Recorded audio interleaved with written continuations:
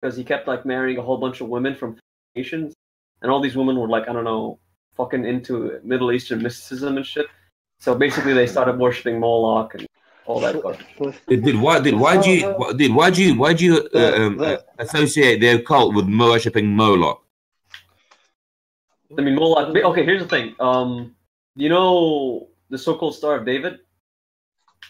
Yeah, by the way, that's the seal of Solomon, by the way. Okay. Yeah. I know. Here's the thing. It's the seal of Solomon, and the seal of Solomon was literally used to conjure demons or spirits. Dude, people get this so mixed up, man. Literally, man. This is just talking about concepts and symbols of understanding nature and yourself, dude. This is not some negative devil worship, Moloch, fucking prayers, seances. This has nothing to do with that. So when we say the word occult, what do you hear? What do you hear, Grizzly? Is it the occult means that which is hidden. So, but when you're studying flat Earth, you are essentially studying the occult. Yeah, but like, why is it hidden? That's not what. That's not the occult. The occult means that which is hidden. That's all it means. No. He's right. He's right. It does mean. No, yeah, but it's not what. No. It's not. It's not hidden as in the flat Earth is hidden. It is not hidden like the way these people hid information. It's not hidden the way you think, like it's some secret society. That's not the occult. The occult is this thing that everybody keeps talking about, but nobody understands. It's called the lead turning lead into gold. It's called transcending. It's this thing that you're going on about, but you won't attain it because you are considered profane, Grizzly, by these people. Thank you for your opinion, Bong, mate. Excellent. Yeah, great. But if you are going after that, then you consider us profane. You see what I mean? Like, if this is your aim and goal is to transcend and become as a god without God, then you consider us profane because we say to ascend and become God. Because to learn the truth. And in order to learn the truth, you have to uncover that which is hidden, which means you have to study the occult. When I say that there is good and evil, right and wrong, when I say that there is a standard that God has set, okay, we are considered profane when we think that way. But when you start to put these things away and say there is no right and wrong, there is no good or evil, there is only people trying to accomplish or reach this higher state of being, which is to transcend and become like God, then you consider us profane. You know what I mean? If that's what your goal is in life, then we are considered profane to people like yourself who consider themselves to have the true light, the true will. This is the Lima. This is the secret doctrine. This is the Hermes Trismegistus. This is the mystery schools and the mystery religions. Is to be like God without God. To be God without God. You know what I'm saying? You're misunderstanding the whole concept, and it's just so don't even know where to start. No. What I'm saying is I understand the concept that there are two things here, right? There are people that say there's right and wrong, good and evil, God and the devil who rebelled. That is considered profane to the people who say there is no good and evil. You know what I mean? The duality idea. All is mind. These are two opposing ideas. And me, I am considered profane. Like that's what I am to these people. If I say there's a good guy and a bad guy, like an actual person behind, these things rather than just ideas in our minds. You know what I mean? Thanks for letting me say that, man. Yep. I hope you understand. I hope we all understand. Hold on, Grizzly, what do you actually believe? Because you're obviously not a Christian, so what are you? Profane, it simply refers to someone who doesn't believe in God. Someone believes only in themselves, and so essentially a fanatic, someone who's fanatical about something material. So essentially, anyone who's a materialist or anyone who believes only in accumulation, those people are called profane. But see, let me just clear this up. On the lower level, okay, this thing called the demiurge. There's a Gnostic shit, huh? On the lower level, what you're saying is true, but when you reach the higher level, you take another step up and you say that people like me are profane. So to me, right, when you're at the demiurge level, we consider people who are materialistic as profane. the people who don't recognize spiritual things and all these things. But when you go to the next level, For me, I recognize people. I consider people who, anyone who says morals are relative. So anyone who thinks morals are relative, I consider them. But that's the next level. The next level to step up away from objective morality is subjective morality, because no, objective morality is the highest level. There's no higher level than objective.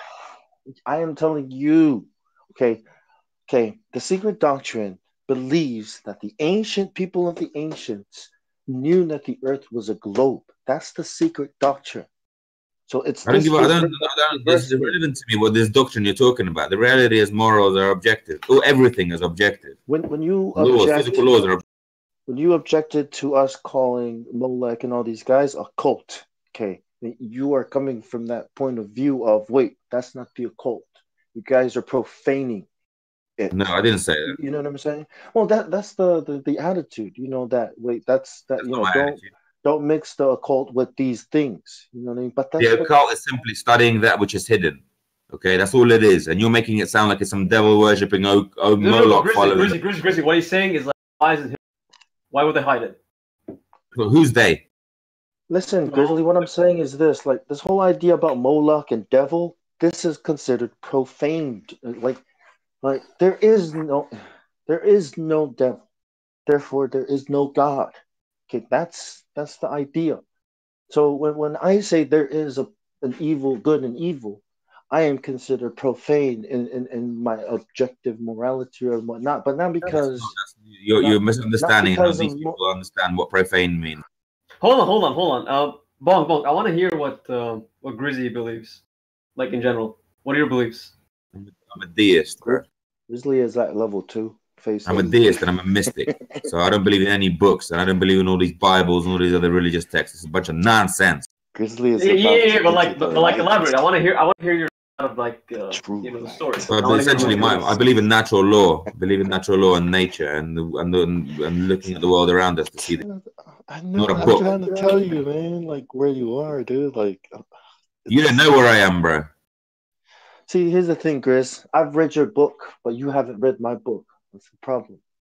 I don't know what that means, bro. But you don't know what's in my book and what it teaches. Therefore, you can't judge me, but I can judge you. Dude, you're a Bible believer, bro. Man, you ain't even entered the game yet, man. See what you're doing right there? You're doing exactly what Globers do. Dude, you're a fucking flat earther. You haven't even learned all these other things. Dude, you read the Bible and you think it tells you the truth, bro. I mean, what can I tell you, man? I've read all the books, Chris. The problem is you won't read my book. That's the problem. Dude, I read that fucking Bible. It's a bunch of nonsense. I'm telling you. There's one more thing. See, your cup is full, and I have tea to share with you. Hold on, Bong. Hold on, Bong. Relax, man. Relax. All you have to do is empty your cup, and then you can taste my tea. That's all you have to do. But you won't even do that. Man, I just want to hear. I want to hear what Grizzly believes, man. I'm generally curious. Like, I want to hear more of him. For a start, bro, everything the Bible tells you is a myth, and you should. It's not real history. For a start, so if Bong here is a Christian believer and he loves his Bible, already he's going in the wrong direction. See, that's the first thing about ignorance. No, man, hold on, Bong. I want to hear what he has to say. Man, you are condemning without investigating. So you say, dude, I read the Bible. Why do you think I'm criticizing?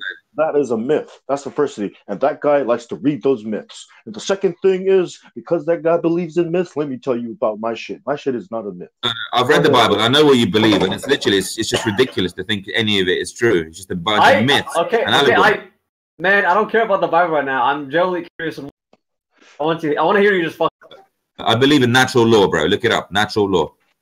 Natural law is I take your shit, Grizz. No, that's not that. You misunderstand. No, you see, you're wrong. Shit because I can, Grizzly. Speak now, bro. Don't interrupt me. I didn't interrupt you. Because I didn't interrupt you, dude. I didn't interrupt you. Don't interrupt me. And I'm stronger than you. Don't interrupt me, dude. Therefore, I will take your shit. That is not natural law. That is your misunderstanding. Grizzly, do you believe in karma, man? Yeah, I do. So Bong misunderstands completely what natural law means. In anything. When men Bong says you misunderstand the Bible completely. To believe. So Bong says he's read my book, but really he's a liar, and he hasn't. He doesn't understand what I'm saying. Hold on, Grizzly. What? Do you believe? You know the seven principles? Grizzly. Do you Hold know, on. Do you know the Grizzly. seven principles, Grizzly? Bong, calm down, man. Come on, calm down. You Fucking don't relax. even know your book, Grizz. You don't even understand what you're reading because Aight. you're profane. That's why. Aight, You man. will never enter Yo, man. into the Fucking- secrets. Yeah. Grizzly, I'm telling you because you're not worthy. You done talking? You're not worthy, Grizzly. Are you done when talking? you recognize that, then you can start working on being worthy to receive the secrets of the light that you so desire so much. Aight, Bong, man, for real. I just want to hear what he has to say. Are you done talking now, sir? But oh, thank God, man. He was fucking droning on and on, this guy, man. Jesus Christ. No, Yeah, so he for says real, he says he knows natural law, but he's not. Natural law is not might is right, and I'll just take your shit. That's not what natural law is. He misunderstands natural law, and then he's lying about the fact that he And understands. who will judge me for my law? You Who will misunderstand judge the me Bible, for that? Grizzly. What's your point? Right, hold on, Is there a Grizzly, God Grizzly, that will Grizzly, bring Grizzly. justice? Sir. Grizzly, You do you have actually? some kind What of are your God? thoughts on like ancient Egypt in general? Do you think it's nonsense as well? No, of course not. No. So there's No some God truth to will ancient. judge me. Hold on. Because You So, think- one of the major kind of avenues to truth is astrology and the cosmological understanding of reality. Essentially, astrology teaches us the truth, and the Egyptians understood this, and they revered this, and they So used why this do to you understand. complain about the New World Order, Grizzly? Don't them interrupt do- me. Let them do what they're doing. If astrology is the key to everything, Astrology is the key to understanding our reality and yeah, where that's we what come Newton from. said What- too. If you think So all that, if the you think, scientists teach. Forbidden fruit. so in actual fact, if you actually look at the Bible, a lot of the Bible is actually astrotheology. If you ever heard of that term, Bong, probably haven't, because you're a bit ignorant. But if you do learn what astrotheology means, you understand that the Bible is an astrotheological text. Hey man, I speak 2 languages. I don't think I'm ignorant. I think you're the one that speaks 1 language and is ignorant of words. Wow, Dude. 2 languages. Yeah, that's Ooh. nothing, man. I speak 2 languages, man. That's not. Don't I- call me ignorant because you I think I don't have- know a certain word in I English. have PhDs in 8 languages, dude. Ah, snap. Come nigga. at me, boy. I've got a fucking Bong, you're Webster's ignorant. dictionary You're right ignorant here. because you ignore many. You are ignorant of many things around What you. have I That's why. ignored? What have I ignored? Have I ignored astrology? Yeah, And that's you are one the thing. one that won't read the book. You're the one Hold that on, Grizzly, won't Grizzly. Do look you? at what I'm What do you think of presenting you. Zeitgeist, the movie? The movie Zeitgeist. I've seen it many years ago. I don't remember it that much nowadays. But yeah, essentially, it's got some many good points in there. No, now I know. Yeah. No, here's the thing, Grizzly. I was kind of You're- like, you're a I was Jew. leaning, You're I a was Jew leaning, and I was don't kind of even know leaning it, towards what Chris. you're saying. I was leaning towards what you're saying somewhat, but now I'm like, nah. But I've seen that many years ago. I don't remember exactly what some of the. If you go through point by point, rather than giving me a whole movie. Grizz will accept any religion except Christianity. That's what Grizz is. I don't accept any religion. Except yours, right? Except your own religion. You believe have a- in natural law. That's your That's not a religion. That's not a religion. What is it then? It's not a religion. No, it's not. A religion is something which binds you to something. It comes from the Latin word religare. That's what religion. My That's what it means. arm binds to a Yeah, so sword. you're bound to a doctrine I'm called bound Christianity or another doctrine to which you a may, sword. the secret doctrine you're talking about. You are bound to something if you are following So a you think doctrine. Christianity Natural law. is evil? Don't interrupt me, So you sir. Natural law means you are in Christianity line with is a nature and bad that which is thing. real and of the natural creation. So loving each other is not good, right? Because that's not in line with nature. I didn't say that. You're just putting words in my mouth. Yeah, that's what you said about so Christianity. can I just ask about the natural law? Because as I understand it, the rights that are endowed upon you, they could come from a god or some kind of transcendent source, right? It comes from nature. It comes from the natural law. The natural law made everything. Max, Right. can I ask? Max, can I ask like kind of an off-topic question? Are you an Indian? No. Okay. What are you from? Just fucking answer. Don't make this awkward. Just fucking answer. I'm from Sweden. Well, guys, if you want to see the introduction to essentially what natural law really is, have a look at voice text. This is what I'm talking about by what natural law means, rather than Bong pretending. Right. I find it interesting that you believe in objective morality, though. That's kind of something that's admirable. If there is a God, there This has to is be objective morality. the natural. You're saying that the law of attraction, all is mind, is a natural law. Is that what you're saying? All is mental. Mentalism is a natural law. Watch So the if I seminar, sir. imagine the Earth to be a globe, then Watch the seminar, sir. Don't just pretend you know. Yeah, I've already seen these. I've been studying the law of attraction since the year 2001. I think I'm pretty familiar Yeah, with and then it. you Are just said you that natural familiar law is with it? might is right, and I'll just take your shit. So obviously you don't know anything about natural law. Well, if I think about it, it will come to me. If I think that I can conquer you, I will conquer you. Did you read The Secret? That kind of Yeah, shit. all is mine. The secret is if you think about it, it will come to you. The universe will work its magic to bring anything No, your that sounds heart like a desires. Christian. No, I dude, want you're Shakira on my So dick. if you want money, no, dude, you're if you sounding want like a money, Christian who basically thinks no, that if no, you no, just hold pray on. enough, things Listen will to me. happen Let me for finish what I'm saying. Listen what I'm saying. The reason why I'm saying this is because this doctrine has been preached in a lot of Christian churches. It's called the prosperity gospel. All you have to do is give God some money and he'll do this thing for you. You just got to believe it in your heart so much that it'll God happen. damn, man. I just want fucking Shakira to prosper on my fucking dick, man. That's all I fucking. All is mine See, is, this is the thing, dude. prosperity A lot of people gospel. seem to think. All is mine is what they Dude, teach do you ever in stop talking Christianity. ever? Okay? Jesus Christ, bro. Not when all I hear is bullshit. Now, come The on. only bullshit's coming from your mouth, bro. Yeah. Light up a joint, relax. You guys gonna fuck now or something? Fucking relax. Go ahead. Enlighten us. Yeah, finally, I get to hear him now. Wait, Grizzly, you do believe in objective morality, right? 100%.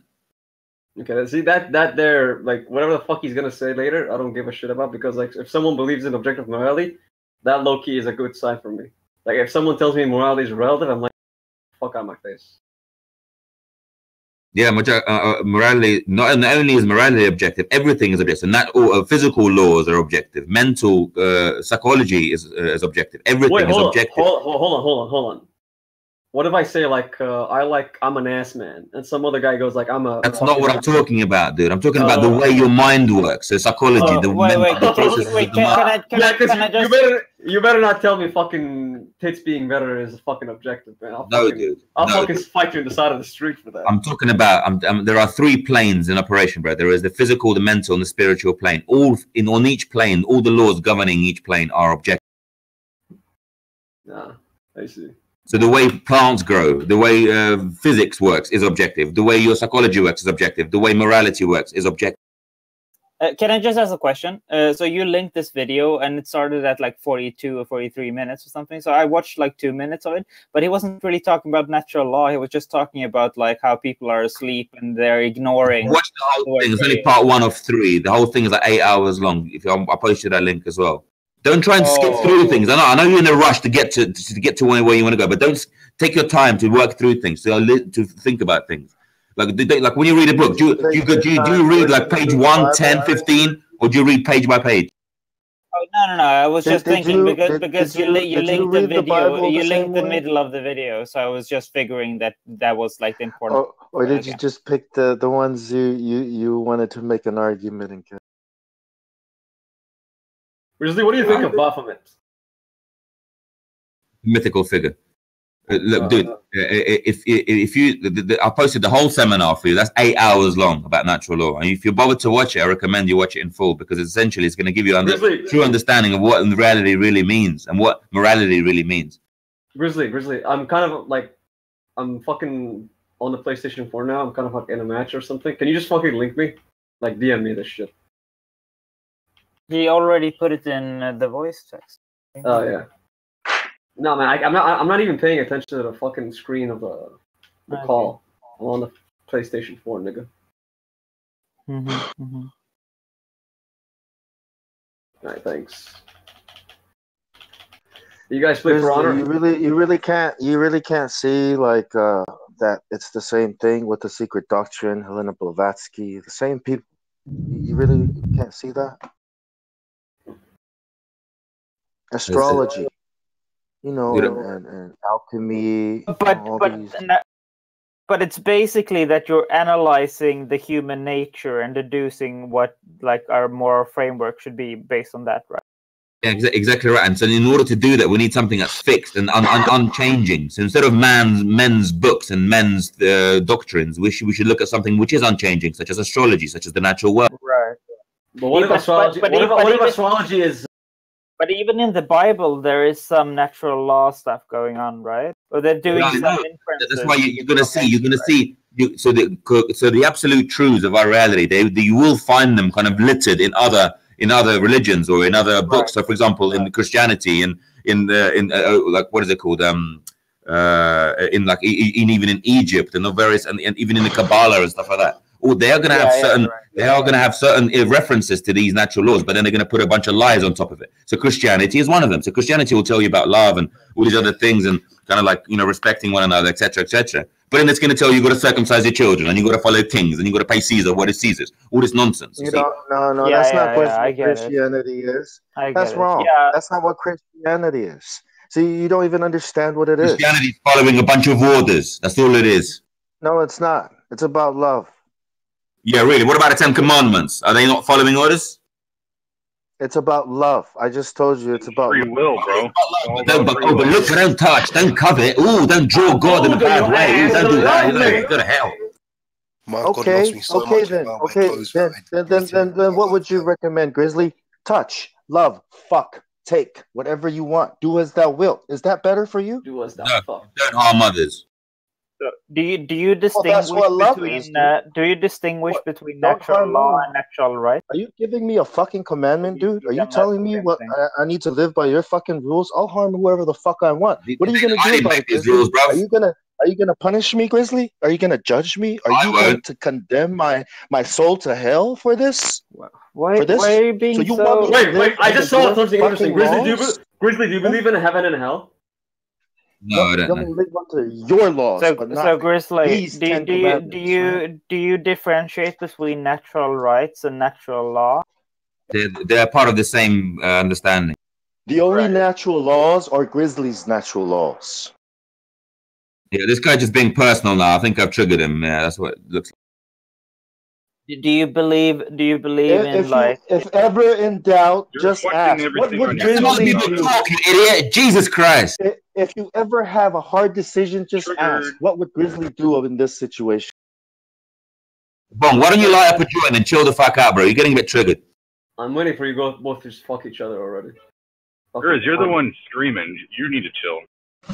No, that's how I talk, bro. Maybe my microphone setting is down. But Bong is just over talking other people and he's just being personal now. So are you. No, I'm just trying to talk to this other guy, Gaddafi, his name, whatever, General Gaddafi. That's what I'm talking to. I don't even want to talk to Bong. All right, I'll let out. Sorry, guys. Yeah, so natural law and natural rights. Essentially, there are millions and millions of rights, but only very few wrongs. Tell me something that's objectively wrong. I'm curious. What was that? Tell me something that is objectively wrong. Hurting other living beings. But what if, like, okay, so I got a question. What if a living being? Did you say living or human? No, living. He said living. What if a living being is trying to fucking kill you and you're like defending yourself? Yeah, so they're committing a wrong, and you have the right to put that to a stop. Yeah, so he's not unreasonable, dude. Like, of course, there are like circumstances where it's justified to kill other living beings. Like, why do you like? Is this not self-evident, dude? Why are you trying to why are you trying to strawman him? No, but like, I want to understand something because he's saying like Christianity is just giving a bunch of orders. Like, I'm not a Christian or anything. Right? I don't have a religion. Yeah, wait, but, yeah. What is wrong with that argument? What I'm trying to say is this. I don't think he's a fan of orders. I don't know. Maybe he can correct me. I don't know. But sure. Like, what if someone says we need to have a solid amount of orders to command people, and like, I don't know, a police state or some shit like that, so we can implement this. You can't Look, hurt but what people. what he's saying is that we should derive these orders from nature instead of deriving them from an imaginary book that some dudes wrote like 2 million or 2,000 No, man. years ago. No, man. I'm not a Christian or a Muslim, man. So I'm not Yeah, talking about that. so he's saying like maybe some parts of Bible are good, like the parts that are based on natural law. He's just saying that all the bullshit is not what he is wanting to adhere to. Like, Yeah, I yeah, don't but understand how you can find him inconsistent. Like, why you're strawmanning him and saying that, oh, that must mean that you're like allowed to kill anyone at any time and stuff like that. That is ridiculous. oh, I didn't say that though. It's like I think it was both. No, okay, but you were kind of, hinting to it when you asked like whether self-defense is okay or not. No, I'm just gonna try to understand here because like I like when someone tells me you shouldn't be an authoritarian guy who bosses people around. I'm like, no, I'm pretty fine with it. Right. Yeah, I'm pretty against authoritarianism. Very much against that. What if like someone's an authoritarian, but like he's kind of like he implements justice through an iron fist? Like Unless it's voluntary. Unless someone is subscribing to that, then it's wrong. What do you mean by subscribing to that? For example, no one has the right to tell someone else what to do. What if, like, I don't know, you're a father and your son's like being a dumb shit, and you're like, but you're their guardian. At one point, they're gonna reach age, and then you're not gonna be able to do that anymore. But like, here's the thing, like, this is what I've always believed on leaders. Leaders are not supposed to see themselves as like your superiors. They're supposed to see themselves as like, That's fair enough. You're supposed to be willingly following that leader, not by force. Yeah, but like, here's the thing: what if someone doesn't want to follow the leader because they don't want to? They basically, the leader says like, no one can, sell this. Yeah, then they leave. No, hold on, come on. Let me just finish the sentence. What if some guy who doesn't want to follow the leader doesn't want to follow the leader because he's like, I don't care if my actions, destroy the community. I don't give a shit. And the leader's like, okay, since you don't give a shit, I'm gonna fucking force you to give a shit. Hey, can I just say something real quick to Grizz? Hey, Grizz, we're just arguing about this on a spiritual level, but we agree a lot on, on most things. I'm sorry for doing that to you, dude. Like, seriously, I know I do it all the time, but you know what I mean? Like, you're a good guy. Like, I'd watch your back, Nice. This is the part where they fuck. You called it. The part where I say good night. They don't fucking fuck me. All right, man. Have a good night, dude. Yep. Have a good night. Right, man. Good enough. Yeah, salam. Right. Do you extend these? So can I ask a question, Grizzly? No, hold on. Before you ask the question. Okay, go. Sorry, I'm sorry. Go on. Go on. Do you extend these rights to animals as well? All living beings. Animals are living beings, so you're not allowed to harm them. No. Right. Okay. So you're you're vegan, or like that is the optimal thing to be? You think? I said you're not allowed to harm animals. If you want to eat animals, you can find a dead animal and eat it if you want, but you're not allowed. Yeah, but you don't do that though. You eat normally. See, because I'm a vegan. I'm a vegetarian person. I'm a vegetarian, but if I had to eat meat in some situation, I would only eat dead meat. I would never kill any meat. Yeah. Hold on, man. Hold on, man. I'm fucking vegan myself. Why don't you go vegan? Why don't you go vegan? I'm vegan myself. Well, why are you vegan? No, that's the thing. If you get your butter and milk and all that from a local fucking farm where the animals are treated properly, there is no harm in being like a vegetarian using those said products. I don't believe that eating flesh is beneficial for me or helps me in any. But to say the fact that you're in a very harsh climate where there's only animals, there's no vegetables, it's a very desolate place, and you are starving to death. Ben, this is a straw man. This is not the situation he is in right now. So it's literally unreasonable to talk. Yeah, but why is this hypothetical? We're talking about this guy right now. We're talking about whether he should be a vegan or vegetarian right now. Why are you talking about a hypothetical? One at a time. There's one at a time. Hypotheticals. One at a time, I'm gonna start muting people. He's talking about natural. So look, the thing is, even if he admits that it would be okay to eat meat in these hypothetical extreme situations, that doesn't justify him eating meat, right? You know what, you guys? Nobody has the right, I don't care where you are, to tell anybody what to do and what their lifestyle is. And I hear that a lot lately in here, and it's not that cool for me. For someone to tell you, you can't do this, you can't do that. Well, I'm in Canada, And I the just way wanna my say freedom is lifestyle is, overrated. we have to live the way we live. And I don't want to hear ever again somebody saying, oh, you can't do that. You got to eat something that's dead in the wood. Like, you know what? Nobody has the right to tell any of us how to live. Wait, what is your justification for eating murdered corpses? I don't think you have a right to talk to me that way. You choose your lifestyle. My lifestyle is chosen by my culture. Hold on. Don't talk to me that way. Don't talk to me that way. I didn't come here to fight with you. I came in here to tell you guys. No, none of you guys have a right to tell anybody else how they're supposed to live. Not one of you. You don't have that right. So wait. Who has so it? Hold on. Who has it? Who has it? Right? Wait. Okay, wait. Can I just 10 seconds? So you're like one of these free speech guys, and you're telling me I cannot talk to you in the way I want? No, I'm telling you that you cannot. Wait, are you talk to me that way? Do you want me to censor myself? I probably Is that will. What you're saying? I think I will. Okay, you go. Okay, you're not letting me talk. First of all, have some respect in this room. All I hear is, you're not allowed to do this. You're not allowed to do that. No. There's a difference between freedom of speech and letting people live their life. You know, there's a difference between talking about your opinion rather than telling someone how they're supposed to. What do you think is most important? What do you think is most important? Not killing or letting people talk? What do you think overrides? Like, what do you think is most important? That I let you speak or that I let you live? You know what? You have no right to talk to me like that. And we're not even talking about that shit, Max. And if you're trying to go at me over because you're a vegetarian, I let you live. Even I could, you know, I'm not going to sit there and say, you can't do this, you can't do that. No, I could talk about my own opinion like you can. But you can't tell people how to live. He can't have an opinion.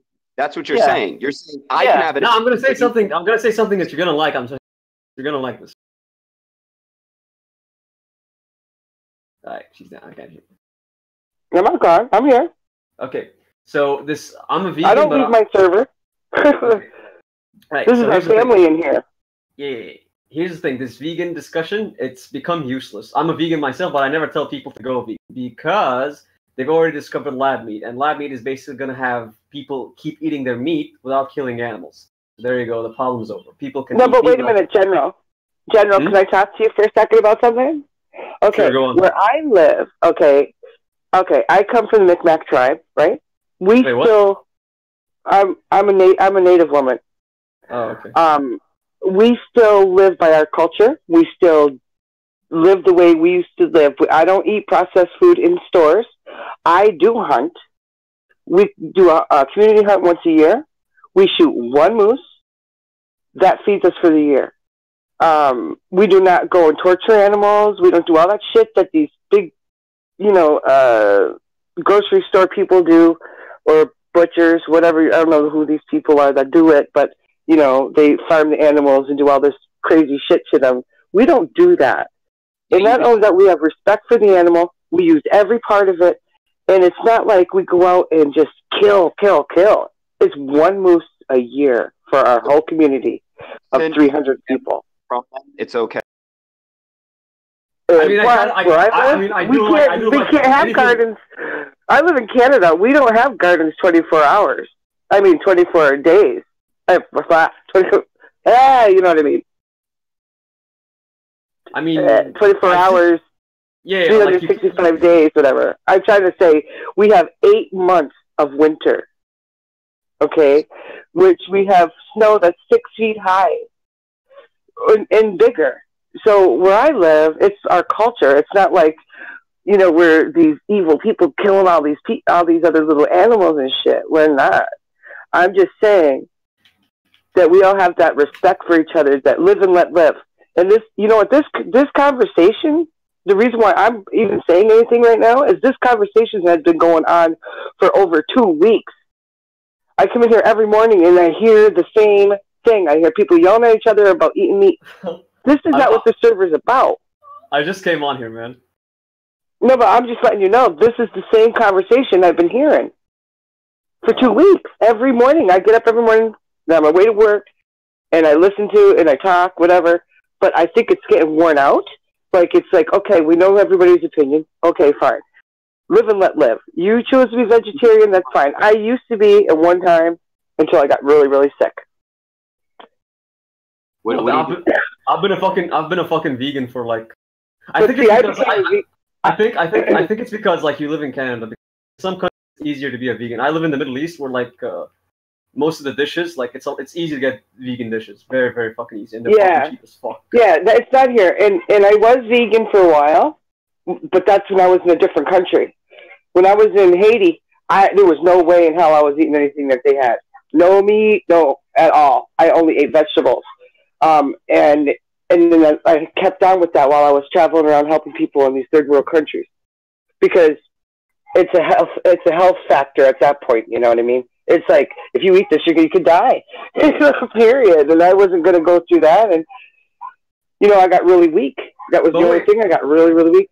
But wait, I have a question. Like I agree on some level with the live and let live thing, but there are some things that someone can do that I'm not okay with you. Like, no, I'm not talking about you personally, but like if someone says like I'm going to do an action that can harm a society, like indirectly harm a society, I'm gonna be like, no, man, I'm not gonna let you do it. Sorry, I had to tell my dog something. Yeah.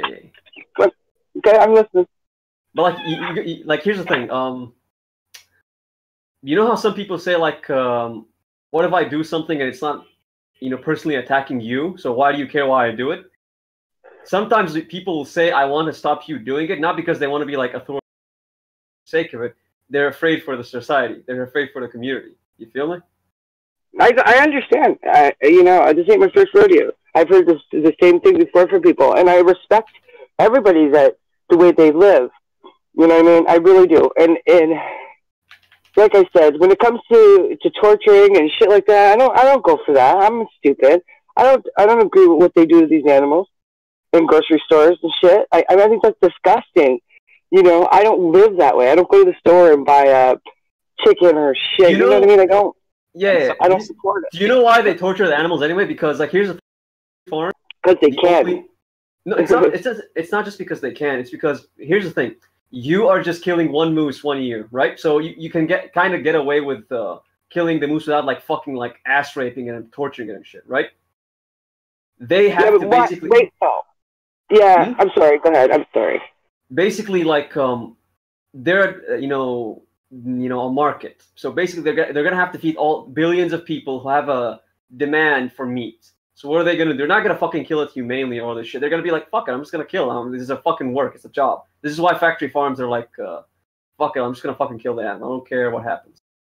So like, if you feed slaughterhouses exist. Yeah, they exist to basically kill animals as quickly as possible for the market. They're not there to basically kill the animal humanely or whatever. They also inject the chickens full of pineal gland cows to get them to grow quicker. Yeah, it's crazy. It's crazy. And they do the same shit to cows. They make. I mean, shit. Some of the documentaries I seen were disgusting. Like these cows don't even look normal. That's why everybody should have their own farm with their own animals that they take care of to the standards that they see fit. Yeah, but that's hard though. That's not. It's easier said than done. Yeah, 7 billion people. I doubt that would happen. Can't do that. For a human to take care of himself, it's not that hard for a human to produce enough for that human. And the problem arises. The only reason we need these big factory farms is because people are producing for themselves. You're having a family of 9 that has and they have zero income, they have zero everything, and there's all these other people that are supporting them. If everybody had to grow their own food, 99% of the problems in the world would go away, because you wouldn't have time to an army, because you'd be too busy tending to your land. Oh, dude, can I ask you a question, bro? So imagine we people are keeping their own animals, they're keeping their farm, everything's going well. So can I introduce to that farm? Can I introduce human beings and raise human beings in a humane way, and then kill them and eat them as well? Well, that's a different story. Why not? Why can't I do that? They did. That's what Earth. Where do you think all these missing people go, dude? They're fucking sacrificing and eating them. Because if we can do that, hold on. If we can do that to animals and we raise them well, why can't I do that to humans? Why are humans so special? Because how do you know they're not? How do you know they're not? To humans, to animals. If animals were special, they'd be doing it to us. They're not. So clearly, if you want to base your logic on observable reality, clearly humans have distinguished themselves from every other animal in the world. So saying what makes us special the world. Look at it. Look what we've done. Look what we've accomplished. Yes, we are special. So I can kill animals and eat them, but I can't kill humans and eat them. Is that what you're saying? I'm If you saying want- you can't kill There's a another difference between humanity. human due to objective. But there are people, there are cannibals still around. So if you're using that excuse or Actually, when the lab meat thing comes, There it's are gonna cannibals. hit the stores. It's gonna hit the stores real quick. The lab meat thing. I want to try humans. I'm not Well, even most kidding. stores in America already use cloned meat. Like fucking from cloned animals. A lot of pigs and cows, they're all cloned and they're fucking just so they can keep up the numbers. I want to fucking eat myself, man. I'm gonna fucking like pour some samples of me in the fucking lab and I'm fucking eat myself, man. That's fucking Personally, I went vegan for a bit. I found it quite difficult because I mean, there's so much food out there that you could just go and pick up. You know, chickens just lay eggs. You just go around, pick them up. Cows just drop milk. And you make it into cheese. Like, there is just food. You don't got to kill anything to eat. I mean, you can eat good all day. You just spoke about eggs. Eggs are fucking what eggs? How do chickens Eggs hatch out of them? unfertilized. Eggs are not fertilized. They're not embryos. They are just their cells. That's all they are. They're not what do you call it? Fertilized. It's an egg, dude. But in terms of, for example, would you say eating human meat is bad or immoral, or what would you? It's not. Here's the thing: in and of itself, is not bad. But like killing an innocent person and eating him, that's bad. Eating a human is disgusting. You can't eat. You can't eat yourself. That's Man. Like here's the thing: lab meat works like this. Basically, take a sample without actually killing the animal, and they basically like clone a whole bunch of meat out of like one sample of it, and like the cow is still gonna be there.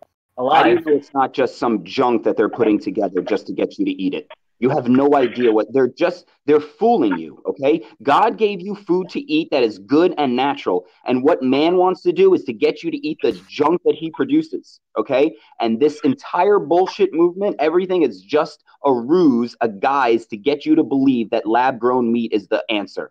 You don't need to eat lab-grown meat. You can eat vegetables, dude. I do eat vegetables. Not if you live somewhere like who said it? Do they live in Canada and you can't grow vegetables for them? Yeah, well, what we do, right? Sure. No, what we do. No, you can, but it's hard. You can, but it's hard. We have that's right. We have our community gardens, right? We do. I'm not saying that our community is perfect. Like nobody's perfect, right? But we do have our community gardens every year. We all work on it. Everybody in our community works on our community gardens. Plus, I have my own, and I do can all my stuff and whatever. Yeah, but when you it's know at what? the point, It doesn't last. It doesn't when last. it's at the point where dozens of humans are at risk of dying of starvation, is it worth that dozens of humans dying of starvation rather than one moose being killed to supplement those humans? Where you know what? Wait a minute. Let me say something here. When you go to society, like, okay, I bring up the third world countries I was in, okay? They don't teach their people how to be self-sustainable. They don't. I mean, I've seen it firsthand. We had to teach these children that we put our orphanage together. We had to teach them how to grow with seeds. You know, countries don't help their people. No American. I'm talking about in Haiti. I'm not American, first of all, but I'm talking about in Haiti. When I was in Haiti, they don't teach their people how to be self-sustainable. If you think they want them to depend on the government. America. You know, and either you're rich or you're poor. That's it. There's no in between over there. And you know, for people not to realize that seeds will give you more vegetables and stuff is crazy. You know, and then you got places in the United States that you're not even allowed to harvest your own water. You know, I mean, what's up with that? Because they want you dependent. It's all about making dependent on government. They control the land. 50% of the earth, they're saying by like 2060, 50% of the land humans won't be able to go on because it'll be reserved for animals and public parks. Are you kidding me? The world that God gave us, we can't even use. That's what's happening. Yeah, that's why they give you the gold model. That's why they give you the gold model. Tell you there's nothing else. We're in a jail of a circle. I mean, the thing is, it's a willful jail because excuse me, can easily eat. So we much rather just go to a place, get a paycheck, so we can go to the store, than work the land and do it. But you're a slave to your boss. You're a slave. Most people are like that. Fuck off, because I make my own. So I could, I saw my boss online and he was like, Chris, you can't be posting nigger online. I was like, then fire me. You can't do shit. You have no power over me, buddy. You can go through my Facebook, my Discord. Nobody in this world has power over me because they don't control my means of production.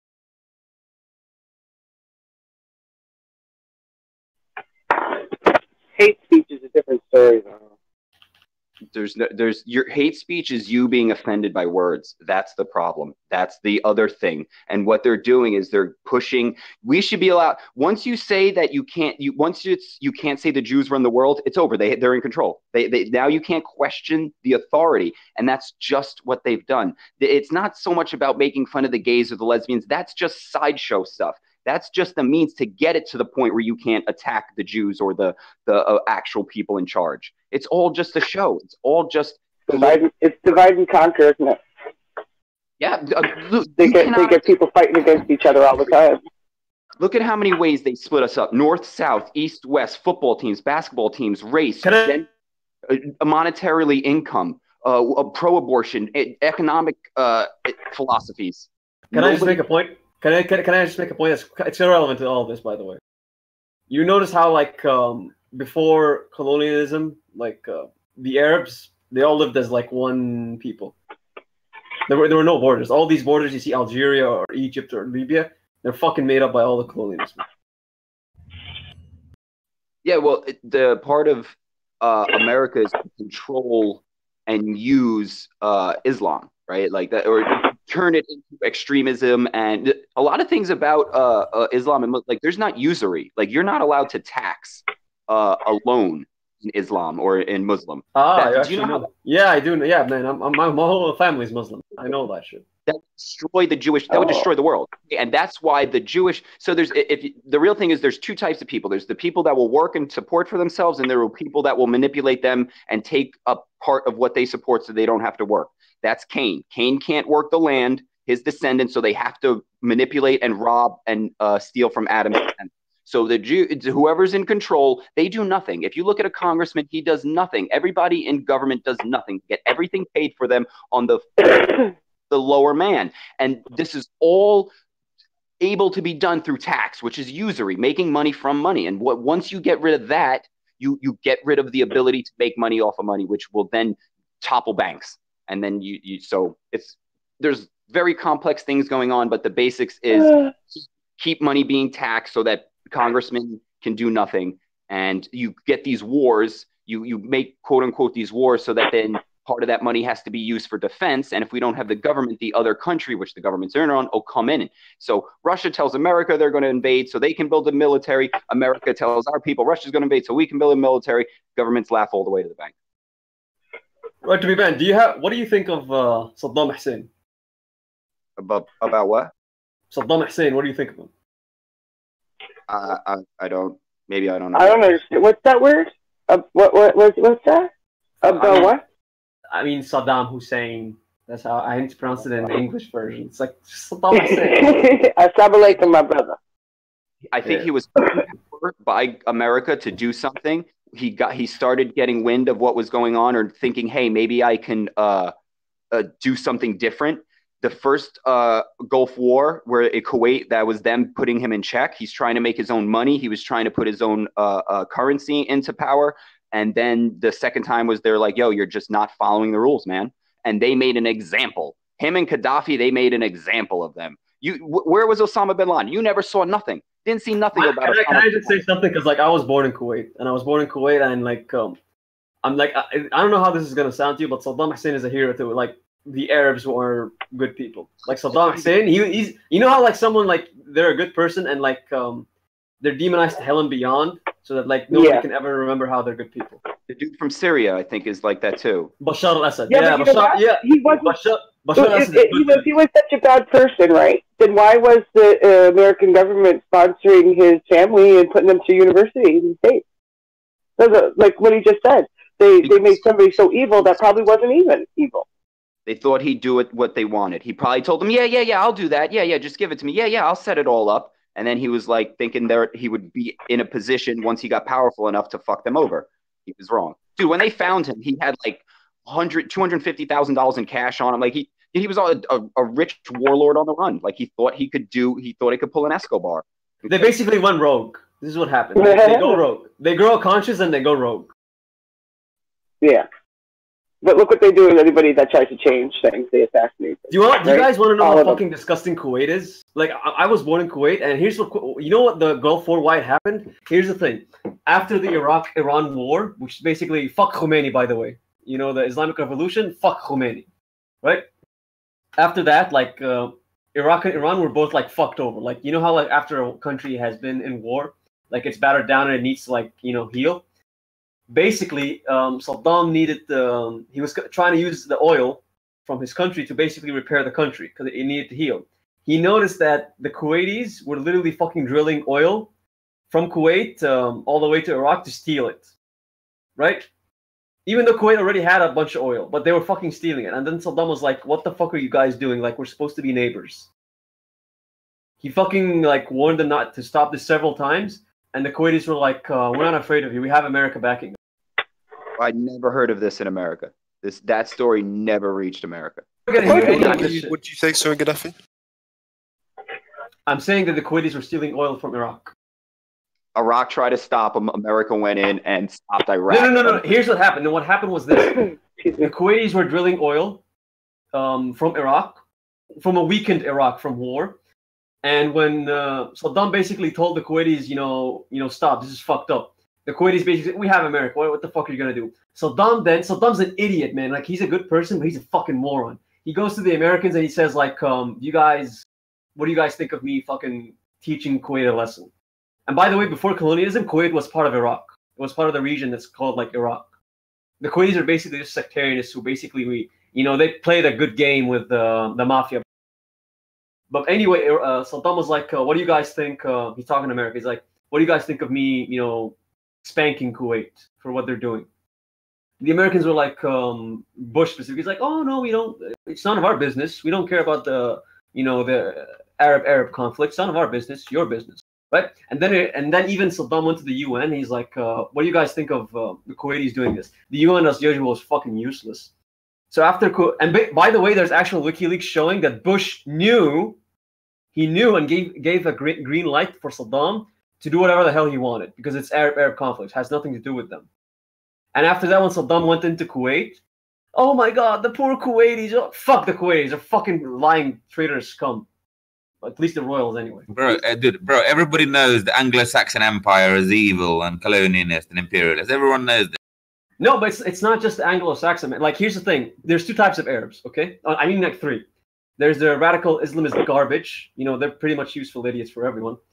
There's the traitors who shill and, absolutely, like, sell out to, American dollars, basically Saudi Arabia, Kuwait, Qatar, those countries, right? And then there's the Arabs who are, like, trying to go rogue and basically do everything they can do to be independent and, like, unite the Arabs, which is basically Gaddafi, Bashar al-Assad, and Saddam. Like, you see all the shit that you hear about the Assad is fucking killing his people. What the fuck? Like, every single Syrian I've met that's fled here in Egypt, they're like, everything you're hearing about Assad is fucking propaganda. It's all bullshit. All fucking bullshit. You know what? I appreciate you telling us this stuff because, that's the beauty of this room. Is having somebody that actually lives there from there telling us exactly what it was really like.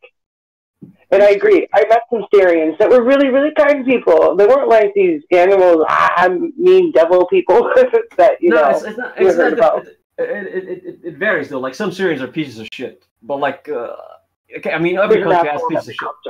Yeah. But, like, no, but, like, here's the thing. Do you know why people like Assad or Gaddafi or Saddam were, like, when people go, like, here, look, there's actual Syrians who hate Assad. I'm like, okay, do you know why they hate Assad? I'm like, then they're gonna be like, why? Because because Assad and Gaddafi and fucking Saddam, they were secularists, as in they didn't like have they basically didn't want to turn their countries into Saudi Arabia. And then they're like, oh my God, fucking Gaddafi is an infidel. He's not a true Muslim. He's supposed to fucking turn it into Saudi Arabia with Wahhabism and shit, right? And this is like every person you'll see that hates Assad. Every single time, they're going to be fucking, and I don't know, like Syrian people who hate Assad, 9 out of 10 of them, the fuckwits who want to implement absolute Wahhabism. That's how fucked they are. Like, cause like, dude, but on a bigger level, bro, you might be right. Assad is maybe not as bad as, let's say, some other governments, but in the end, bro, all governments are bad, including Assad. Yeah, because they control.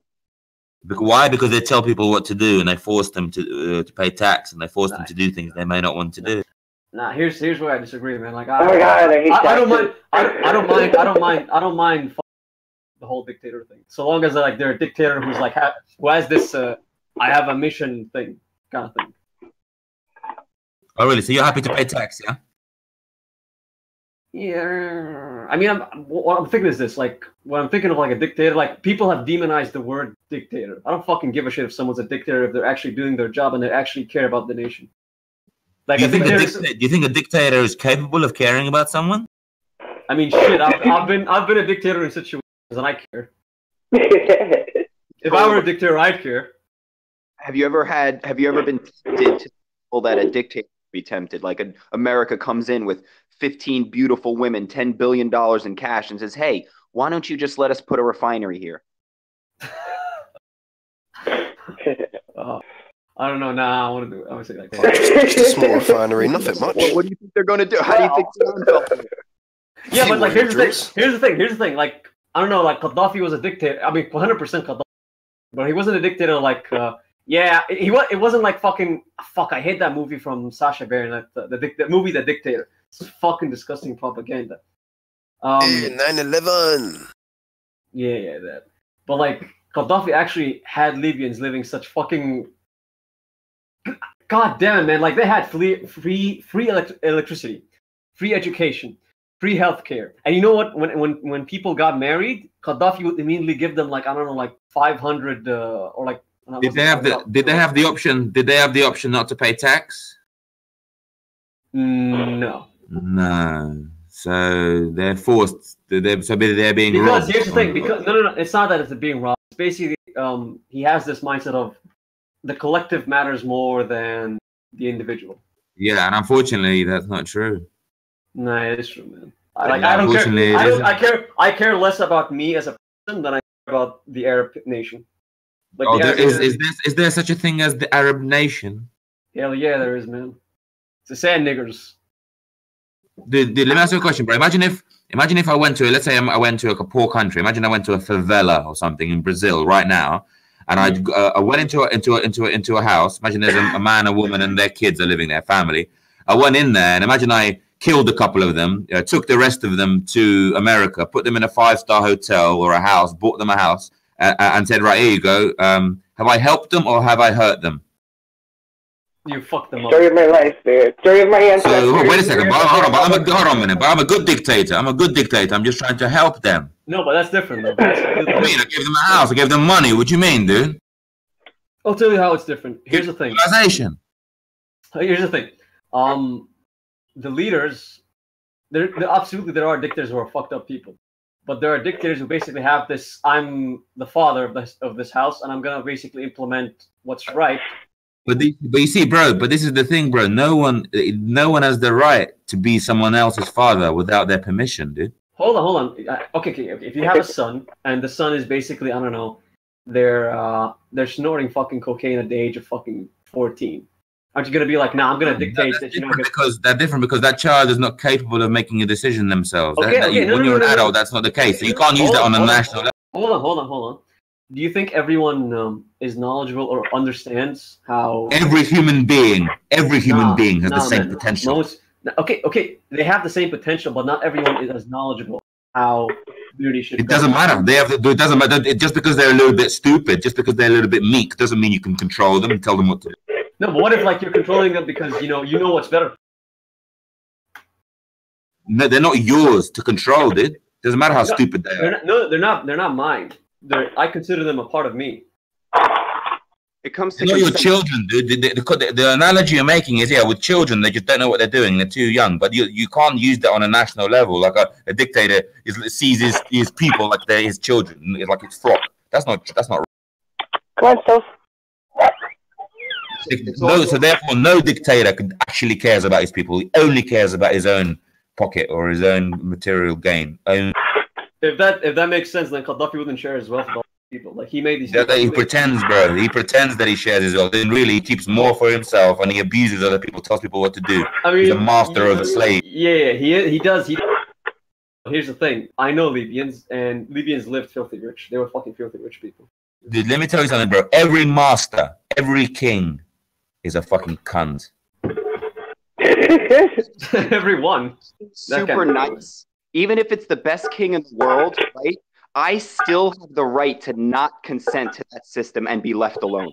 So even if Gaddafi is the best guy, he has done nothing wrong, and I'm just living there, and they're like, yo, you have to pay taxes. I'm like, I'm not harming nobody. I don't want to be part of your thing. Just let me sit here. Your system that is so let me do that. Yeah, dude. Imagine if Gandhi, bro. Imagine if Martin Luther King, Gandhi, and Jesus Christ himself came down, and there were going to be these three kings ruling the earth.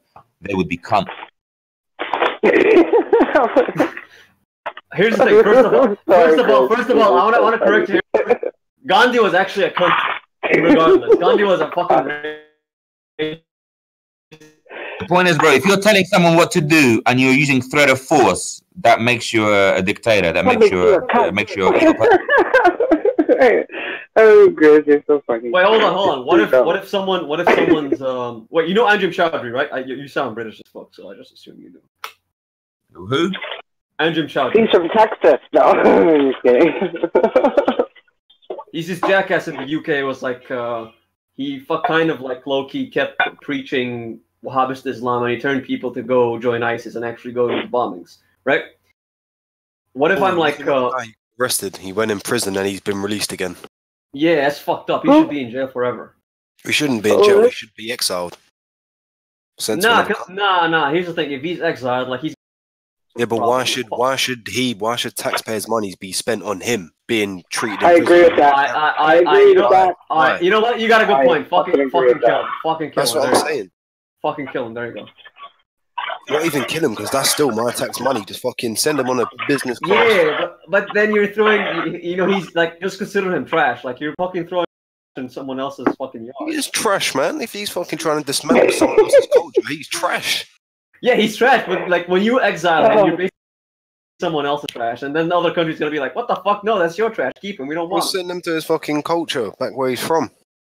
Fucking send him to North Sentinel Island. Gotta have fun. In that case. No. Send them on a plane over the Bermuda Triangle. No. You know North Sentinel Island. Yeah. You know it, right? Where, sorry? You know North Sentinel Island. Sentinel Island. Yeah, that's what. The one that's like uninhabited and it has like humans who are kind of prehistoric. What you mean primitive? Yeah, and they don't let anybody go there. Yeah, they protect their land. You heard about kill you. Yeah. Like you're exiled there. Fuck it. Like you fucking have fun with a bunch of people. Like I'm not gonna. I wouldn't care. They know how to live life in the moment. Fucking, they're not slaving their lives off for some fucking piece of paper. Oh, they're just fucking. They're living in nature. They're immersed in nature. They're doing everything they should be doing is life. They're not trying to fucking artificially create shit. Not trying to. No, and that's why they don't let people over there. Exactly. Absolutely. That's why they don't let anybody come fuck with their tribe. Come on, hold on. You guys don't even. What if they have like fucking some crazy religion where like they fucking. Yeah. They probably are shamanic tribes which fucking have like practice ayahuasca and all them sort of brews because they do that stuff, and I wouldn't mind that. I wouldn't mind that, to be honest. As long as I didn't get shot on the way there. I don't know. I don't mind dictators. If they're good, I don't care. If they're good, I'm even going to be loyal to them. I'm going to be fucking loyalist as fuck to them. We're at the point where they kill people that try and go over to them. They do not want to be part of the society. They definitely are living life better than us. Okay. Here's the thing. If someone doesn't want to be part of the society that the dictator offers, like if the dictator offers like a good quality of life for people and he actually does, help the nation prosper, and someone doesn't want to be a part of that, he doesn't want to follow rules, okay, don't follow the rules, but we're going to exile you. If he doesn't want to follow the rules, that's just being a bit of a cunt, but if you don't want to live in society, fair enough. How about you make a society that's so good that nobody would choose anything else? No, but here's the thing. Some people are like, here's the thing. Someone can make a society where he says like you can't use usury and cheat in money and loan people, that kind of shit, right? someone's gonna be like, I don't want to follow that. I want to be a fucking cunt about it. You can't fucking force me. Stop being a dictator. I'm like, no, this is a that rule. was the Jews, pretty much. No one could loan out. No, like if you're a Christian, it was in Middle England, fucking Middle Ages and all that. Yeah. This is why they've been kicked out. So then all the Jews came over. They're like, oh yeah, it's not, but we can fucking give people money in our religions, you know, all that shit. Everyone's in debt to us now. Ha ha ha. Fucking See, this is. See, when a dictator goes to a bunch of Jews and says, you know, this is why they were kicked out of 109 nations. When a dictator in, I don't know, middle-aged England, middle-aged Europe goes like, okay, Jews, stop doing that, or else we're gonna fucking exile. And then they keep doing it. There's nothing wrong with him dictating, you know, the Jews. It's not so much that they kept doing it. It's rather they could do it, and because they possess so much of the wealth, whenever an economic problem did happen, the Jews were blamed. Sometimes as a scapegoat, sometimes fairly. It's because they have. No. But my point is, I'm kind of still like defending the concept of being a dictator. Like it's the thing is, dictators aren't in and of themselves good or bad. It depends on the dictator himself and what he actually. The nation. I'd say dictators. Nah, man, you're not gonna convince me. Like, I don't know, I need to fucking get an example. Shit, man, you played Skyrim. I wouldn't give a fuck if Ulfric Stormcloak became like the dictator of Skyrim. That's some good shit, man. I don't care.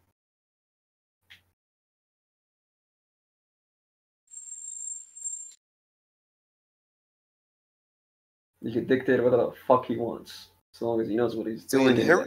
Inherently, being a dictator, it's not so much negative, but rather just the fact that just it can be abused. All dictators, it's not all dictators have abused their status. So that's why people associate it all to be inherently bad, because all dictators, just based on history, have been dickheads. I don't know. I don't really agree with that. Just the term dictatorship is enough to go and curl my stomach. Nah. Like if like the dictator is basically just like if he's a fucking okay. The dictator is basically like a father figure. They're either an abusive father or they're just a tough love father. That's a dictator is more or less just someone with total power. Like, yes, and here's the thing. You know when people say might is right. Might in and of itself is not right, but might does make right. So might makes right. So the only way you're going to implement fairness and justice among a community is by using power. You're not going to fucking stop the woman being great by some fucking punk in an alley by being some weakling. You have to be strong. How are you going to grow a civil tree by planting a violent seed? True. Kind of like how you in a household with a bunch of kids, discipline them. I'm not talking about beating the kids up. I'm basically saying like order is not always based on like mutual, agreements because not everyone actually. How about put in this scenario? There's 1,000 people you're with, it's a post-apocalyptic wasteland, and you decide to all you people, you've just experienced life and that shit. But you want to establish a new town. What would you set that town up to be? A democracy? A dictatorship? Maybe sort of an anarchist society, like a mutual anarchist society, which is personally. Wait, are you asking me if you owned your own island thing? No, just say something like that. If you had 1,000 people, what would you set that society up to be? Dictatorship? Democracy? What? Dictatorship. Why? Anarchy. Because fucking mutual anarchism is probably one of the best things for a small society. Mutual anarchism is good if the people that are a part of it actually are good. Yes, the problem is most people are either stupid or shit. So let's give them dictatorship. Yeah. Do you hear yourself? That's just you being a dickhead. Then that just proves the point. You're thinking you want total power over people because they're wrong. That is being a dickhead. This power. Let's power evenly among people. Hear me out here. What I'm saying is this. There are some people that they're always going to be like a disruptive force. They're going to basically always try to hurt, good people. So the only way to fucking stop these people in the community, and they're not gonna fucking leave the. Okay, they're not gonna stop. That's why you have vigilantes. Yeah, vigilantes are. It's not a pragmatic fucking. You're talking about 1,000 people, mate. It's not going to be like fucking. There'll probably be like 10, 20 people, which would be troublemakers. But then you have another 900, 950 people, which would. You realize the human is a flawed animal, or like a flawed creature. Or whatever. Bullshit. Yeah, but Yeah, they're flawed, man. They're not perfect. Nobody's perfect. well, Every human is born perfect, but they're made to be imperfect by society, bro. But we are born perfect, like angels. That's right. Mutual anarchism.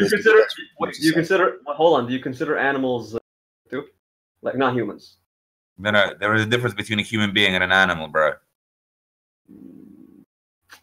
So we have a different capacity. We have a different capacity, bro. We have different abilities and different capacities. But a little child that's born is born pure and perfect, and then he's tainted by society over time.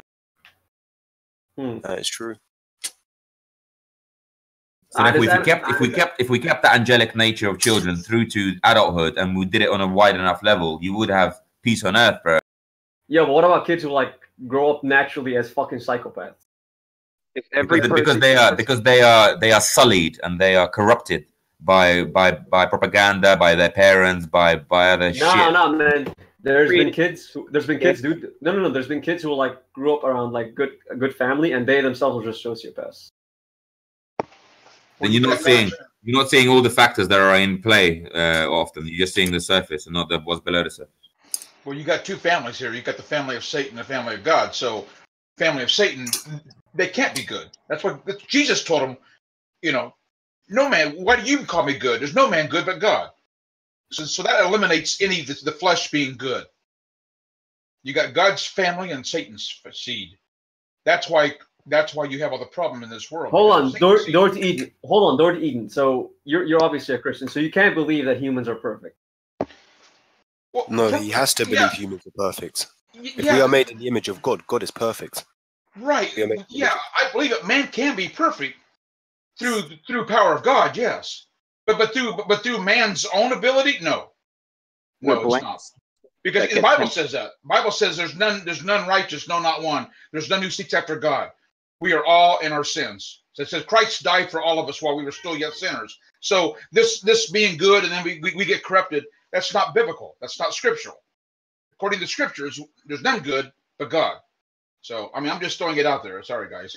Child is innocent, but it still has the sins of its father in its DNA. So no human, since Adam bit and the original sin, his DNA has sin on it. So why do you think kids have the same skills as their parents? It's not because it's because your DNA. If you were a carpenter and then you taught it to your son, to his son, to his son, it starts becoming implanted in your DNA. Okay, and that's what happened with sin. Sin got implanted into our DNA, so there's no way around it now. Well, that is nonsense, bro. I'm not gonna lie. Fucking funny you mentioned that. My family's been carpet fitters for generations, and I could not do that shit at all. I can prove it. I can prove there's an outside source of evil, because if you say all people were born good, who tempted to corrupt the first person? Yeah, I don't think anyone's born good, man. People are born fucking just human. And humans are flawed as fuck. Like, only a few humans actually give a shit about trying to be good. And usually it's good people. Like, it's just... I think, like, secretly everyone's a piece of shit, but some people don't want to be pieces of shit. Like, they try their hardest. I was a piece of shit my whole life. I found God and Jesus and realized, holy shit, I'm not put here just to have fun. I'm put here for a... Yeah, I get that. And there's the first things that a little baby is taught, right, is violence and anger. What they do, they spank a child, which they don't have to when they're born, but they do anyway. They say that to get the mucus out, but they don't have to do that. A baby will cry on its own. So they spank the baby, shows us violence, right? And then they make it angry and make it cry. And that's the first two feelings the baby has because of that shit. Sorry, I had to say that. As a mom, I had to say that.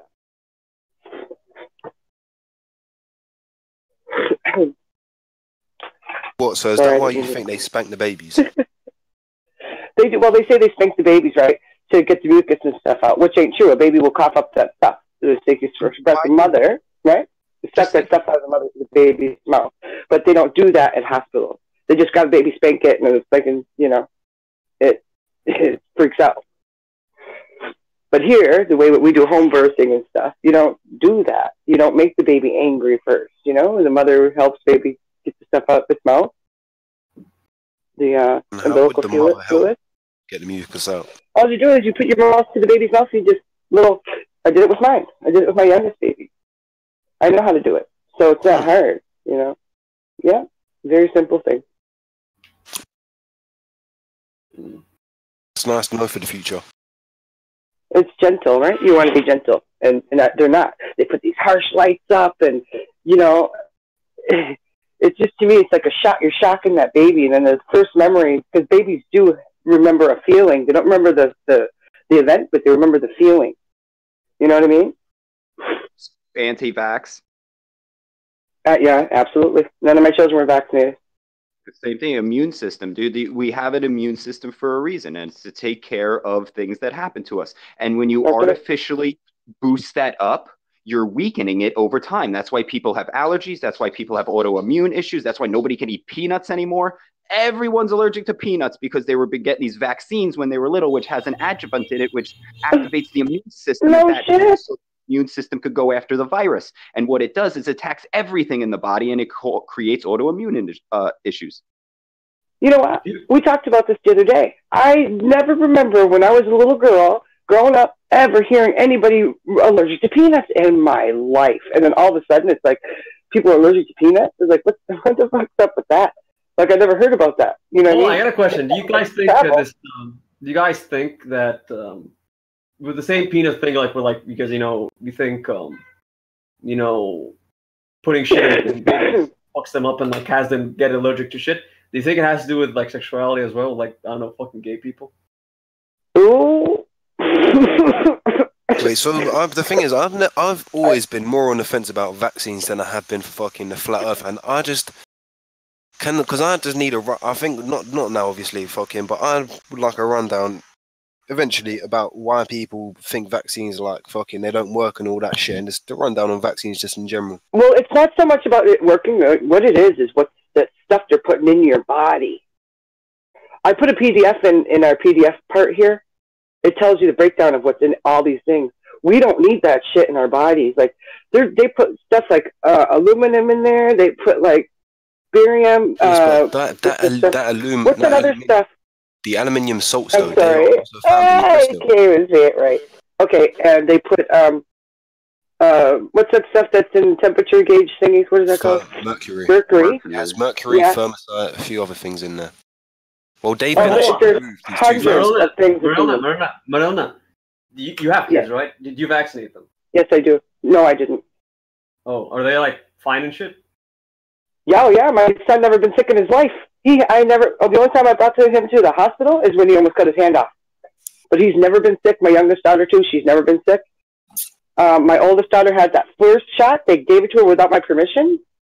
And she's like always sick. Like, not sick out like always, but you know, she always gets the cold.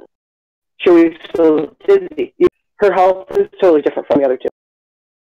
I never take antibiotics. No, I haven't taken them in like 15 years, and I never get sick. And if I do, it's over in like 8 hours, 9 hours. My girlfriend, she takes them all the time. She gets sick 4 or 5 times a year, and I'll be right next to her. I won't get sick. You see how they're really pushing that flu shot too. It used to be come in and real cheap. The flu shot. Now it's come in and we'll give you money. We'll pay you to get it. They'll give you $10 to get vaccinated. Come on, man. Nothing is that scam. As you can probably hear from my voice, I am just recovering from the flu. I've just had. Nothing's for free. Let me just tell you, nothing's for free in this life. So if they're saying come and get your free flu shot, then I guarantee you're getting more than you're bargaining for. You guys can look at what's in the people that don't know about vaccines. I have a PDF I put in here. It tells you every breakdown of every vaccine that they want to give you. It has a breakdown of all of it. And if you do go, ask them to see the insert. You are allowed to see the insert, and then you read for yourself what's inside there and see if you want that in your body, regardless of how minute it is. Well, I don't even trust them label them. I don't even trust the label. Yeah, right. صبرك. Let's go get a coffee, y'all. إيه. قاعد يقول لك. لا حمل. انت لما مشيت على فكره عارف حصل ايه؟ راح انت عشان ما قفلت الباب. انا ما قفلتش الباب، انا سبته مفتوح. مين اللي قفله بقى؟ عشان لما قفلوا بطل يحمل. I figured out. I know. ايه؟ عشان ما يدوسش على الوصل. ايه. هو عامة عشان انت بتلعب عامل كده، لو بطلت تلعب هيبقى اسهل. على فكره اللعب اصلا بايظ عليا. يعني اللعبة بايظة عليك. يعني بتقعد تبطل وتقفل فجأة.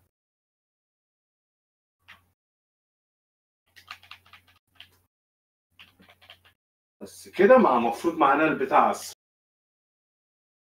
محدش يلعب بالوصلة بقى.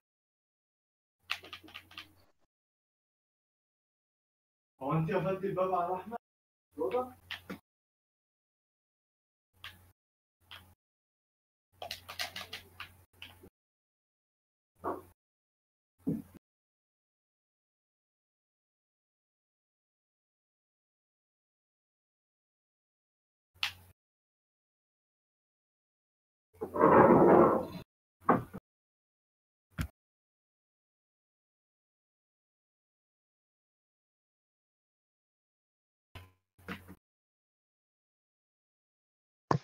So how is everybody this morning? Cold, warm, hot? Yeah. Cold here. Nah, it's cold here, but I'm recovering, so I'm actually feeling warm. I fucking went out today in some shorts, and I was like, fucking hell, it's warm out. It was like, nah, it's fucking like 2-3 degrees, mate. Man, killing me. So that's what's in fucking. Yo, did I get muted or something? Sorry, what? Wait, can you hear me? Can say 1, 2, 3? Yes, 1, 2, 3. Okay, right. Okay, I thought. Sorry, I was talking fucking. My brother came in and I was fucking like blah blah blah in Arabic. Sorry. That's okay. Yeah.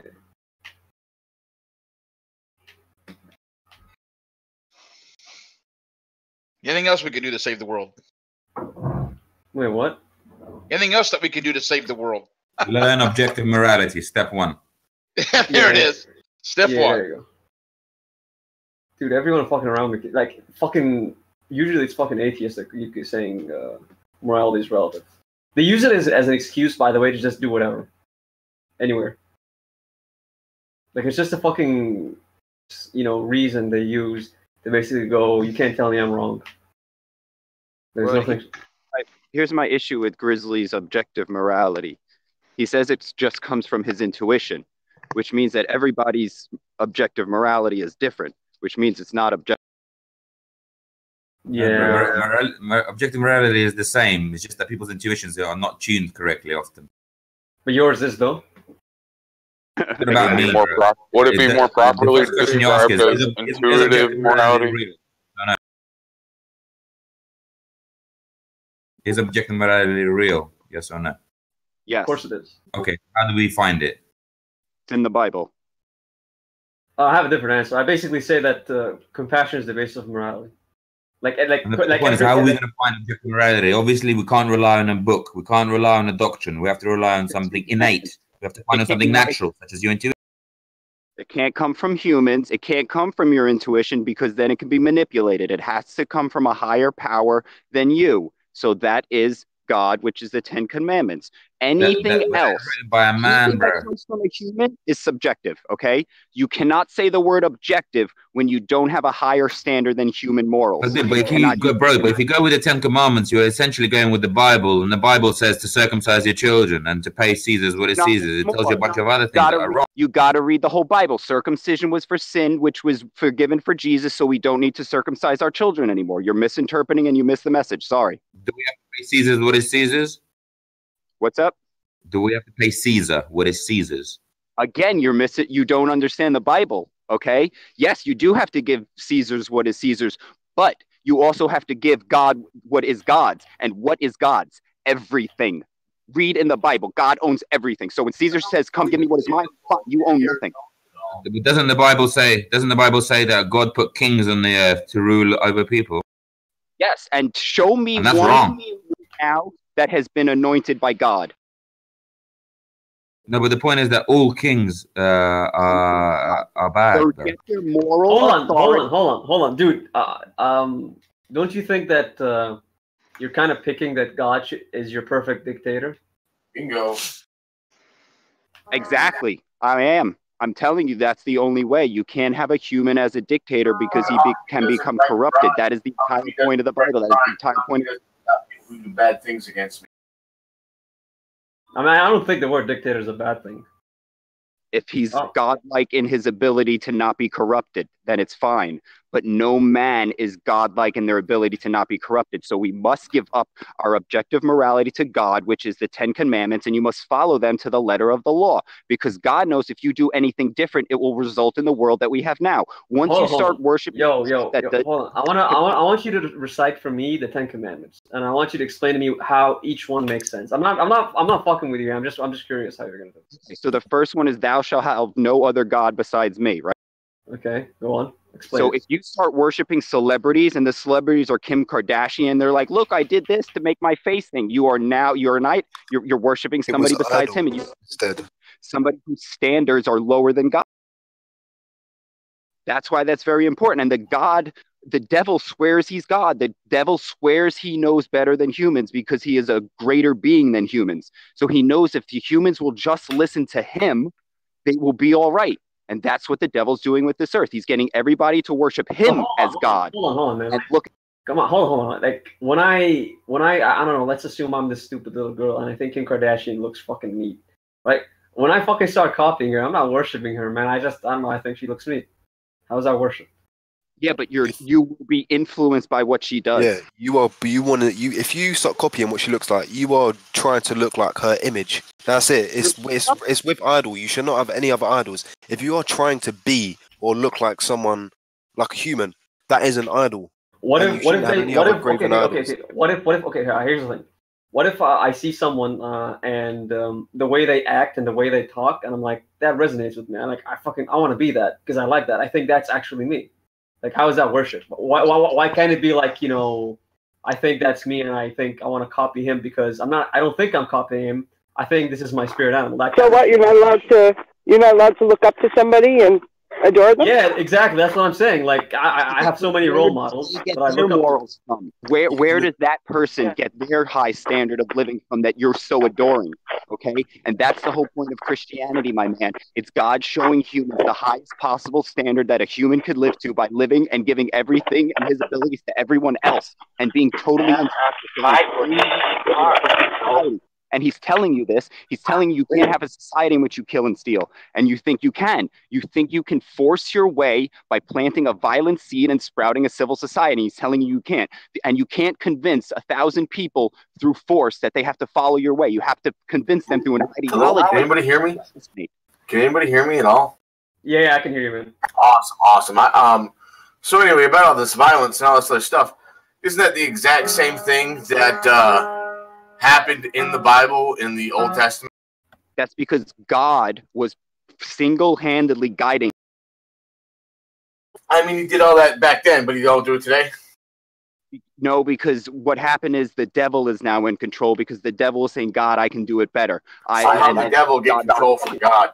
God didn't have that much control to start with. What's the deal? God has total control. He's only allowing the devil to do what he's doing so he can show you that having a big ego and chasing money and monetarily gains and using force to control the world is a horrible, horrible way to use it. Right? That's why God is so much greater than the devil. Hold on. Have you ever never looked up to your father? Because that never happened. My dad was a piece of shit, so. Okay. Let's put yourself in a hypothetical where your father was this really cool guy and he's really good and he's always helped you and everything. Like he's your Mufasa and shit. Like how I would be with my kid. Yeah. So what if your kid looks up to you? What's wrong with that? He's not worshiping. He just looks up to you. He's going to look to me because I get my morals from God. So he's basically just looking at God. But you're setting the example, though. Right. But what if I live up to God's standards very well? What if you use the same standard of morality? Thou shalt not kill, thou shalt not steal, thou shalt not covet, all this good stuff, which I agree 110%. That is how you should live life. But what if you just happen to pick a different Abrahamic book, like the Quran. But that doesn't values the Ten Commandments. It does not. No. Hold on. Let me. I'm the ex-Muslim here. No. I'm the ex-Muslim here. No. And Loki does have all that shit, but it words it differently. Islam is basically just plagiarized Christianity without Jesus being God. But even that, okay, I'm fine with. I don't care where it comes from, to be honest with you. If it was the Quran, if it was if you take those 10, I don't care where it comes from, right? I don't care where it comes from. As long as you know that it's the will of God to do these good things, then it doesn't matter where it comes from, does it? As long as you know it's the good will of God that makes people do good things, it doesn't matter what book you pick from. As long as it's higher than human, as long as a human can't say, I am equal to this thing that's giving me orders, that's fine. It has to be an equality higher than humans. As long as it's good to that, then humans can't corrupt it because they can't say they're better than it. I honestly don't even think that there is a human here on this earth that works for the dark side that honestly believes they have more power than God. I really don't think so. What? No, man. What do you think the elite are? They actually think this. No, they do. It's almost like you ever been gambling and you're $1 million in debt and you just got one chip left. You're not leaving. Then you got to bet it. That's them. They're so far. And number one, I'm not a gambling man. Number two, I'd have to have $1 million. So I prefer a different analogy if we could. They did. The devil. When you think about what evil had or what the devil had in heaven, and then when he was, it was basically just want. I mean, once you want and past needs, there comes the corruption. But how is that any better than wanting the land of all the other people who weren't Israelites in the Old Testament? Because it goes to what we just said, that those people were living horrible, disgusting ways. And I'm just going to cut you off here. Like, the Canaanites were pretty fucked up people. Let's be real here. They're fucked up. I'm not, but it wasn't just the Canaanites, was it? But the thing is that back then they didn't have the morale. The morality of God was conquering people with no morality. So basically, back then the Israelites were the world police, and they had to make sure that everybody was obeying the laws of the Creator that they worship. No, they were obeying the actual Creator because He had shown presence of His being when, like, He parts the sea. Presence of His being. So how do you know that you worship the true Creator today? Has He shown you presence of His? The earth. And now that's a good point. That's a good point. I definitely feel that. I really do. But I mean, apart from the creation itself, right? Apart from the creation itself, it's not like He's fucking dropping us DMs and saying, "Hey, buddy, how you?" I think He does, man. I think He works in weird ways. And if you're like here, Noah would talk. Hold on, man. Why is he playing peekaboo then? I don't understand. I think he does communicate, but I don't think he communicates in a language of words. I think he communicates in the language of feeling and mathematics. I definitely 110% believe that there is a creator. However, I have this. I cannot pick up any book written by the hands of man and say that it's better than any other book written by the hands of man. I just can't do it. I have something for that. So do you believe that the God that created this earth is omnipotent? Oh, yeah, totally, 110%. Okay, so do you think an omnipotent God would be incapable of leaving a set of instructions for His creation? You mean like a basic instructions before leaving Earth? No, I think He would totally do that. Okay. But the problem with that is, it's like, how do we know which one's the right? Okay, all right, so that's why the Bible, with what's going on, the Bible says flat Earth. And when every modern day scientist and everybody is telling you, no, it's wrong, and it's right. Well, I mean, the Quran says flat Earth too. Yeah, it does. Like I said, I don't care where you get I don't care where you get the morality of it. And the thing is, if we as humans just sat down at a round table and came up with 10 laws, or maybe 8, because we could get there, okay? And as long as we took those 8, don't kill, don't steal, don't lie, don't usury, you know what I mean? We know what the things we took them. As long as everybody abode by them, it really wouldn't matter if it was God that made them or if it was humans that made them. The problem is getting everybody to follow the law. Well, I agree with you. I think it'd be pretty easy to come up with basically 10 rules. All we'd have to do is just take everybody here in this chat, and think of what's the things that the elite do to us that we fucking really don't like. Yeah, I mean, it's don't kill, don't steal, don't take people's money, don't use force. You know what I mean? Yeah, it would be pretty. Right. We still didn't do the whole I want you if you guys don't mind, I want to basically mention all the 10 commandments and one by one, just mention them and then explain them one by one. If you guys don't mind, I just want to see how you're going to do it. The first one is the big one: "Thou shalt have no other god before me." Correct. All right. Go on. We've explained how worshiping something else that doesn't have a set, hard, concrete moral standards will lead you down a path of immorality. Oh, now does that involve idolatry as well? First commandment. That's the second one. We'll get. Don't worship false idols. Now, once you start worshiping money or gems or something material goods, that's a false idol. You're worshiping an item as a. Right. Now, I've got a question about that. When I found out that the picture that I had grown up looking at, thinking was Jesus Christ, was actually a guy named Caesar, I really was uncomfortable with that, because I was like, this is the same bullshit they've done to everybody else. They've just gave us this figure to look at and told us that that's him. They told us that Jesus was a white man from the Middle East. What's that? If you're worshiping a picture of Jesus, you're worshiping an idol. The cross is an idol. Right. Hold on. Can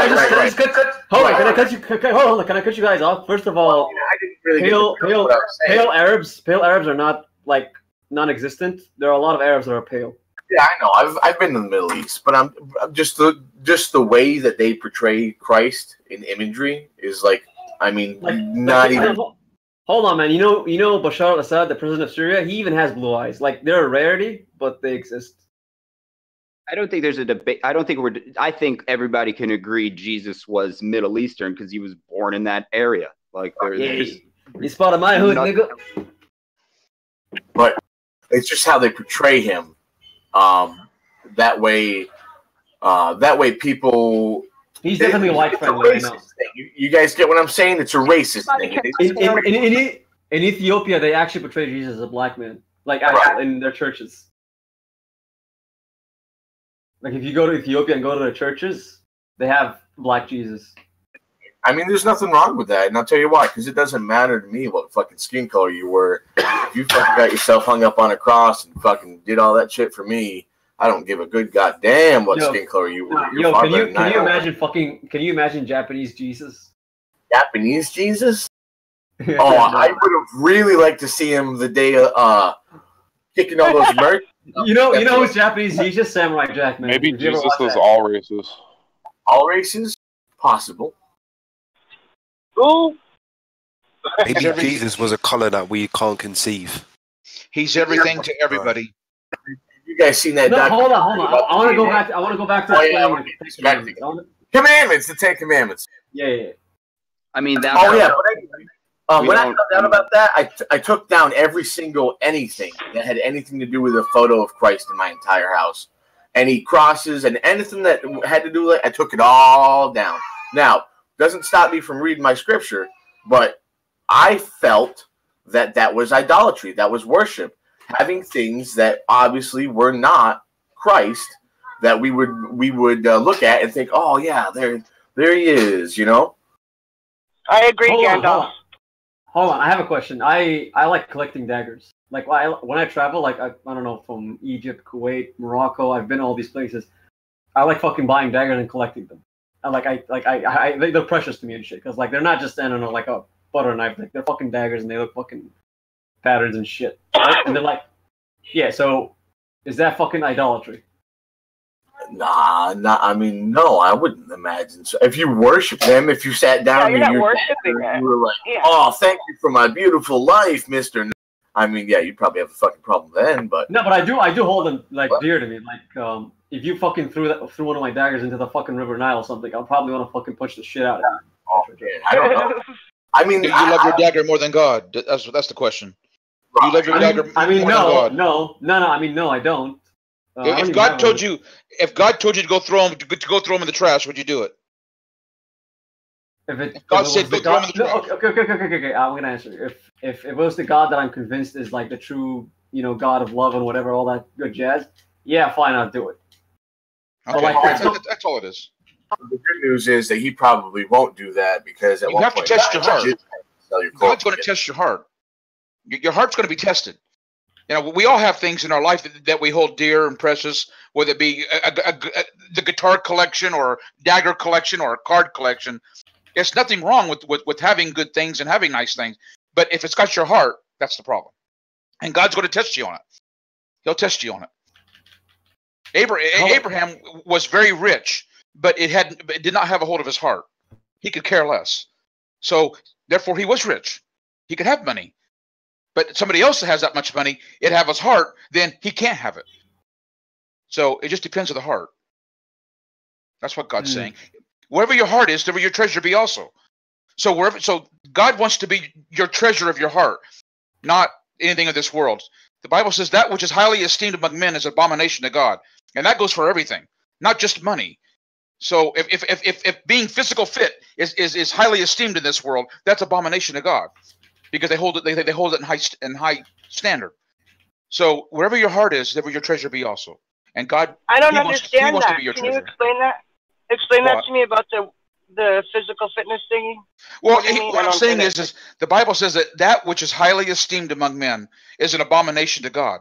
Whether being rich or being physically fit, or whatever, just fill in the blank. Whatever man holds in high esteem, it's abomination to God. So if man holds God at the highest esteem. See? It's God wants your heart. Isn't being narcissistic, isn't that a sin or something? What is it? Narcissism, isn't that a sin? Well, I would say it's you definitely have a problem with it. Because you're holding yourself up. You're looking at yourself like you're in love with yourself. Pride. It's the first one. It's what the devil was. Thank you. That's the word. I'm sorry. My English sucks some days, and some days I'm real good at it. The 7 sins were originally 8 temptations, and including the original 7, there's depression, which is like feeling sorry for yourself. But somehow, through the course of time, we managed to remove that. Wait, hold on. That's a fucking sin? Feeling sorry for yourself? I was going to say, I never heard anything like that. They're not sins. They're temptations. Okay, you see? So some amount of food is good, because if you don't eat, you're going to die. So you have to have a little bit amount of greed. You have to have a little bit amount of all of these things, okay? Like if you have no lust, because then you have gluttony, right? If you're not gluttony, you won't eat. You know what I mean? So you need lust to have sex with your wife so you can have a child. So in moderation, what happens is the devil uses them as temptations to get you to stop doing the 10 commandments and start worshiping lust. Like that, pornography is one of the biggest things the devil uses nowadays to get people to do things they would never do. It's just a degrading morality slowly. I'm home all day because I'm retired. You watch TV that shows from like the 1950s, Leave It to Beaver, Andy Griffith. The moral differences between these shows and Family Guy. Family Guy is like vomit. They're just hitting and killing, slapping and it's just disgusting. Oh my God. And this is very disgusting. Anyway, she wants Now go over the 10 commandments spiritually, not physically. Look at them spiritually. Add the spiritual twist to them. Yo! Can you guys like finish the commandments already? We're still stuck on like number 2. Yeah, but I mean, those are the ones that really don't make sense. Is the worshiping people like, I don't understand why I shouldn't worship another god, because if you worship the devil, he's going to lead you astray. So 1 and 2 are kind of thing. Don't kill. We don't really need to get in that. But the only thing I have to get on that is don't kill. That's a hard no. You don't start saying, well, this guy broke into my house, so now I can kill him. No, only God gets to choose who lives and who dies. And that's one of the problems I have with Grizzly's objective morality, is that he's okay with murder and self-defense. Wait, hold on, man. What if someone's about to fucking stab the shit out of me? What the fuck am I supposed to do? I want to fucking stab him so I don't. You can defend yourself. You don't have to. Murdering another individual is a choice. Wait, man. What if like I'm in a situation where if I don't kill him, he's gonna kill me? So you were kind of like Jesus or something, you would say.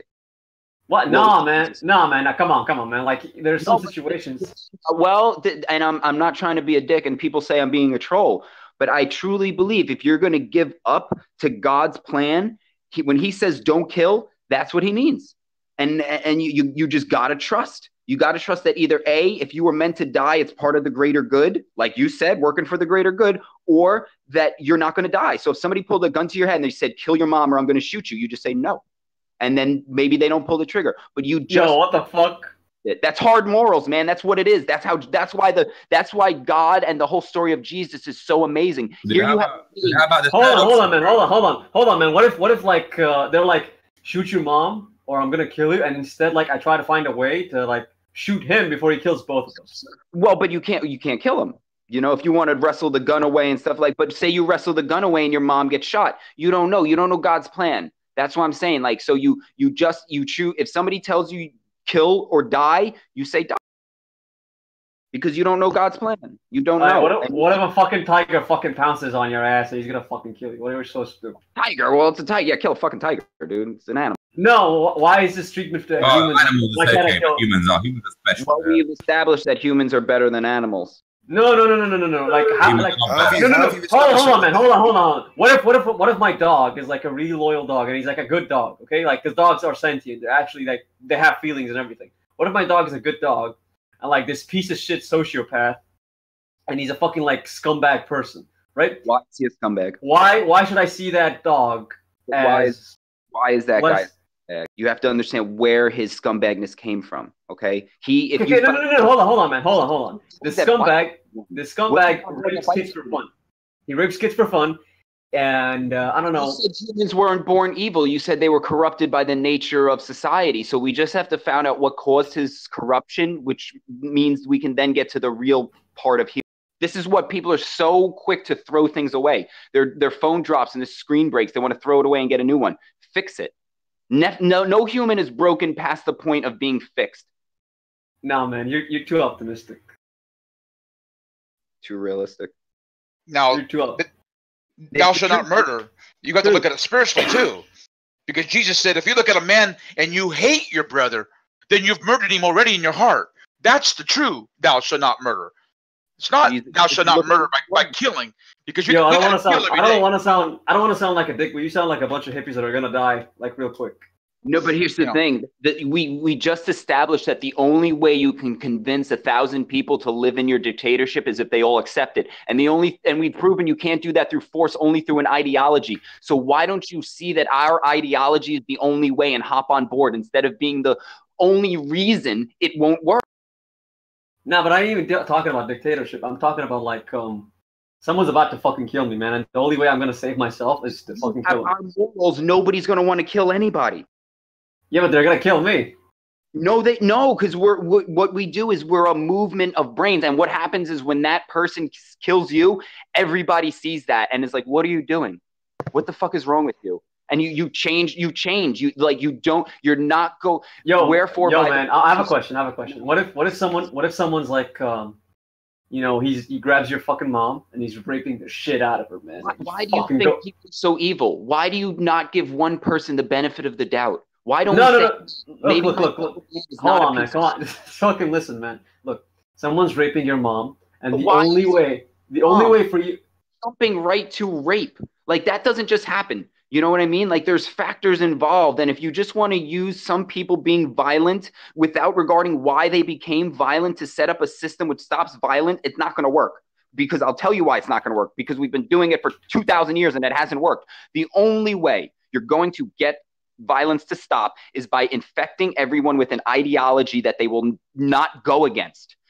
People don't fear force, okay? I am not afraid of force. If you just like you think you can use force to get people to do good, the government thinks they can use force to get people to do bad. And you can come to my house and say, Chris, here's a gun. I'm going to shoot you in the head if you don't go to Afghanistan and kill for me. And I say, you kill me. I'm not going to Afghanistan and kill for you. So you think it works the other way. It doesn't. Man, I'm talking about self-defense. Sometimes killing people is self-defense. You're talking about changing the situation of scenario so that your morals go from objective to here's the thing. Original sin wasn't eating the apple, okay? It was blaming the devil. So that's why God came to Adam and said, what did you do? And he gave Adam a chance to say, I'm sorry, God, I went against what you told me. But instead, he said, the devil got me to eat the apple. Once the devil heard that, he knew he can get man to do whatever he wanted just by changing the situations and scenarios surrounding him. And but wait, hold on. Didn't the devil actually get, Adam and Eve to eat the apple? No, Like, that's literally what happened. He got Eve to eat it. Eve got Adam to eat it. Because Adam wouldn't be tempted by the devil. He's too smart and too logical, and he wouldn't do it. So right. devil knew he had to get through man through women. And when you look at what's going on in society today, that's through women. Power. That's good shit. Dude, when you actually see the Bible and how God works, and He's showing you what the devil's going to do, how he's going to do it, why he's going to do it, you're like, oh my God, God knows. He knows it all. And once you can hear it and see it, all right, man, I got it. So basically, you're saying if you're in a situation where you can die, and you can't defend yourself, because if you defend yourself, like, you can defend yourself if you can, but you can't kill him. And if the only way to defend yourself is to kill him, then you must choose to die, because that's your fate. That's what you're telling me, right? No, yes, because you're following the plan. Remember when Jesus was on the cross, he said, "Oh God, why have you forsaken me?" That was the human part of him saying, "Man, this is such a hard lot you have given me. To be crucified on a cross is so hard, but I'm doing it so that people 2,000 years from now can look at this and see the example that I set." He could have got off, killed all the Romans. Listen, man, I ain't Jesus, man. I'm a dude, man. I ain't Jesus. Like, that is real. That's self-preservation. See, in other words, the same thing as what he's saying is if you're helping a buddy go and roof his roof, putting shingles on, all of a sudden you slip and you come falling off that roof and you grab a hold of that gutter and you're hanging there 20 feet in the air. You're saving your life. You're trying to save your life. Why don't you let go? Just lay your life down. But you're not sacrificing another life to do it. But either way, it's still self-preservation. Whether you're hanging on from falling off a roof, or you're going to try to stop somebody going and busting down your door.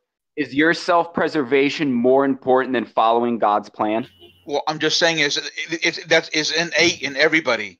It takes God to be able to lay your life down. Yeah, but you talk about God's plan, but how can you know God's plan? Because he said his rules through the 10 Commandments, and he. Hold on. Okay, all right. Look, I don't want to argue about this. I wanted to basically keep going with the 10 Commandments. Keep going. Okay, so first of all, no, thou shalt not fucking worship any gods other than me. Thou shalt not, worship any idols. Thou shalt not kill. Go on. Don't steal. I mean, clearly, if it's not yours, don't take it. All right, that makes sense. Go on. Don't bear false witness. Don't lie. Don't say somebody did something when they didn't. Don't say that you saw the planet was a spinning. Okay, so ball. I'm gonna say something, and I'm gonna predict what you're gonna say. What if a bunch of fucking people are saying, are you, like, imagine I'm living in Saudi Arabia, right? And in Saudi Arabia, when you leave Islam, they kill you straight up, right? Because, like, they have apostasy in Saudi Arabia gets a death penalty. What if people tell you, are you a Muslim? And, like, I'm not a Muslim, so I'm gonna go like, no, I'm not a Muslim. So I'm lying. So is that wrong? Should I tell them, no, I'm not a Muslim, and get myself killed? You're going to say yes. Yeah, you're going to tell me, you got to be honest and tell them so you can die. Is that what you're going to tell me? Well, because would you deny God? Like, would you deny God for worldly good? Nigga, they're going to fucking kill me. Well, so what? You have a kingdom waiting for you in heaven. And think about how great that kingdom will be, knowing that you gave your life for God's. The people that die, their kingdom is all right. I just continue. Came to your head. Continue with the commandments. I want to see what you're gonna say. Okay, so then thou shalt not lie. Go on. Keep holy the Sabbath. Which is no. You gotta elaborate on that. Like, is it Saturday or Sunday? It's Saturday. It's because it's the day after Jesus was crucified. And he was crucified. Well, actually, he was crucified on Wednesday, according to our calendar. The Gregorian calendar would be on a Wednesday, because they're on a different calendar than we are. But anyway, we observe it on Friday. That's why it's Good Friday. But actually, when you trace it back through a program, it was actually like on a Wednesday. Well, I think he says keep a holy day. Keep this the Sabbath. You keep a holy day, and the idea behind that is so you don't worship work. You don't worship progress here on this. You know what I mean? Like, so you don't, if you start building something, right? You start a project and you're building it on the 6th day or on the 7th day, maybe you'll want to just keep on working. You know what I mean? That's not, even God took a day to stop. So you should. Well, back then you can't. Back then a shepherd, you couldn't take a day off. You got to feed sheep. The sheep got to eat regardless. The work was defined. You know what I mean? There was a set definition of, again, I'm not a biblical scholar, so I don't hate me. I'm sorry, but That's okay. I'm not familiar with all of the things. But I No, know it's there's okay. things you're allowed to do on the Sabbath that, like, I think you can take examples, but Go ahead. Go ahead. Up or something. Here's the thing. Jesus is the Sabbath. A Sabbath is every day, not a certain day. If a man wants to hold a certain day in high regard to God, then to him and God, he holds it in high regard. But and some hold every day in high regard. See, the Sabbath is every day because that's why the Bible speaks of we must enter into the Sabbath. We have to live a perpetual Sabbath, meaning you've ceased from your own works for salvation, and now you live by faith, trusting in God that His completed work. So a Sabbath is a continual day. It's not a one day a week, but unless you want to keep one day, that's between you and God. But to me, the Sabbath is every day. Oh, I like that interpretation. I'm real every day. Except God rested on the day in Genesis, so which is to come. That's the millennial reign. That's the 7,000 years. Could be misinterpreting that. So hey, man, and that worked better for me, keeping every day being the Sabbath. Like if we were going to set rule, like Jesus, he sets the highest standard. You're not even allowed to look at a woman. You can't even think about it, or you already committed adultery. So I'm all on. Wait, what? Hold on. Thinking about it as adultery as well. Dude, if you look at another girl, you've already cheated on your girl. That's the standard that Jesus bullshit, set. Man. Find him so amazing. Life, man. Now. That's fucking bullshit, bro. Seriously, that's making yourself hate yourself. That's making yourself hate your own natural instincts. That's nonsense. No, it's making you love your wife. Well, it's God making it impossible. No, man, listen, man. Like I love my wife, but like my fucking testicles still function. I'm sorry, like. That's It's establishing the fear of God in you, and the fear of God in you is the beginning of wisdom. Honestly, I don't think with fear of God you even get to the Spirit. I honestly think crying out to the Father, realizing that you're doomed and damned until you get to the Spirit, pretty much realizing that most everybody in this world, nobody really walks in the Spirit, and nobody's crying out like their life depends on it, and it does. All right, keep going with the commandments. How many we got left? I don't remember. I think it can. Covet to covet your neighbor, neighbor's wife, or something like that, or covet. Yeah, your neighbor's goods and your neighbor's wives. I mean, that's pretty. Don't want or what your neighbor has. That's pretty keeping up with the Joneses. Don't want his wife. Honor your father and mother. Yeah, that's a big one. And that's the one that. What if your father? What if your father's like a fucking pedophile and they used to fucking rape you when you were a kid? That's not what he's talking about. He's not your father. Remember the guy that went to Jesus and said, "I'll follow you wherever you go, but first let me go back and bury my dad." He said, "You let the dead bury the dead, but you go and do what God wants you to do." In other words, God is not. That man doesn't belong to God. You do. So you go let those who are dead of the world bury the dead. But you go and do what God wants you to do. So our Father, honor your father and mother spiritually, is God is our Father, and wisdom is our mother. We are supposed to honor God and honor our mother, which is heavenly Jerusalem, which is above. We're supposed to honor everybody here equally, because remember Jesus said, "Who is my brother and my mother? Those who do God's will are my brothers and my sisters and my mother." So the flesh is out of the way. So remember, Jesus said, your enemies will be of your own household. Son against father, mother against daughter, daughter-in-law against mother-in-law, son-in-law versus father-in-law. See, so this honoring the flesh is that's not the truth. It's God is your father, and heavenly Jerusalem is our mother. Right. So it's not based on. It's not just based on biological fathers. You mean? Well, Eden, just so you know, you witnessed to me just now, just so you realize that, because I've been in debates about this, because my dad was advising me against things that I felt the Spirit was leading me to, and it's kind of like, I wonder if my dad was considered the following guide while I was still in the flesh, and then when it went to the Spirit, then it was following the Father. Yeah, we're supposed to honor God. Remember, in the book of Malachi, doesn't it say, do we not all have one Father? Has not one God created us? Right there, it's one Father. We all come from one Creator. Wait, hold on. So basically, that commandment is saying just honor God. Yes, because He's our Father. He's the Father. So it has nothing to do with your actual parents, you mean? Parents should be honoring God too, so you should honor them. No, man. Hold on, man. Is the fucking commandment saying I should honor my parents, or is it saying I should honor God? It just says you honor your father and mother. I think what yeah, you're doing, yeah, but what if your mom was like a fucking cunt who, like, I don't know, used to shove I think dildos it's up a your ass? combo.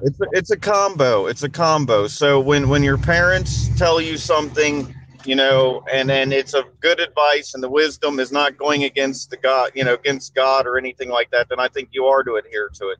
But I still think that there might be a division in it, because I can say that if I would have listened to, you know, my dad, that in advice, numerous things would have never happened to me, and you know, I would have been kept from all kinds of stuff.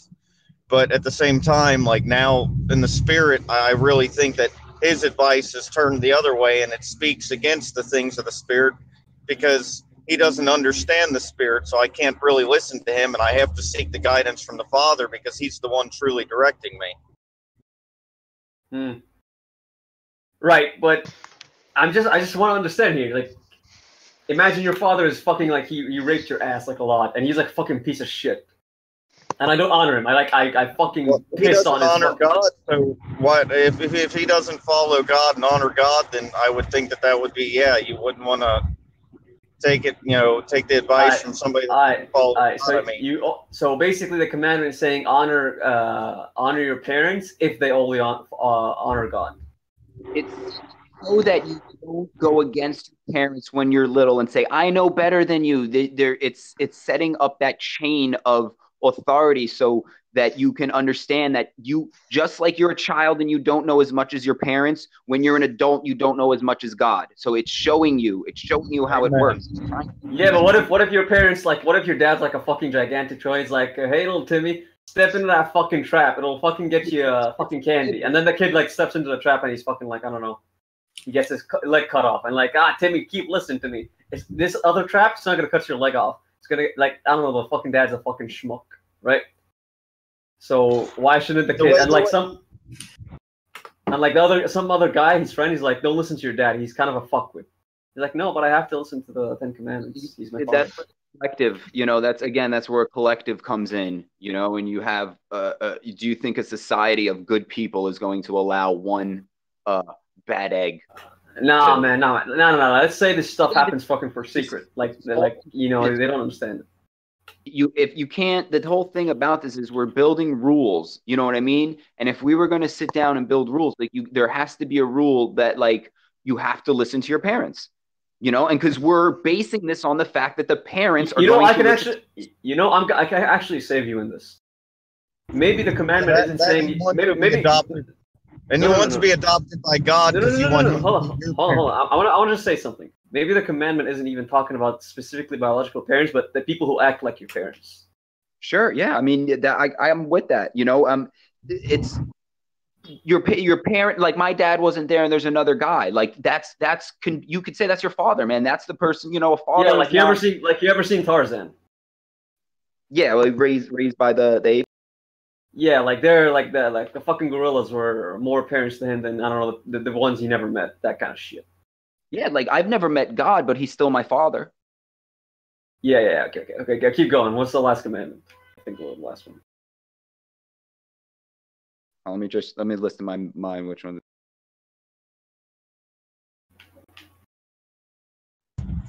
Morning, Dorty Eden. Hey, good morning, Noah. Good morning.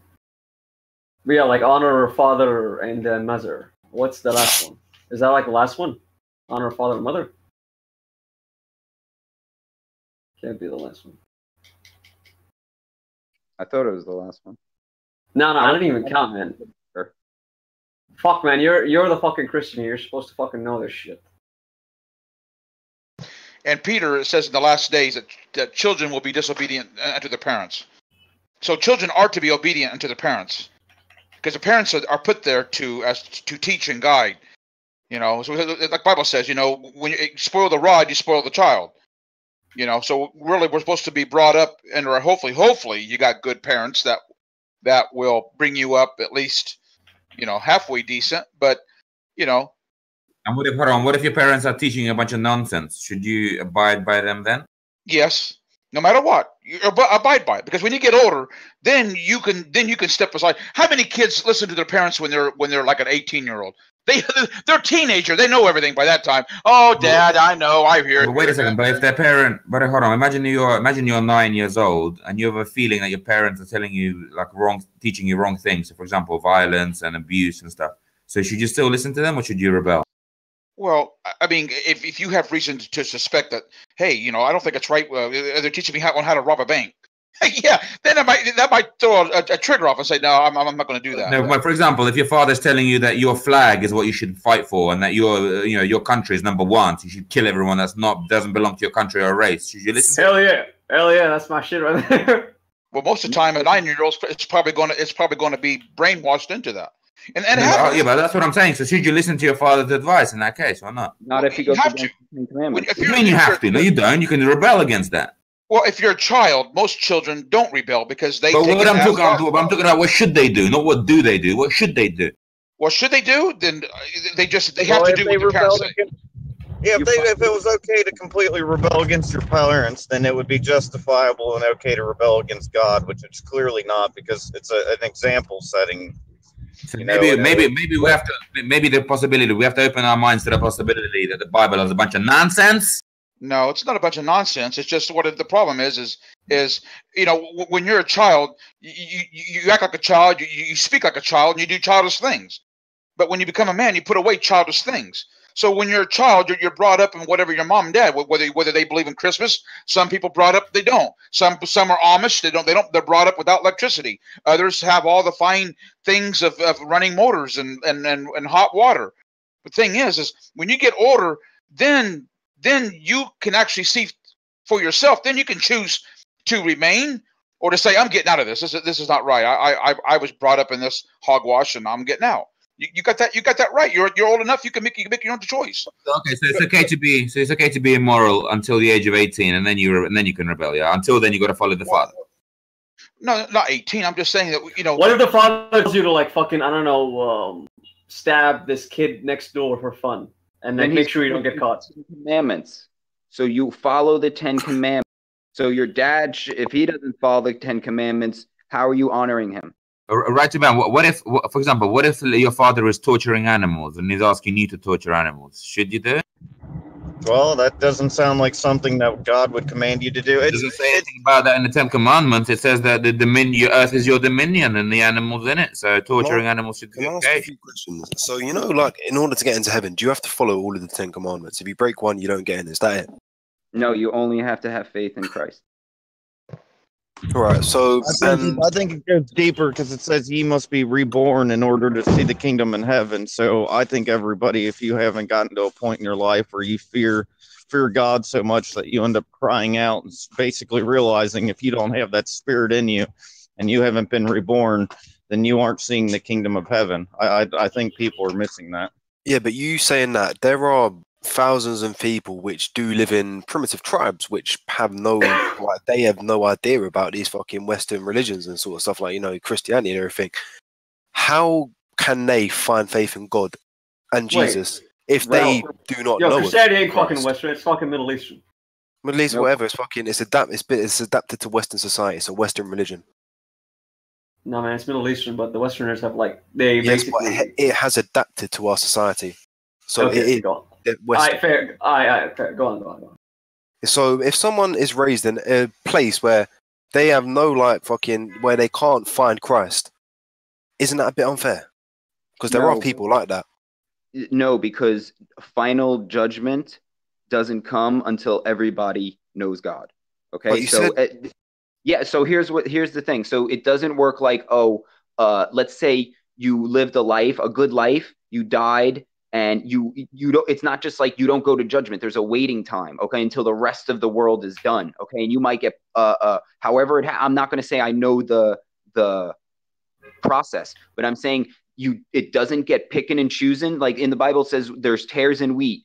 Before he reaps, he's going to let them all grow. So everybody, before the final thing happens, everybody will know what Jesus Christ is, and you will have to make a choice between following the devil or following Jesus. That it hasn't happened at that point. That just sounds like bullshit to me. Okay, that's just like fucking nitpicking. Oh no, No, but this I happens. think. Like someone comes Hold up. on. What if someone's like I fucking think 9 that's years going to old and be he part dies? of the first resurrection and then the millennial reign. I think the first resurrection will bring everybody back, and then there will be a millennial, 1,000 years, where basically people are seeing what Jesus really is, and getting to choose. I mean, that's at least a potential. Yeah. Wait, so we're done. Hold on, we're done with the commandments here. That's basically them. That's it. 3. No more command. No, there's adultery. Wait, what? Adultery. Adultery counts as don't fuck other people's wives. Yeah. Oh, don't cheat on your wife. Yeah. No, it's about race mixing. Don't race mix. Yeah, that's cool. I guess I should, bro. Don't adulterate your blood. It's about race mixing. That's right, nigga. Face. Oh, fuck them Negroes. Nah, I'm just kidding. No, Don't but cheat on your fucking race. That one seems pretty self-explanatory, and like race, yeah, don't cheat on the human race. Yeah, that's a good one. No, he's joking, man. He's fucking giving a.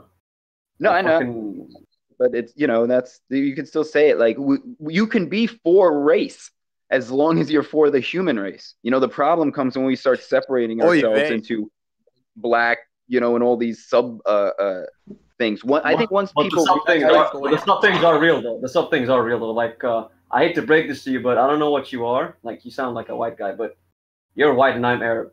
And no matter how much we act alike, you're not the same as. But we're both humans. We're both made by God. So we have both bleed red. I'll tell you that. You both go and bleed red. Well, tigers bleed red too. Tigers bleed red too, man. That's right, because we're all flesh. We're all flesh and blood. Okay. But I'm basically saying like, yeah, we're human, but we're different kinds of humans. Well, yeah, it's different cultures. The Oriental. We know that they look different than. No. It's not just different cultures. I'm basically saying even how we act statistically, Arabs are just different. But the thing is how about we break it down like this? All flesh is worthless. All flesh is as grass. It's here today and gone tomorrow. All flesh it profits nothing. Yeah, but some flesh is more worthless than others. There's no flesh that's worth it. All flesh is the same. I don't care, Jew, Gentile, all alike. All flesh, even Jesus said, the flesh profits nothing. Wait, are you saying Netanyahu, that shitbag, is his flesh is just as important as mine? Yeah, the flesh is flesh. He's saying all flesh is the same. He's saying it's just as worthless as yours, and in 80 years it'll be just as much a piece of pile of dust as anyone else. Exactly right. It's a body of death. We're all in this body of death together. We're all in it together. We all look different. We look different. Some got blue hair. Blonde hair, black hair, blue eyes, green eyes, black skin, white skin. I don't think. No. You're missing the point. What I'm telling you is the races they're not just different in the skin color or the hair color. They're different psychologically as well. Well, but even so, it's all worthless. I'm basically low key telling you there's some truth to the stereotypes. Yeah. I'm not going to deny that there might be some different inherent things that between the Arabs and Jews or Arabs and white men. But the thing is, but really, God puts it all in the same pot.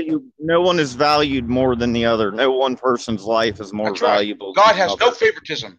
There's no favoritism with God. Whatever race you are. I get it.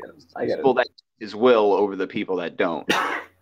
He doesn't care what color you are when you're doing his will. But if you think you're of the chosen race and you're doing bad things, that's what the Jews think. That's what the Jews in Israel are doing right now. They think they are the chosen race, so they get to do whatever the hell they want. And that's, Okay, what if no, hold on. What if I don't think I'm the chosen race or anything? I don't think I'm better than you. I don't think you're better than me. But I just naturally have this instinct to like and have a bias it's not me being a dick. It's just me being, well, gee, I prefer being around, or I prefer my son to be, a brown guy. I prefer him to look Arab and act Arab and speak Arabic. I have no problem with how you want to raise your child. If you want, are you Arab? No, yeah, an Arabi. من مصر كمان. You understand? white, then you're doing the right thing. Town, we should have that. If blacks want to make their own town, be my guest. If we want to have a mixed town, that's fine. Like, if you're against segregation, you should be for people who want to do it willingly. Like, right. You don't understand. I'm basically saying, if heaps of Japanese people or white people immigrated to the Arab world and they started to like turn the Arab world into something it's not, and like going, we're gonna westernize the Arab world, I'd be like, nah, man, get the fuck out. Well, I think it becomes a thing of you're putting value on land and material goods, you know, and that again is part of what God doesn't give a shit about, because he'll give you 10 earths in afterlife if you don't kill on this one. So I mean, if you don't want to share your land, like, hey, that's no, that's not what I'm saying. What I'm saying is, I'm not against immigration. I'm against mass immigration of people who are not my people. Because I don't want. Because here's the thing: if you keep importing brown people into Europe, the brown people are going to eventually outbreed the Europeans, right? And when the brown people, how can you stop it? Well, you stop it by basically stopping brown people from immigrating. You basically create stricter, immigration laws. I don't think it matters. No, it does, man. Hold on. Just hear me out. European culture, right now, and European culture in general has always been mostly, its root is, let's just call it whiteness, okay? Just like Japanese culture has been based on, it's perfectly reasonable for some white guy to basically say, I want this neighborhood to have mostly whites. Not because I think I'm better than, the blacks and the negroids and the, sand niggers. It's because I don't want my culture to die off. I want to preserve it. Like the fucking darkies can still exist in my neighborhood, but they always have to be a minority. And I can't just accept all of them all the time. Well, like You're against that, right? Well, I'm against government. So government would be the ones that make immigration. So if there's no government and you're like how I'm ANCAP, so I think you should have a consenting group of people that live according to laws that they all agree upon. And if somebody wants to come in, they have to agree to all of the laws that you set forth. And if they don't, then they don't get to be a part of it. Like that's you. If I want to start Christian, that's the government. That's murderers in. You know what I mean? So it's not about. I think it's not about whether you let people in or not. I think it's whether they adhere to the standards that we have established. No, I still think you have a duty to your children and your descendants over the stranger. I think you have a duty to your neighbor more than you do yourself. No, I'll take my child over my neighbor. Well, if everybody, that's the selfish nature of the world that has led to where it's at. Very well, so be it. Most people do. God is trying to show you. You think everybody wants to create a utopia, and they all think they can grow this utopia with selfish seeds. It's not.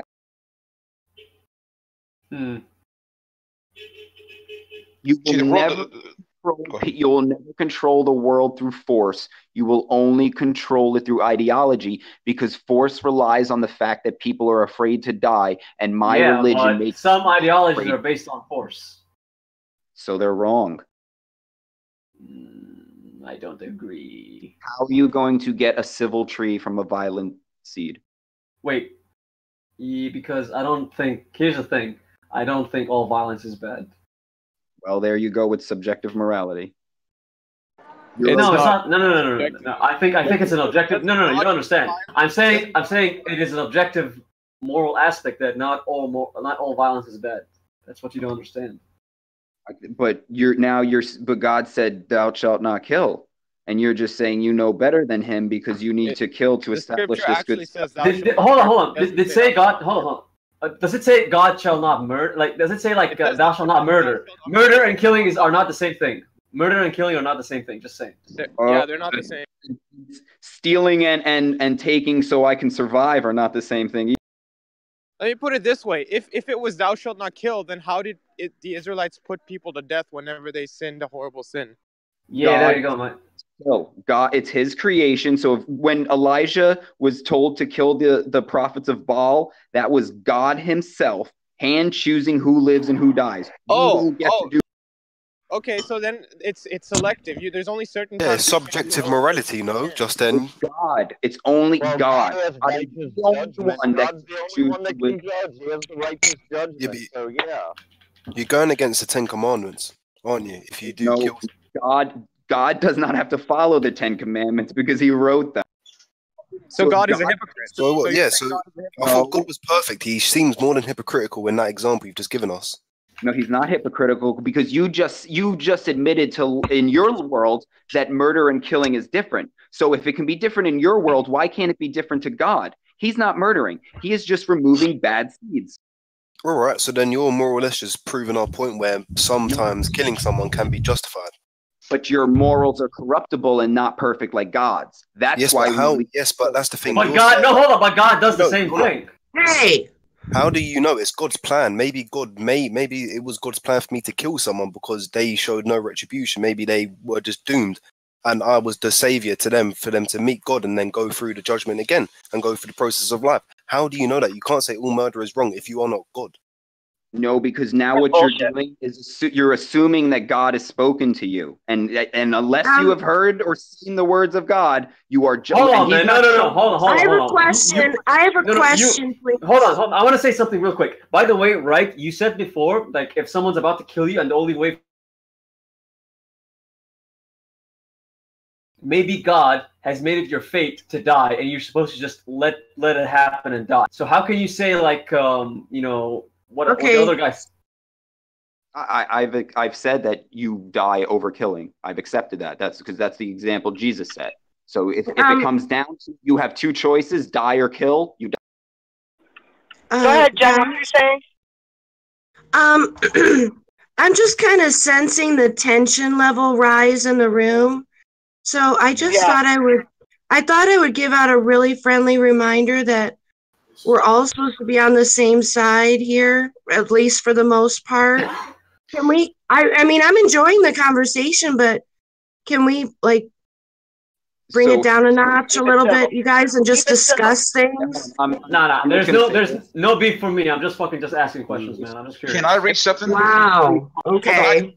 Doing Can I read something? Kind of what I'm talking about. But I like to read Romans 13 right quick. You can have a conversation here without these mods having an emotional attack. This is ridiculous. Have a good one, boy. Hey, hang on. Oh, Romans 13. Really? That's our job. Yeah. Let me read Romans 13. This is going to clear up a lot of things. It says, "Let every soul be subject unto the higher powers, for there is no power but of God. The powers that are ordained of God.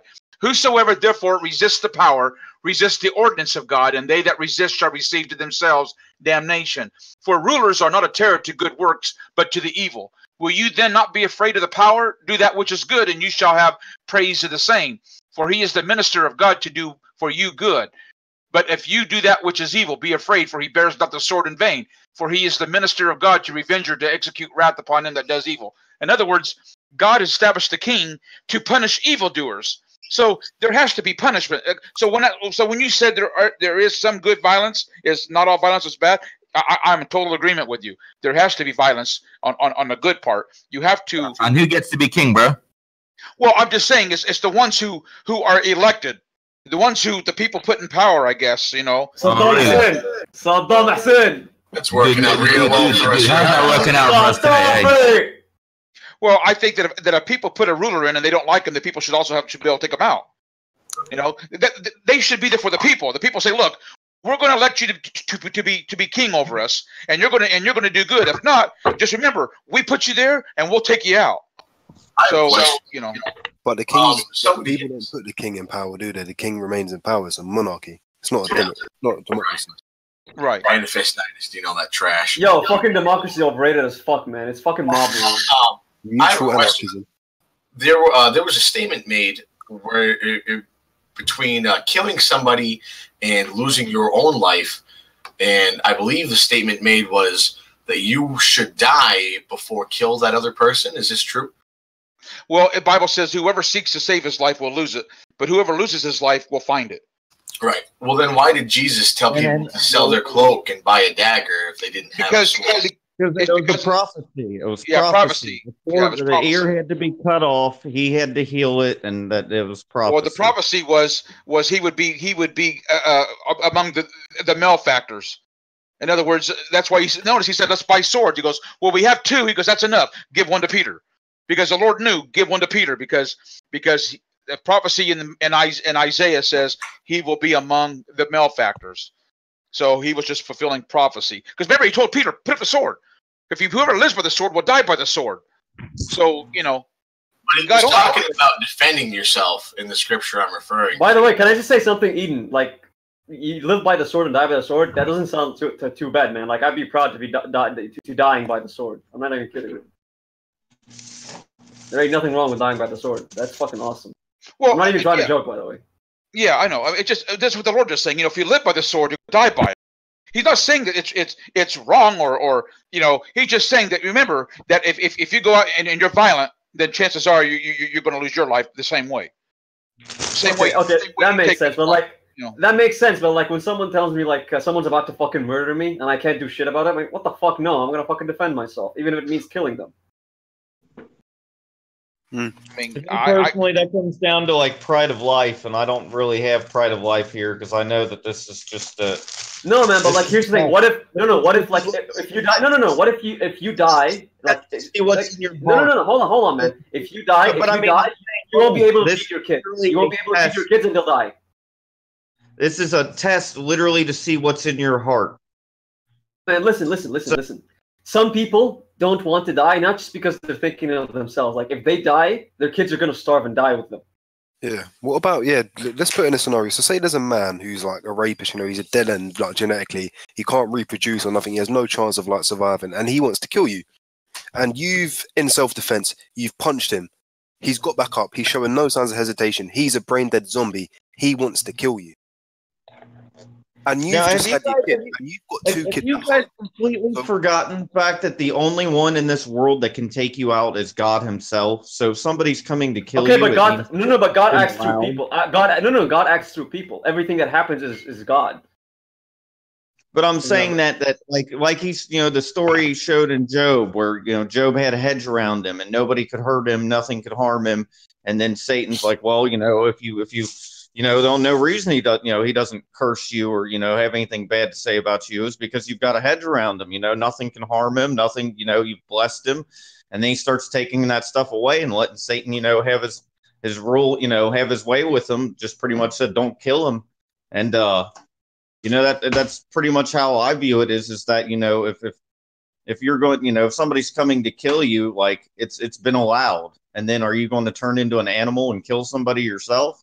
I just, you know, I have no pride in this life. I know that my life is after this. Well, Jesus said, I will not allow this, you know, short interim, this, even if I live to be 100 years, what is 100 years on eternity? It's nothing. Jesus said, it has been said, an eye for an eye and a tooth for tooth. But I say, resist not evil. Give place for wrath. See? You know, Fear not the one that can destroy the body, but the one that can destroy the body and the soul. The thing is if you kill that man, you're sending him straight to hell. If you know that you're right with God and when you die you're going to be with Him, then who cares? He's sending you right to the Lord. And you stand before the Lord and say, "Hey, see, I did what you said. I you know, here I am. Well done. Enter in." But that other man, by your death, he may say, "You know what, man? I've never been anybody like that would stand there and let me shoot him." Bro, didn't David kill Goliath? He may actually turn his life around, and he may actually find God before his end because of your sacrifice. There's always that chance. Yo, but like David killed Goliath. He fucking murdered him. He killed him. God did. Yeah, no, but David is not God, man. He's fucking. I'm just saying is just David threw the rock, but I guarantee that was God who hit him with a stone. I guarantee that was God. Yeah, but David's the one who threw the rock.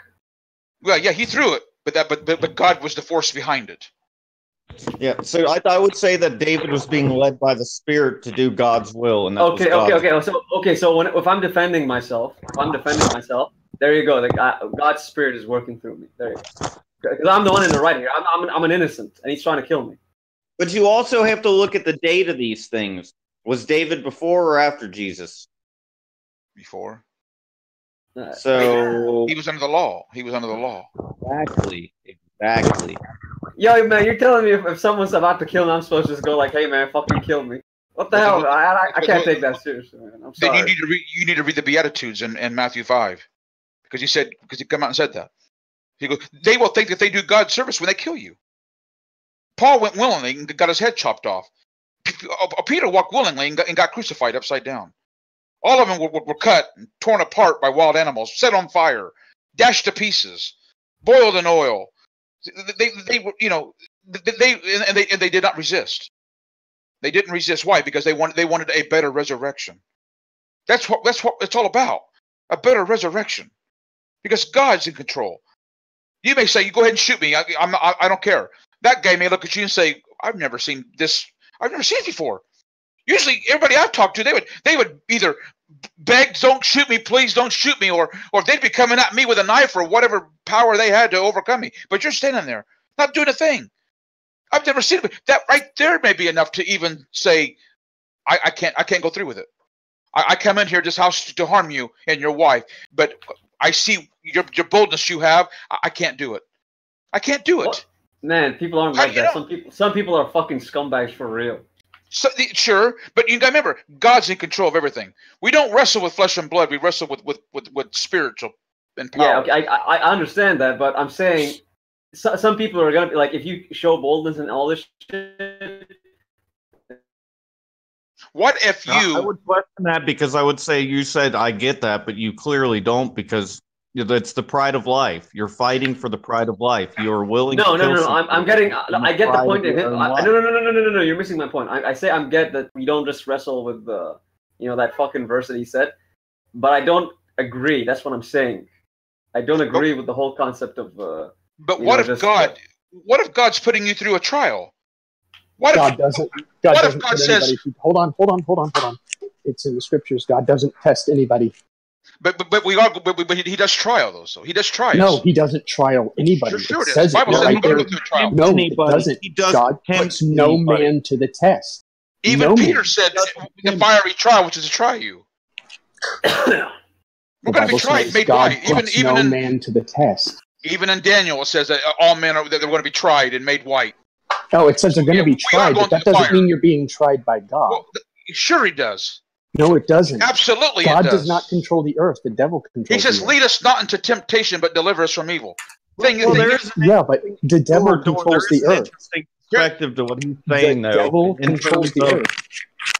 In terms of the fact that it's not God necessarily doing it, God sets the parameters of how far Satan can go. So Satan's the one doing it, but God's the one lifting the restrainer to allow it, probably because of your sin.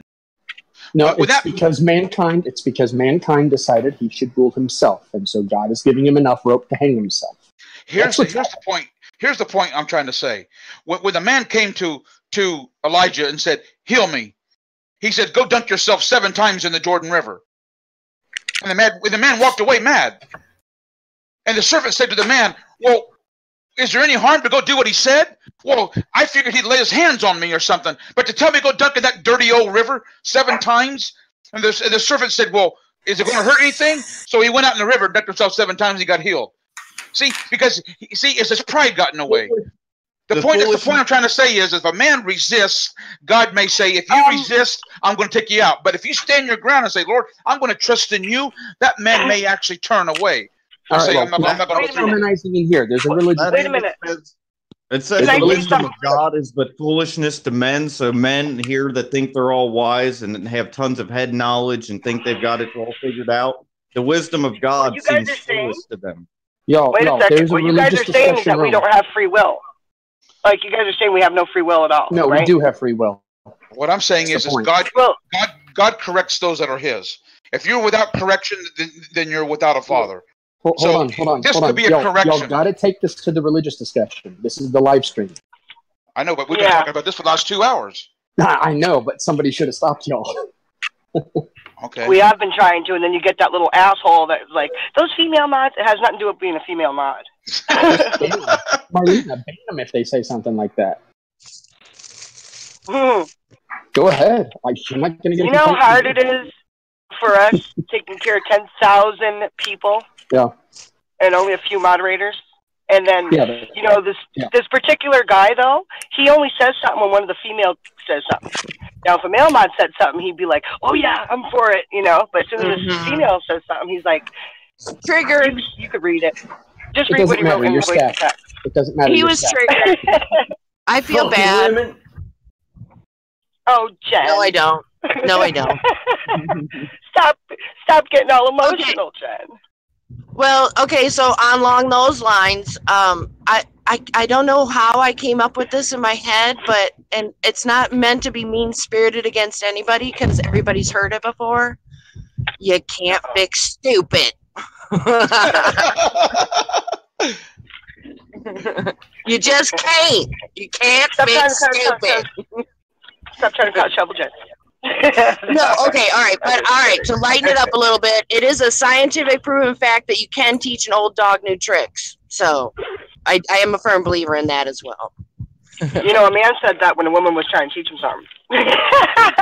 But now guys can refute that with scientific proof. Isn't that great, you guys? I just helped you. I know woman will tell me to shit. Oh my god, that was so funny. It made me spit my tea all over the place. Yay! It made it suck. You said you spit your teeth all over the place. My teeth. That's what I thought. It's your teeth. Well, you're lying through your tooth. Right.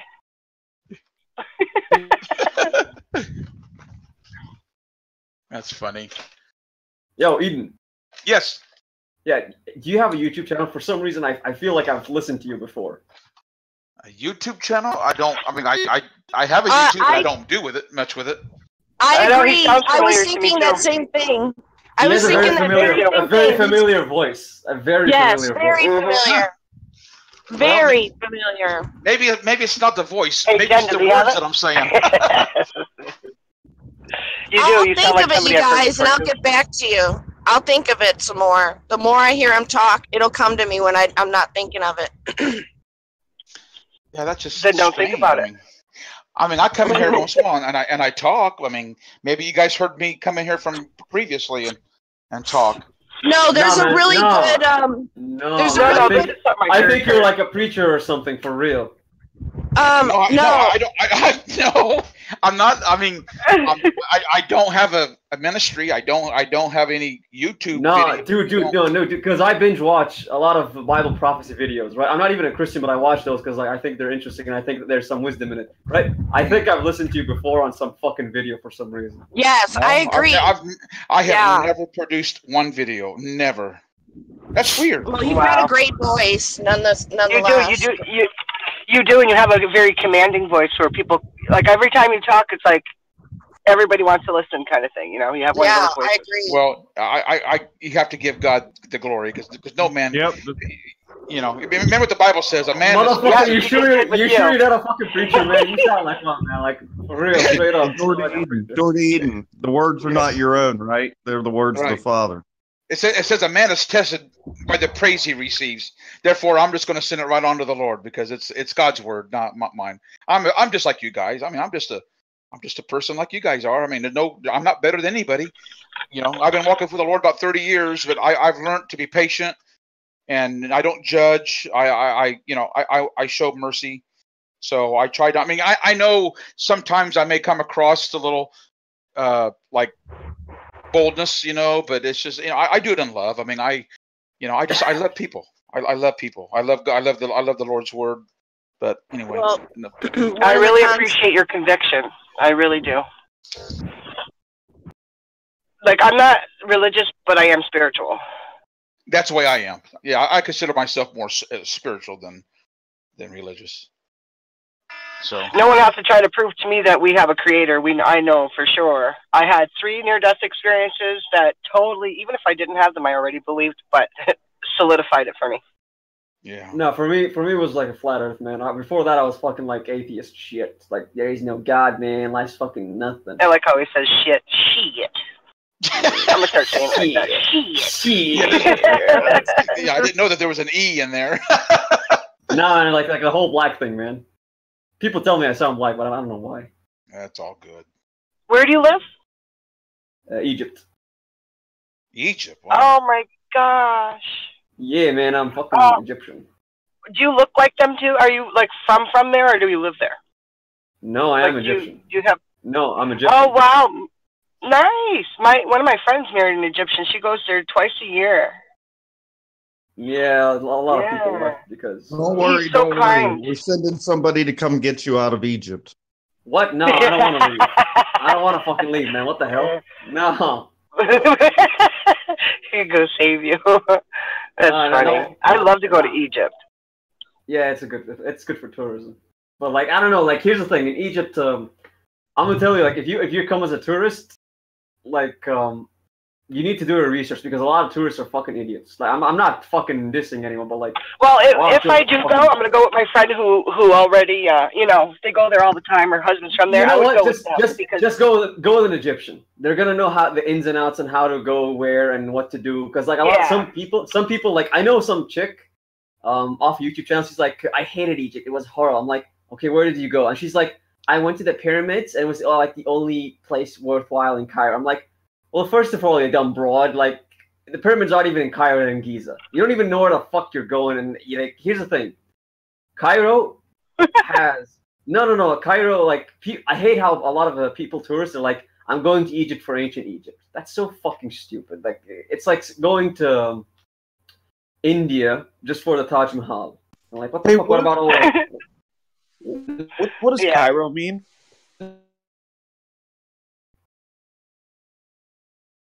Did someone ask what Cairo means? Yeah, what does Cairo Cairo's mean? a place. Oh, the word? Yeah, the word. What does the word mean? Cairo just means Egypt. Are you sure? Because Egyptians, like, here's the thing. Before, we just considered, like, Cairo basically just means, Egypt in general. But, okay, so I'm going to try to explain this as easy as possible. When someone from Cairo is moving to Alexandria, they're like, the Alexandria is going to be like, where are you from? They're going to be like, I'm from Egypt.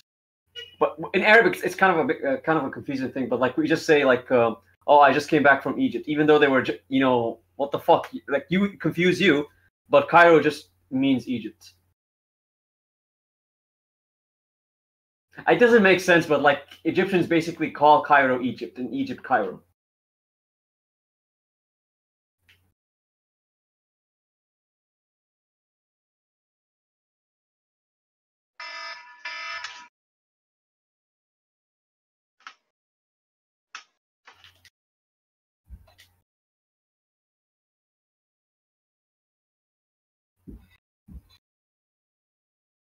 Anything else? No, I thought you guys fucking died or something. But yo, like, if you go to Cairo, there's this place called Marigirgis. Like, I don't know, you guys are Christians and shit. You should see all the fucking ancient fucking churches in here. They're fucking bomb. Fuck this. I'm a fucking travel to Egypt for the pyramids in ancient Egypt. That's not fucking Egypt's not just ancient Egypt. There's fucking castles. There's fucking, ancient churches. There's fucking Babylonian shit. Yes, we have Babylonian shit. There's Persian shit. There's Greek shit. There's Roman shit. Exactly. Watch your language, man. Please. You missed most of the fucking. Been 2 hours. People have been cussing and saying all that. Hey, well, guess what? I'm not missing anything anymore. Please watch your language. I just helped a little old lady. I feel proud of myself. Well, good job. Wait, cussing isn't allowed? She was trying to get her walker out of her car and all this stuff. I couldn't let her do that by herself. Well, bless your heart. That's good. It's so cold out here. I know. I tell her I'll wait here until she comes out. So I'm going to sit in the parking lot and wait for her to come out. Eden, 100% you're a closet preacher, man. I don't believe you. No, well, I'll take a picture of her. I have a calling on me, and maybe that's what it is. So, what's your job, man? My job? What I do? Yeah. I am a machinist. I machine parts. Not very glorious, is it? For engines. It's a rods. I make rods for the engines. Oh, that's cool. Wait, hold on. Wait. Do you guys hear the background of me? I don't hear nothing. Well, you don't hear the mosque doing the call to prayer. There it is. There it is. Yeah. I thought I heard something. What is that? Cars. No, that's a fucking car, but like the call to prayer from the mosque. They go like Allahu Akbar, that shit. No, I don't hear that. Yeah, you can hear it subtly behind you in the background. I mean, if you did, I don't know. When you're talking, you can hear the background.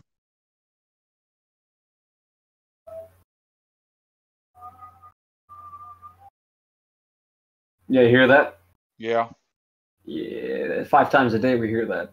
It's like it's Islamic version of the church bells.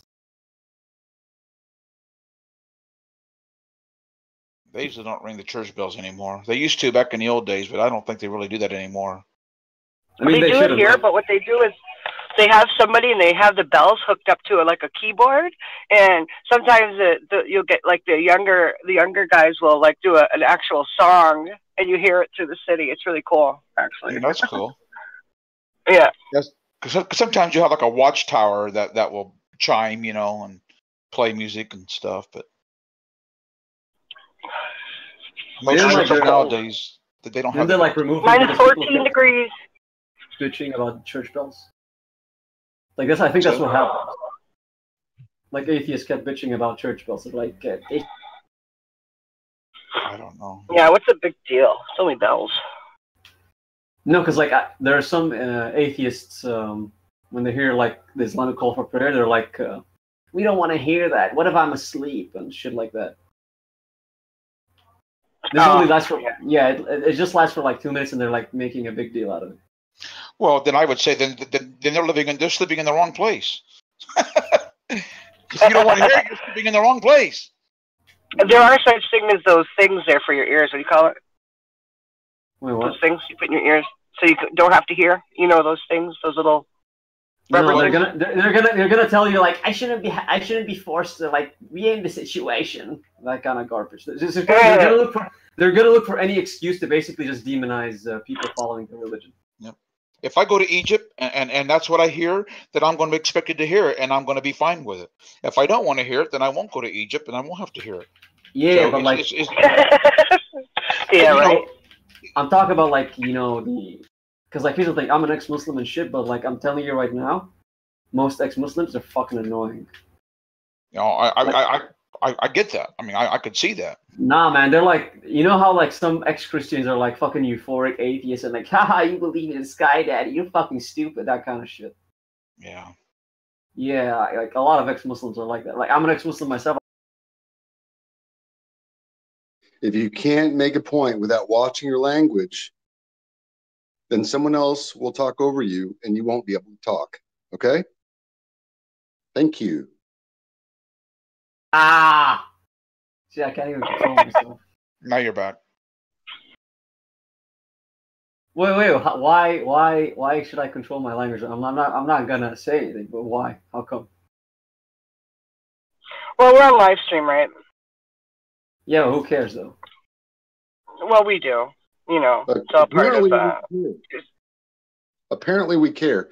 And I shouldn't have to explain myself. If you're an adult and you can't follow the rules, then other people can, and you don't have to be a part of it. Yeah, but like I'm asking why it's a rule. Well, because young people come in. Young people can come in and maybe hear it too. Some may find it offensive, but it's. Young people aren't gonna come in this fuck. Ah, see, it just comes out naturally. It's juvenile. Yeah, they do. We got young ones in here too, looking for truth. Well, what's the youngest you've ever gotten? 15, 14. 15-year-olds. Oh, usually 14s have to leave. They're too young. But then again, on the live stream too, you know, we get some really young ones listening to the live stream, like over in Periscope. I know a lot of them are young because they told me, and YouTube too, and that other place we're at, Twitch. Is it Twitch? I guess what they're saying is if somebody comes over as a guest to your house and you got porn playing on your TV, you know that you say, well, let me turn this off. I think it'd be offensive to some people coming in. Yeah, you know, there ain't no kids around right now. So what I'm saying is though you have your right to play it, you have the right to do whatever you want. But when people coming over, you're like, well, maybe I ought to, you know, not play it while they're here. They might find it offensive. That's the way it is about the swearing probably in here is even though you can and you have the right, but in here they really don't like that. And, you know, so that's what they're saying is just turn it off basically. And then. Well, yeah, you know what? You don't have to. It might be better described as taking porn to someone else's house and trying to watch it.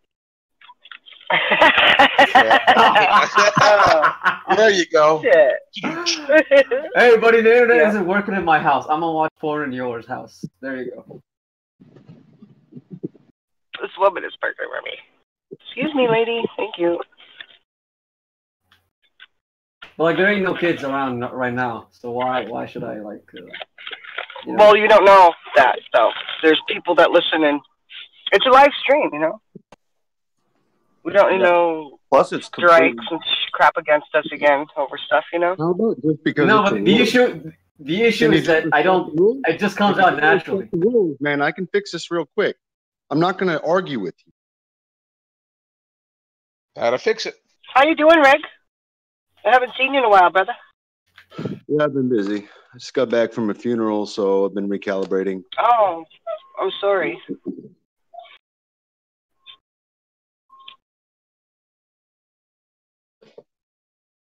Yeah, sorry to hear that, man. If you need to talk private or whatever, I'm here. If you need to chit chat. Thank you, Marlena.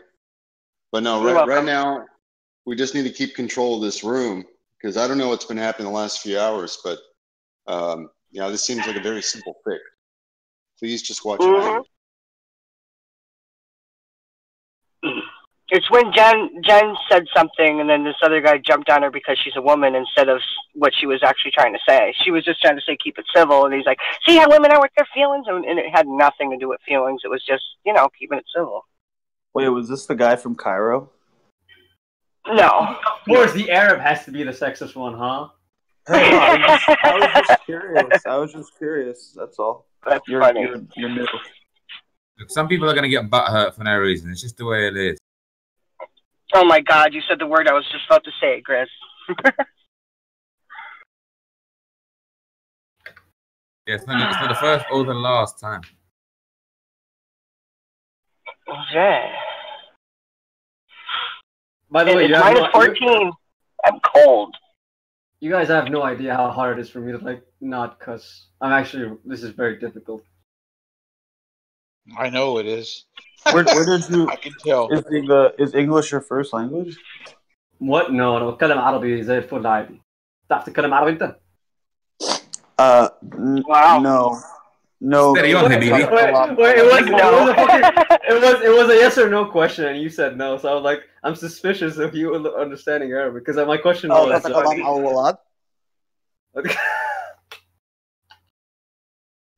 Oh man. Yeah, I speak a little bit, so you know.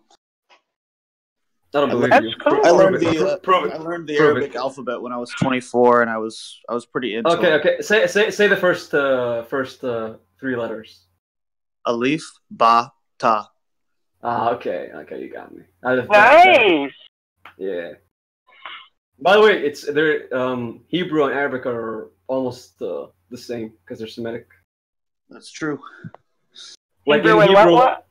Hebrew and Arabic are kind of the same because, like in Hebrew, the first letter is also Aleph, and then Ba, and they have something else for top.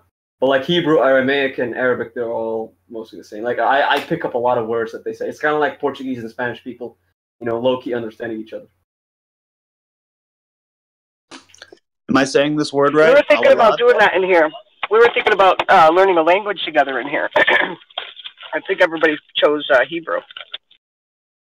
choose Arabic. Arabic's more spoken. But what was that word you said? Awlad. Awlad? Yeah. It means boys. Yeah.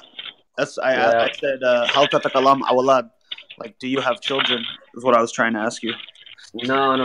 If you want to ask me, by the way, there's dialects as well. There's like the Egyptian dialect. There's the Darija Moroccan dialect. I think I was learning a Palestinian dialect. No, there's no such thing as a Palestinian dialect. It's just a Levant dialect. Oh, excuse me. It was just YouTube, and she said that she was teaching Palestinian Arabic.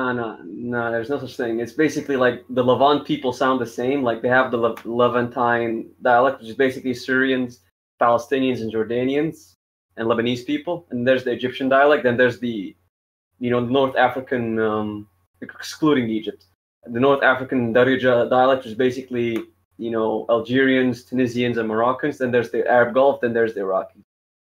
And even those have like subsection dialects. Like I can't, believe it or not, I can't speak to Moroccan people.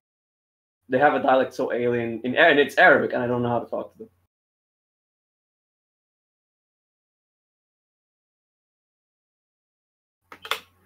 Well, regardless, I'm a big fan of the Arabic language. I'm also left-handed, so it makes way more sense when I'm writing in Arabic. You ever visit an Arab country? No.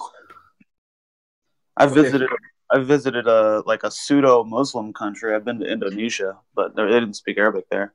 Nah, they ain't Arab, man. They ain't our people. You want to visit an Arab country, you come to you see, it just comes out naturally.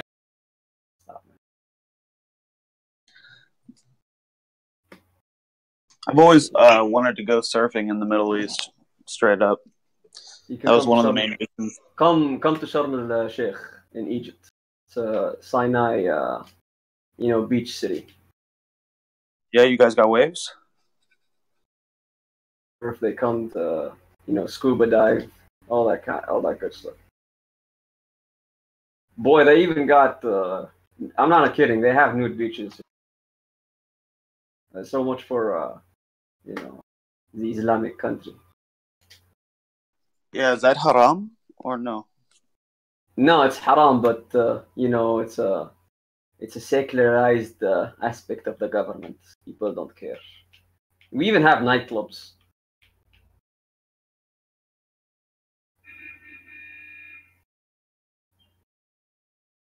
Shit, I used to even drink myself, so. Where'd you learn to speak English?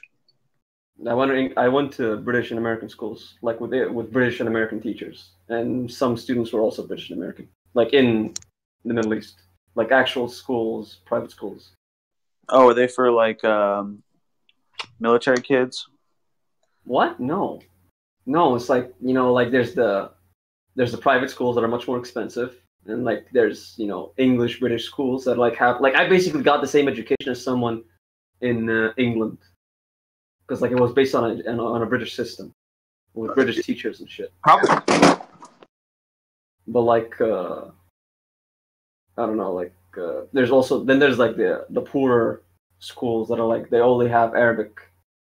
But I basically got taught both Arabic and English. So also the Western media helps, and the video games, specifically the video games, which I'm playing right now.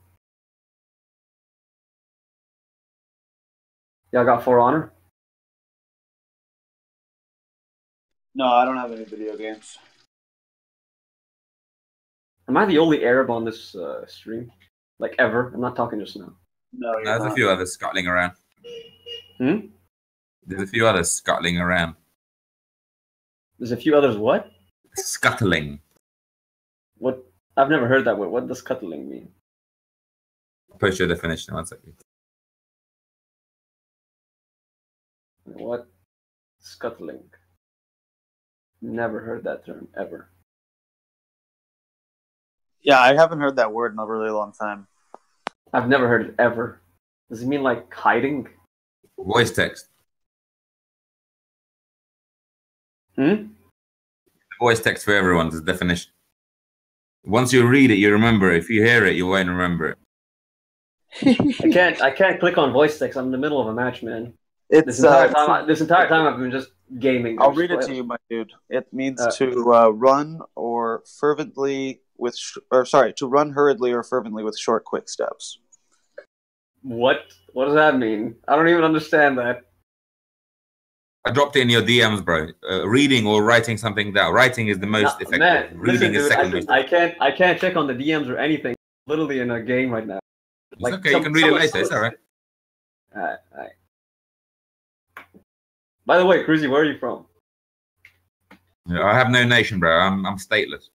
Come on, man. Just answer. Come on. Don't be like that. Just answer. I'm a white dude. But where are you from? Like, just tell me your English. I don't have a culture. I'm not from anywhere. What's your passport, nigga? I don't have one. You don't have a passport. Okay. I live in several countries. I travel around. I got multiple passports. I got 3. You playing? I swear to God, I got 3 different passports, and soon it's gonna be 4. Okay, just name the passports then.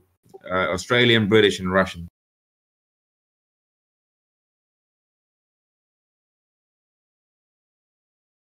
Originally Russian. I was born in Russia. But I'm not Russian by culture, and I'm not Australian by culture, and I'm not British by culture.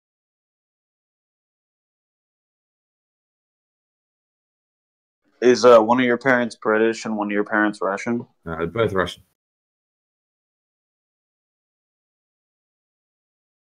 But I don't identify with those 3 locations. They're just nations. They're just illusions.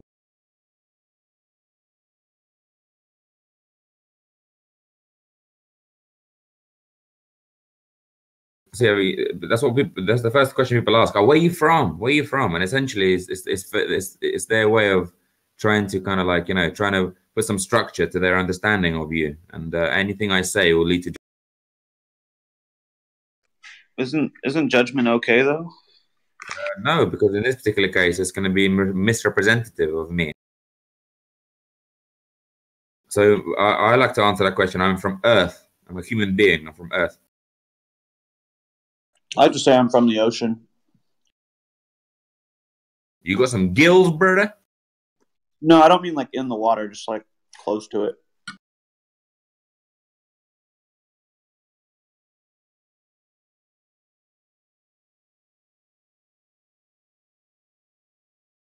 Scuttle. Yeah, scuttling about.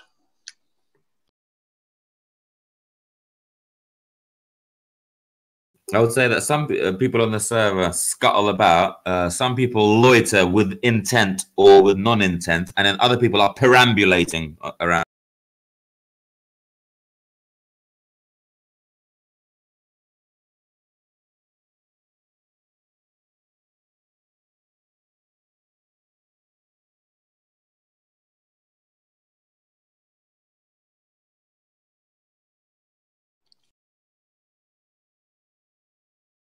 What's this person right to band going off about?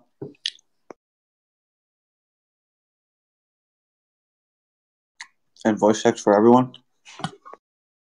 I think he's got his panties in the twist, potentially. I don't know. Not sure the cause of that panty twisting. Mm-hmm. There's a lot of tension in that area. Probably a lot of torsion in the panties. Definitely, bro. A lot of kinetic energy built up with the twist, with the flexing.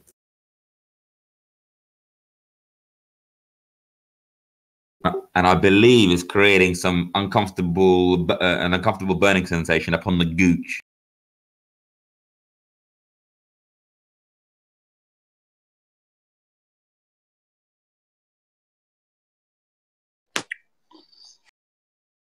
It's raining so hard today, and I really don't want to go to work, but it's going to happen.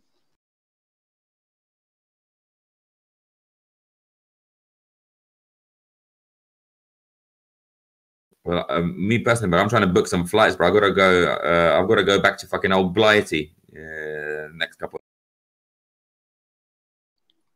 You going back for the holidays? No, like for 4 or 5 days, just to like see some friends of mine again. Yeah, like don't really want to, but Oh, you want to? Come on. Dude, I don't celebrate Christmas, bro. It's nonsense. No, I don't mean to celebrate Christmas, but you like getting together with everybody, with your friends, with your mates.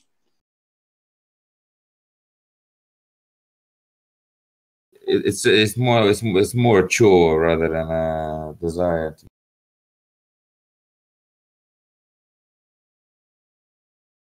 Because an unfortunate reality is most people all they want to do is just get drunk and just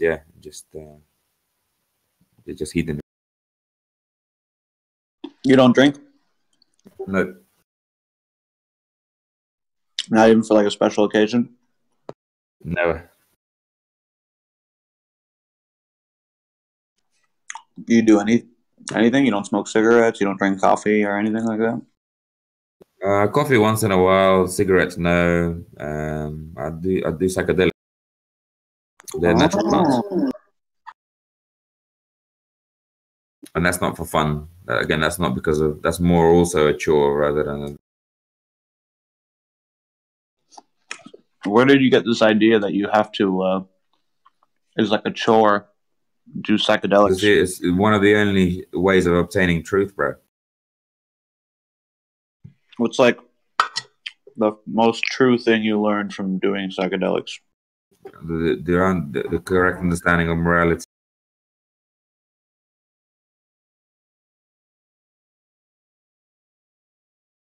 And many other things, such as the reality of the world, the identity of self, the nature of the nature of nature.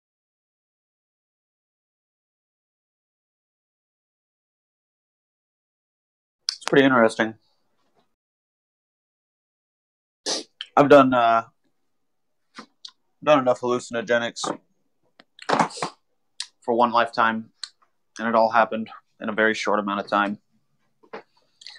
I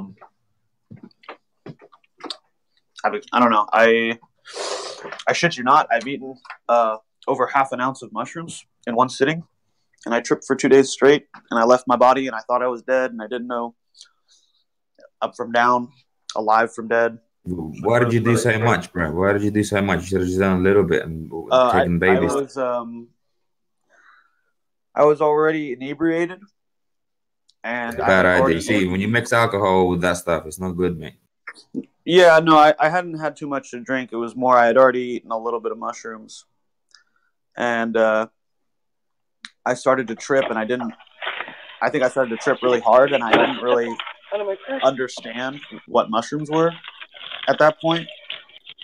And somebody handed me a bag of strawberries, and I was sitting next to a 4-ounce bag of mushrooms. And when they found me, they said I had an empty bag. There they are. Okay. Let me tell her, because I was very worried. Hey, Marlene, you're hot. My heart feels dead. He did like that.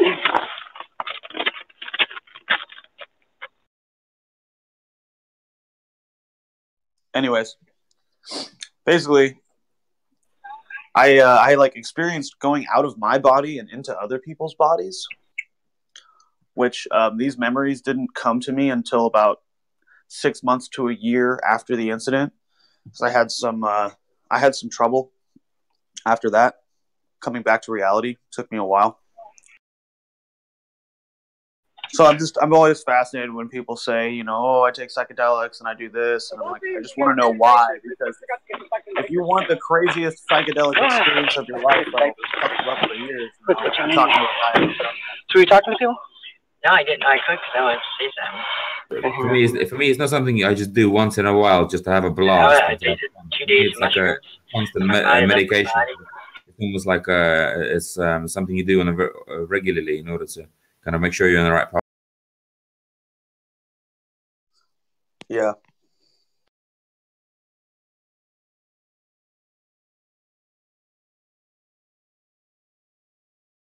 It's like therapy in many ways.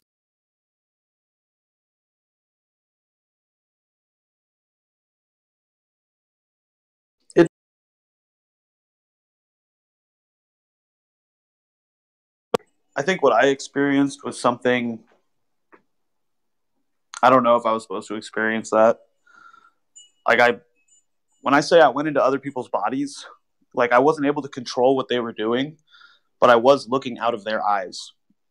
And it was the most real experience. You know, it seemed very real.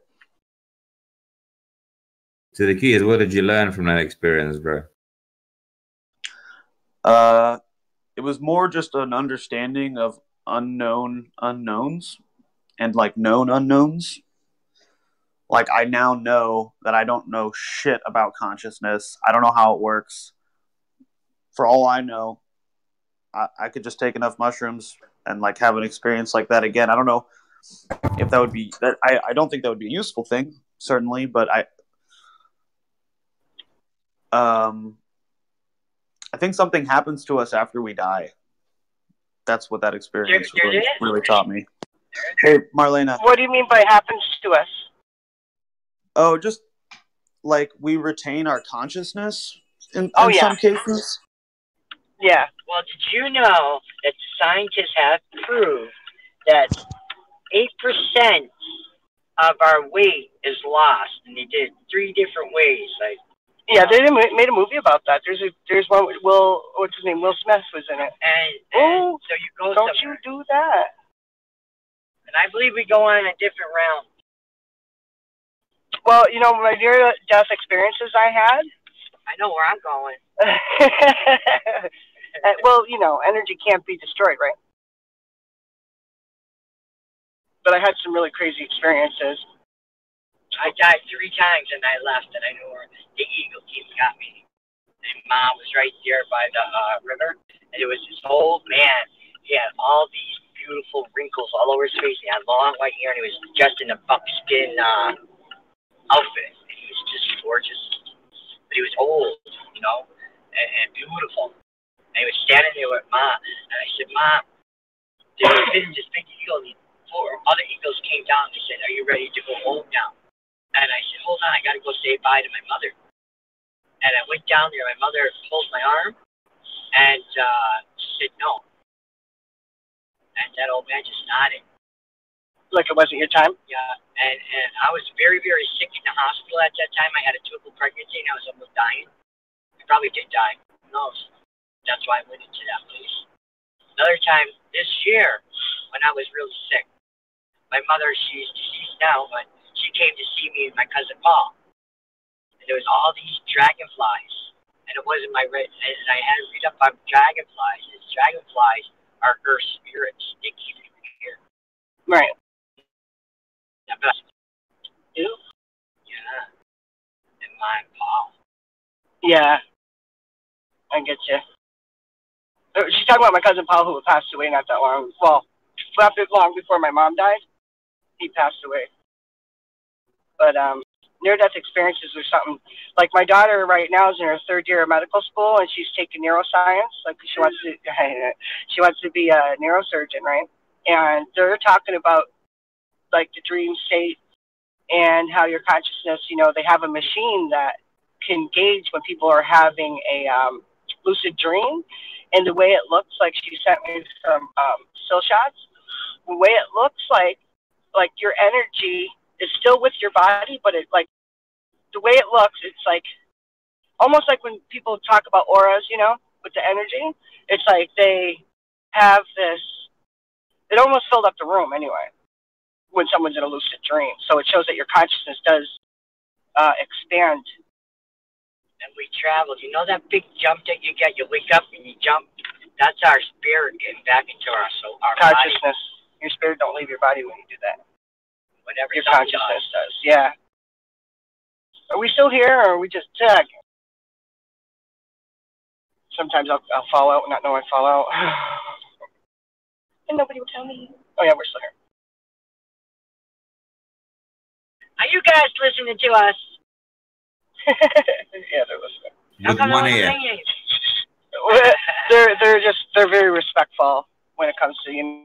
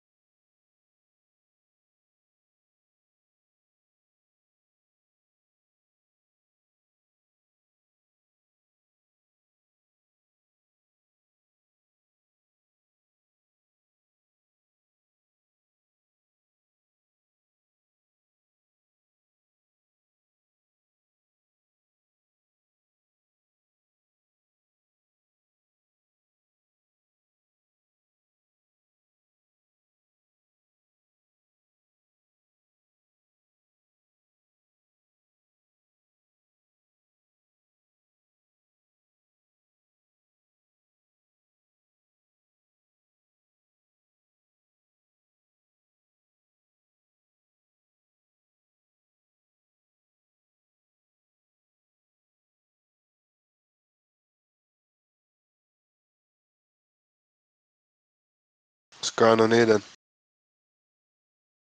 Ain't nothing going on but the rent, bro. Yeah, fucking. I was in the other Flat Earth Discord debate, Flat Earth and more, and it is just a shit fest, man. It is a shit fest in there. Yeah, I've signed up to that server, but I've never actually been in the chat. Well, you'll join it, you'll say one thing, and you have about 30 middle-aged men just jump at your throat. And they're fucking. When I went in there, they were just bullying this one woman because she said the Earth was flat. And she was talking about maps or something, and you couldn't hear what they were saying, like, to argue with her, just because they were just all shouting at her.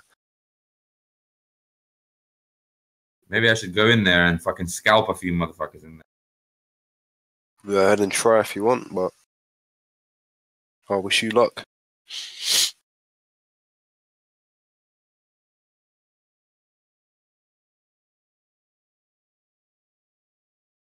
Okay, explain it to me, bro. It is a flat server then, or not? It's a debate server. But most people don't believe in the flat Earth there, yeah. Well, the majority speak, like the people that were speaking, the majority of them didn't think the Earth was flat. Like they were pretty sure they were globe heads, and yeah, they were arguing quite a fair amount about it.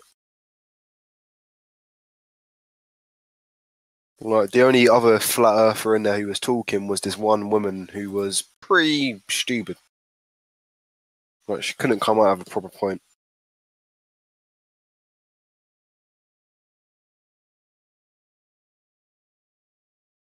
It could just be like a shill server, man. Yeah, it's mostly just there's a few physicists in that server apparently. Something.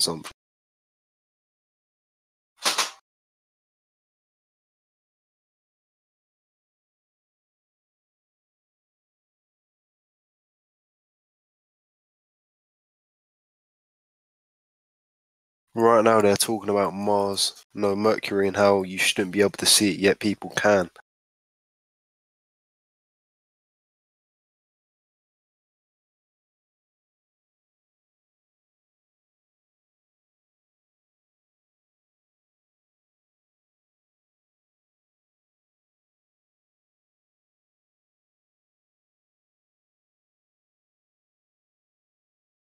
Well, there's nothing you can do about it. Some people are just going to be fucking stupid. What can you say? Very convincing. Like, what convinced you to believe the Earth was flat? A bunch of things. So one is astrology. Another one is just the dynamics of water. The fact that mostly it's the fact that ancient cultures all believed in the geocentric stationary world and the center of the universe to be Earth. So that's essentially. Go on. Yes, I believe in ancient cultures more than I do modern culture. But the thing about that is, what I find difficult is like, with the ancient culture, sure they did have slightly better like sort of fucking views in terms of, you know, with their drugs and everything. They were like, oh, try psychedelics, all that shit, you know, shamanistic cultures, they all embraced it, but they weren't the fairest, were they? They fucking sacrificed people to sun gods. False narrative, man. Is it really though? Yeah. Aztecs didn't sacrifice anyone. This is all nonsense. How do you know? It's not nonsense. Because I believe everything is the opposite of what they tell us. So if they tell us we come from monkeys and we're gradually civilizing, I believe the opposite. We used to be gods and now we're devolving from that. We're decivilized.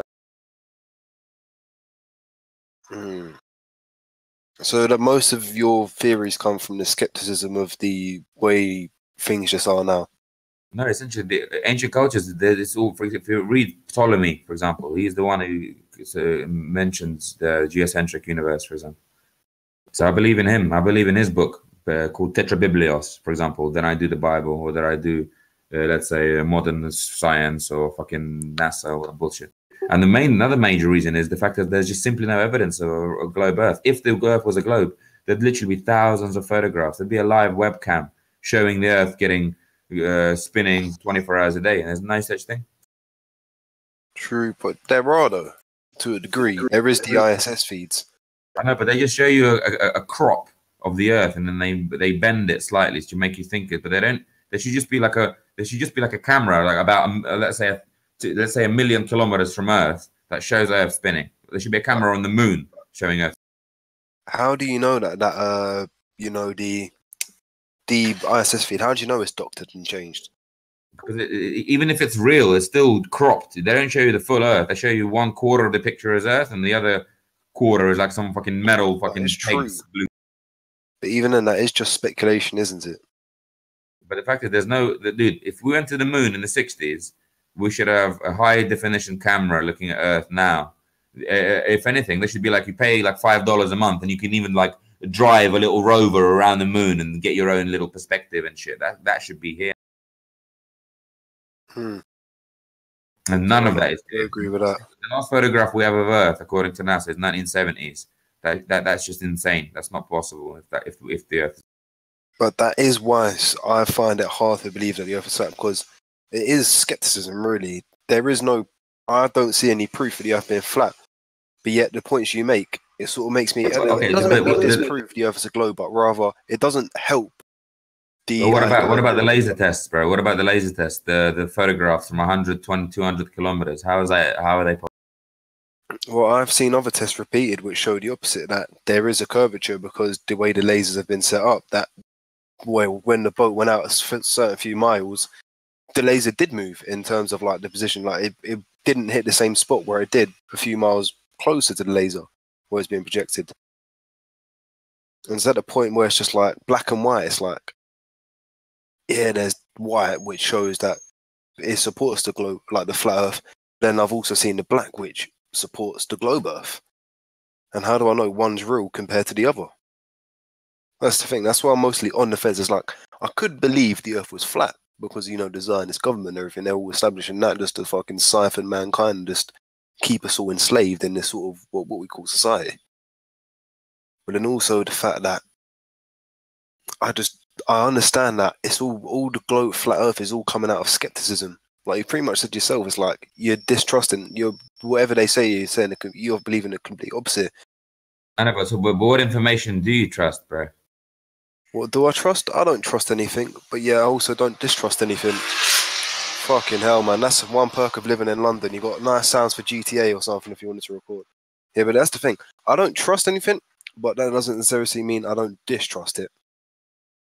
Well, the thing is that you're probably not going to become an astronaut or a balloon technician, so you're probably not going to see it for yourself. So you're going to have to put some faith in some information. Now, I choose to put my faith in ancients and ancient cultures because they're more consistent. There's more of them. Whereas in the modern culture, there's only one source. There's a monopoly of information regarding the globe Earth. That's NASA and space agencies and governments, and that's just a monopoly on that. And there's nothing. You could probably, another strange question is, why can't you go explore in Antarctica? Why can't you go explore to the North Pole? You're not even allowed to go there. You're all military closed off. So all these things make me think, wait a second, if the Earth was a globe, but we should be celebrating it. It should be plastered all over the news. There should be live webcams. There should be like incredible amount of like art on the back of this. And there's none of that. It's all just closed off, hushed away. Don't ask questions, you know. And if you ask the authorities, okay, why do you think the Earth is a globe? They tell you, oh yeah, the ship goes over the horizon. When it's nonsense. It doesn't go over the horizon. I've seen videos debunking that, and that's fair enough. But it's just with Antarctica, I definitely think that's what I mean by it. They don't help themselves in the point that with stuff like Antarctica and the fact there's no things currently on the moon, there's no full picture of the Earth except for the one in 1960, which many people believe to be like a fake photo. They're not helping themselves, which leads to some people thinking that flat Earth is a psyop. The government set up in a position to make a lot of people think the Earth is flat, so they make all conspiracies look like ridiculous. Hypothetically, if that's the case, the reality is that what they're telling you is not real. If what they're telling you was real, then you would see, like, for example, I know Paris is real because if I type in pictures of Paris, I get millions of pictures of Paris, right? So therefore, oh, I might be wrong. There's a small potential chance that everyone's lying to me about the existence of Paris, right? But the reality is the more different sources that are verifying the same thing gives you more trustability in it, right? So the only source of information we have the Earth as a globe is a bunch of fucking government sources and space agencies, which are clearly there's lots of frailties and lots of problems with their evidence, right? Now the same with the ancients. Some of the ancient cultures, yeah, they could have forged it all. All these ancient cultures and Egyptians, all these pyramids, they could have forged all of it, and it's all a fake. But it's just harder to believe that the Egyptians built all these pyramids in line with astrology, and astrology is all about geocentrism, bro. If you study astrology, geocentrism is the foundation of it. Without geocentrism, astrology doesn't work. Like the way that you look at look at any astrological chart, it's a circle where everything's moving in a circle and over a non-stationary middle. But then I saw something about rhomb lines or something. Like I'll grab an image now, and it's basically like, I mean, like essentially, you have to kind of like you have to take a risk in some ways. Like, which information do you trust? Like, for example, I could even tell you, well, how do you know your eyes are giving you the truth? Maybe they're beaming some energy beam into your mind. How do you know you exist? And I could get really epimistological on you, whatever, where like you don't even know what's real, can't even trust your senses. But you're gonna have to trust something. If you want the truth and you want to know what actually is real versus not real, you're gonna have to trust something. Okay. And it's up to you what that is. You could easily say, I trust the Bible. A lot of Christians are like, no, I'm in the Bible. Only the Bible and only the Bible. Okay, well, if that's the case, then you're going to have to believe in a firmament. That means you're going to have to believe in the sun and the moon being different lights and all these other references. If you believe, let's say, in Ptolemy, you're going to have to believe it's a geocentric universe and there's all these things that are rotating around us. If you believe in, I don't know, Hinduism, you're going to believe there's Ganesh and fucking 1,000 other gods and stuff. So it's up to you. What does your critical analysis tell you? What does your intuition tell you? You have to rely on something. So therefore, I don't necessarily blame people for believing in some nonsense. That's their choice they made. But for example, is there a God? For example, you ask people, do you believe in God? Half the people will tell you, no, I don't. Half people will tell you, yes, they do. And then out of those half that do believe in it, you ask them more questions and they get more and more splintered. What kind of God? What does he look like? What's his basis? What's his nature? And there's all these different divisions about that as well. So you're going to have to take a risk and decide for yourself what you think is real. Personally, I just believe in a creator. Doesn't necessarily have to be a fierce definition of a god. I just believe there is a greater, or there is an entity beyond our dimensions or universe, whatever the fuck you want to call it, which does exist and which is responsible for the creation of the earth or the universe, if it comes to that. Okay, so the next question is, why do you think he created it and what is your purpose in this universe? Well, when it comes to that question, I don't think that I can understand. And simply because if he exists, I can't perceive why he would have created it. It's like trying to explain a third dimension to a square. You can't. You just can't conceive it. Oh, okay, in that case, within the frame of reference of what you can understand, what is the purpose for your purpose for my existence? Personally, I just want to know as much as I can. I seek the truth. It's fair enough. So therefore, then your answer would be is to attain as much truth that I'm able to understand. So therefore, almost like shading every last pixel of that square and never understand the cube, for example. But the point is that the truth, if you want the truth, you're going to have to again take a risk on what is the truth and what is a lie, right? And I've taken a risk by delving quite deep into flat Earth. Yeah, and so for me, my many years of research have led me to believe that the government is lying to you about pretty much everything. Yeah, literally, pretty much everything. There's very little they don't lie. That's the thing. I do think that there is a fucking. This is what led me to flat Earth, and this is why I'm sort of on the fence, because I think it's just. I don't know. I don't want it to be, but I think it just is cognitive dissonance with me. But it's just not in the effect that I know it is, and I'm just trying to think, how can I get past it? I don't know. I'll give you an example, bro. When you look up at the sky every night, right, and you see these twinkly things, these lights in the sky, funny they're moving. Mate, I'm in London. Don't see them stars. No, I understand, but therefore they couldn't have forged that, could they? I mean, like, unless they're, I mean, like hypothetically, like, is it possible for a human being or a set of human beings to make the stars and forge them? No. So, for example, a book they can forge, history they can forge, ancient books, even the ancient scriptures, and okay, they can forge. The buildings they can make and pretend someone else built them, whatever. I get that. Okay, fine. But how about the stars? How about leaves and trees? Surely they can't forge that. And if they can, well, then, bro, we're absolutely fucked.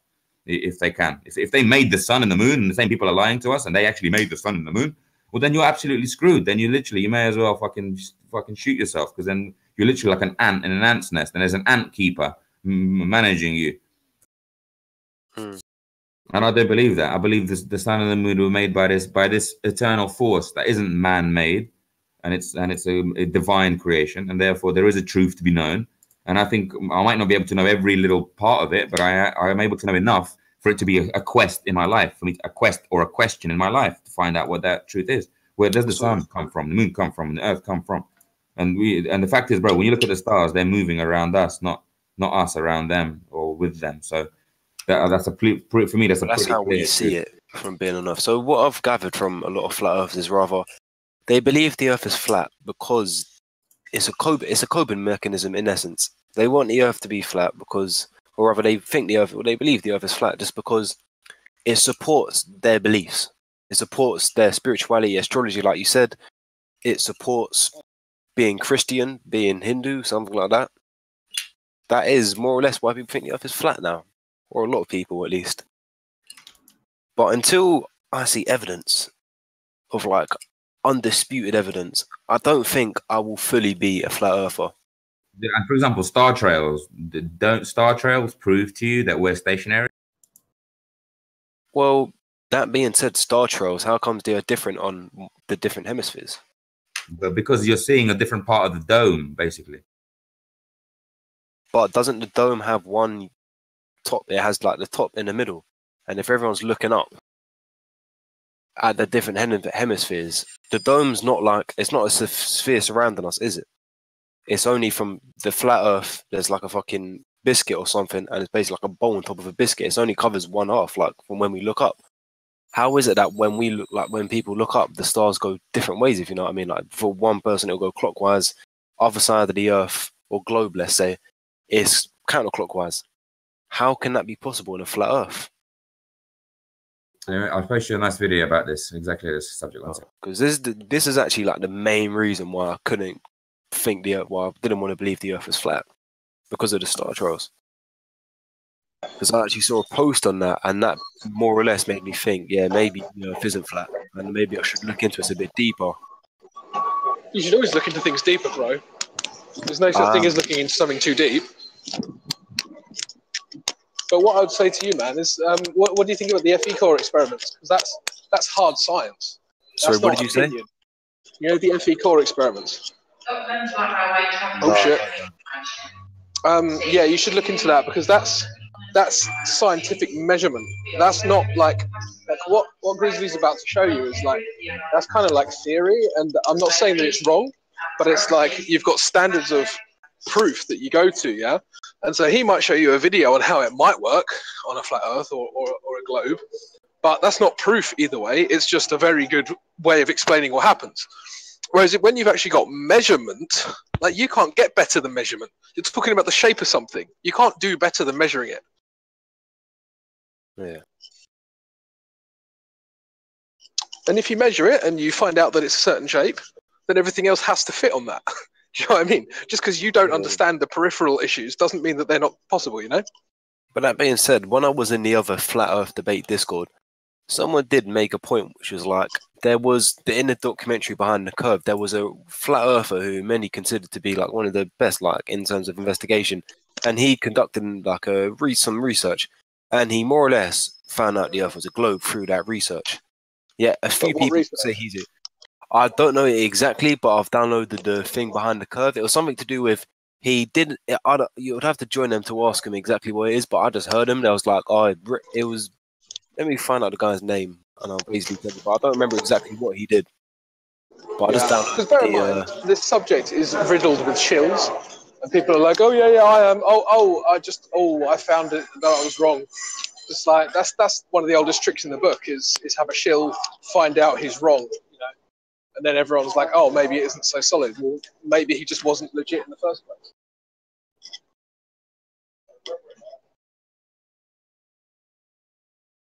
Yeah, it's kind of sorry to interrupt, but it's kind of difficult to say that the Earth is a sphere and it's rotating when most of the calculations that we use for engineering purposes, they all relate to the flat Earth. Do they? Like what? Like, for instance, if you want to land a plane on a runway, do you think the Earth is spinning or do you think the Earth is stable? But that's because we reside we're using scientific, what they would call their evidence. We reside in our atmosphere, and as long as we're in our atmosphere, we're affected by our gravity. So that is why we don't get affected. That's why the water stays on the globe. That's why we don't That's why we say. That's not actually the argument that they use. That's actually not the argument they use. No. No, the argument that's used is inertial force. That people would just shout inertia at you and think that answers everything. Inertial force. Right. So what's the rundown on inertial force? Well, the idea of inertia is that it's basically a fixed atmosphere that's stuck to the globe. That's basically the idea behind it. And so what that then means is that everything within the atmosphere has like a relatively, it appears relatively stable, even though it isn't, kind of thing. That's the argument. It's got nothing to do with gravity.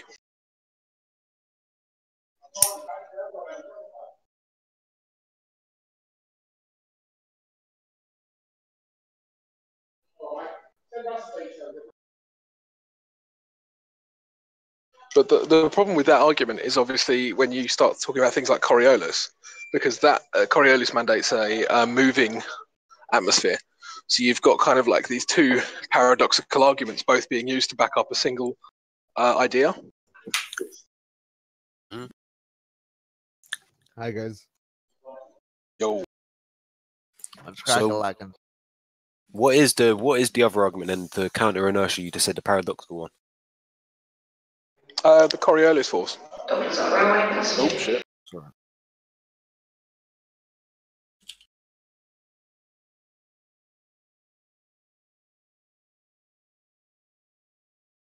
So yeah, you've got arguments for and against a fixed atmosphere. So, but both are necessary depending on which argument you're needing at which time. So it's like it's not consistent. They'll cherry pick the argument they need based on whether you're talking about airplanes or flushing toilets or whatever, you know. But you can't just cherry pick which one affects which thing. They have to all be happening at once or not be happening at once. Does make sense.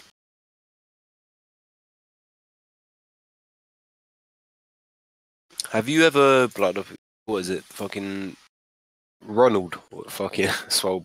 Have you been in the Flat Earth debate Discord and debated with them? No, I haven't. I don't even know what that is, to be honest. I've only ever really been here. Well, Ben, can I ask you a question, bro? In that server, how many of them are believe in God and how many don't, roughly? In terms of... But I don't know. I only joined VC for about 20 minutes and I fucked off. All right. Why did you leave? No. It's just I was in VC with them. I'm still in the server. Oh, right. Okay. Going back here. Yeah. Because it was actually like you could actually get a word in and talk about things rather than just like try and speak about something and get everything just shout on and have no one try and expand upon why. Yeah. Pretty much just a bunch of circle jerking while beating this one female. All right. Yeah, no, I can't say I've ever really debated in any other kind of. I've been in debates with like 2-on-2s and 3-on-3s, that kind of thing, but I've never joined like a debate server. Yeah. I find lots of people when they're debating from ego and not from like evidence. They're like, I've got this idea and I'm not going to consider anything and I'm right and I'm going to talk over everyone else even if they're making good points. I remember this one debate that we had where me, Jose, and another guy went over. It was like a 3-on-3 debate, and this guy he wouldn't let you finish a sentence. And you just think, well, and I genuinely mean that. Like every sentence you tried to start, he would just talk over the middle of. And then eventually you just think, well, what's the point? So you either have to just talk over him, and then no one hears anything, or you just have to say, oh, okay, well, this isn't going to work, and leave. Like, who's going to learn anything from a dude that's just talking over everyone else's thing, you know? Yeah. That's something that I can relate to, you know, because if I'm talking, I'm not listening. And if I'm not listening, I'm not learning. And that's why I'm here. I'm want to learn some things, so I usually stay quiet. And I just want to ask you a question real quick, Flat Earth Christmas Tree. Are you at like a train station or an airport or something? Yeah, that's why I keep trying to like mute myself when I'm not talking, because I don't want to irritate everyone. It's all good, buddy. I hear it. It's all good. You must have kept on hearing the old announcements. At least you ain't got police sounds going by a gaff about fucking every minute or two like over here. I live not too far from you, dude, so I have that as well. Okay. You get used to it after a while, but it's just when you're in voice chat with people, you seem to notice it again. And it's like, oh, fuck, man, is that another siren? You just hear it in the distance, you're like, fuck. Gotta press mute. Yeah, welcome to a inverted commas global city. This is why I just want to get out of London, man. It's just too loud, nowhere. It's not a place to raise a kid, man. Not at all. I agree with that. Yeah.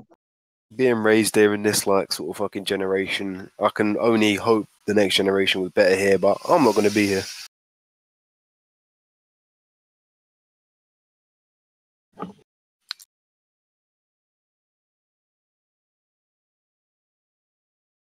Do you expect the younger generation to, like, you know, like suffer a little bit more and shit, or achieve a little bit something? Suffer? Well, if you don't know about London, it's going through a big epidemic right now where there's a lot of knife crime, mostly due to the fact that the culture right now with most of the youth, especially in public education, I'll say mostly, is that it's cool to like, well, it basically glamorizes violence and materialism, saying like, oh yeah, fucking want to spend 500 on, like, you know, it's just like, it's sort of just like American rap, but instead of guns, it's mostly about stabbing people.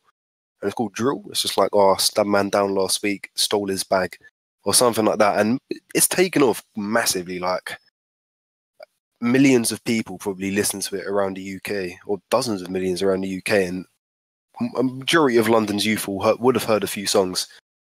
But then a lot just act out on that. I mean, it was a few weeks ago now, but one of my mates was out and he had about 30 of these young kids walk up to him, and they're like 15, 16, and they tried robbing him. Oh, and it's wow. just like, they're 15, 16, and this is the reason why this is happening is just because, you know, like with the 80s, this stuff went on like the 80s and stuff, but it was different because people from the 80s, they were like some of the first to do these sort of fucking, like, you know, gang violence and everything. They did have people like to sort them out though, but because all the people, like, as people say, the OGs, because all the OGs are in jail now, this generation has no one to tell them what that life's really like, what the consequences are, because they won't know until they're either dead or in jail. So because of that, everyone's going to jail now, or everyone's getting killed because of this crime, and no one seems to realize it until it happens to them individually, because no one listens to anyone. And Yeah, that's the the young know guys that were not gonna generation. listen to the OGs because, like, they're probably not involved in their life like that.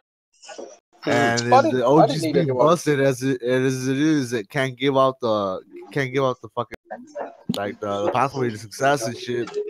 Well, it eventually, like, that teenager has to learn, like, either with life or death.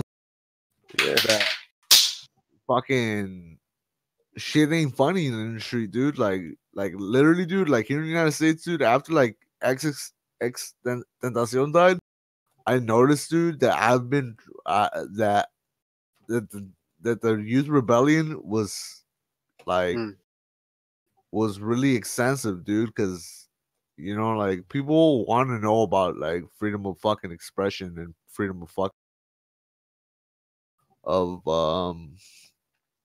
you know, just freedom, dude, like liberty and justice for all and shit. You know, like, I don't know. That's when I think people try to fucking handle their lives, like, you know. But when it comes down to it, though, like, no one has any values like that they can hold, like, dearly to themselves and shit. Like, their dignity could even be lost and shit, you know.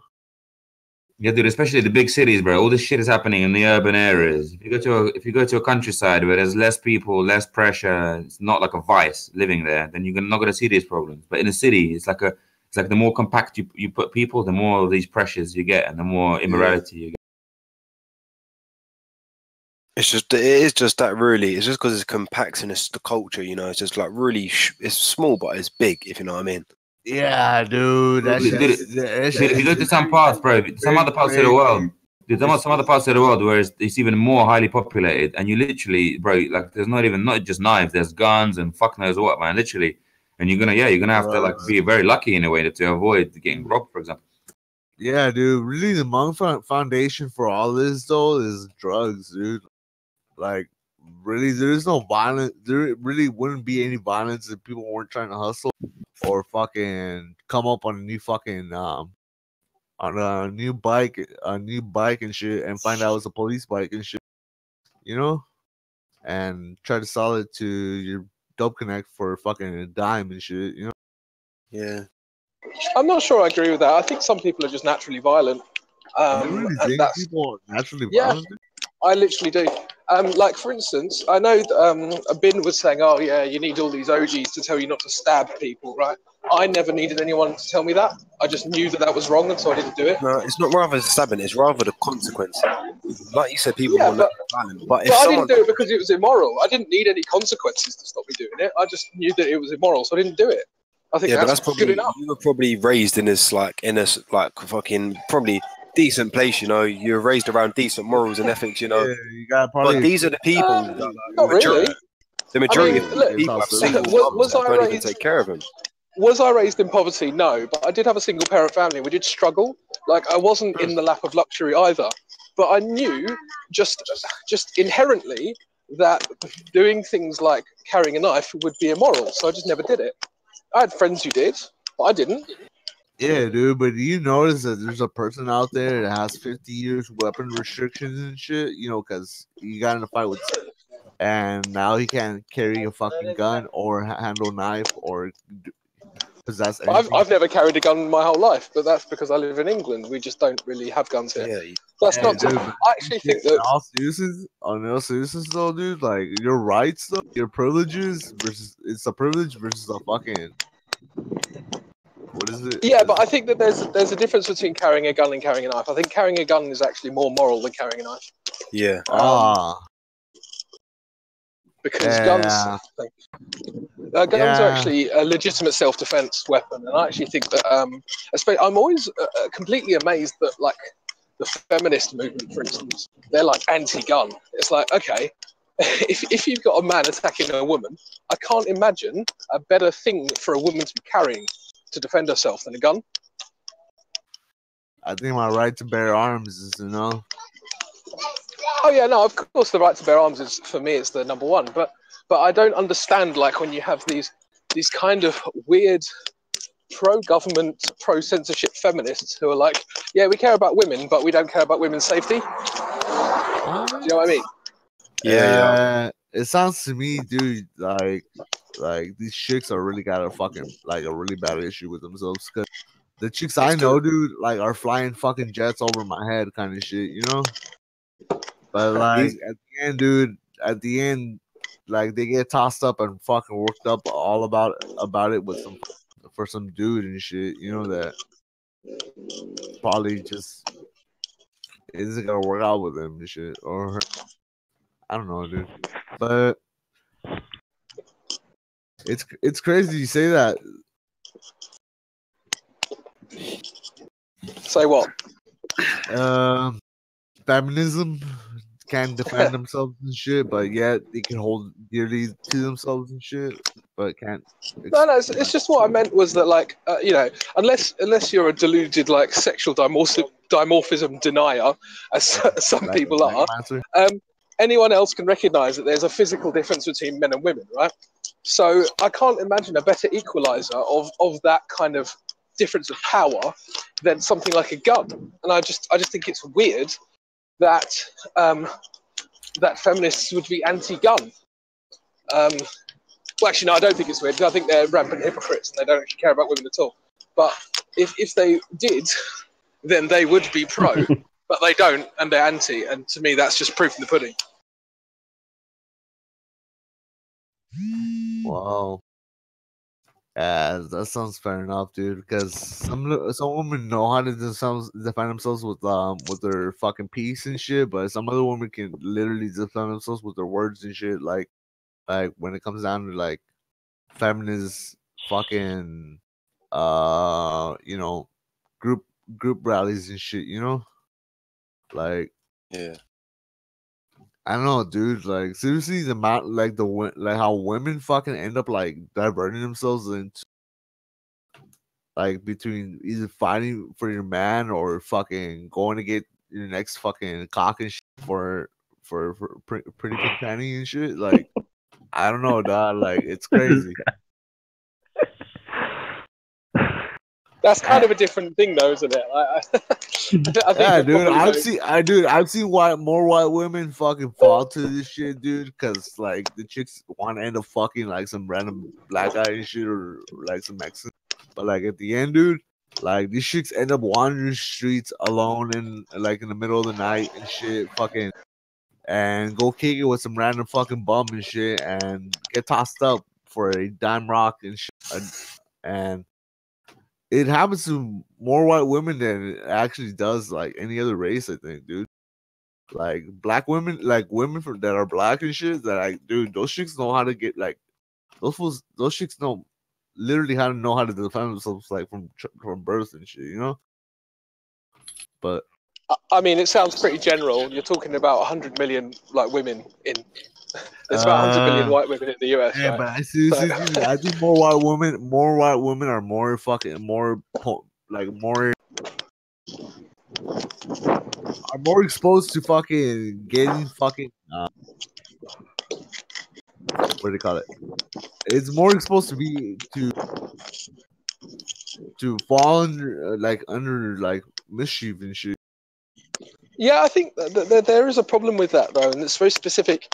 I mean, I generally think that everything has kind of a genetic component to it, but I think in this case, there's a lot of delusions amongst white people generally that everything's very comfortable and everything's very safe. And, you know, I don't think black women grow up with the idea that, you know, everything's great, and I think they've got a more acute sense of danger, generally speaking. Yeah. So, and I think you need a certain sense, especially if you're going to live, in a city, you have to have that acute sense of danger, because if you're deluded about being safe everywhere you go, of course bad shit's going to happen to you. I mean, that's just the way humanity is, unfortunately. Some humans are scum, and you've got to make sure that you're defending yourselves against them. But it trips me out how like evolution, like how one fucking. I got to head off, guys. I'll catch you later. Yeah. I gotta go. I'll catch you later, guys. Good day. I was gonna say it's a trip how like evolution, like when it comes down like to everybody that's born after the year 2000, the year 2000 and shit, dude, like.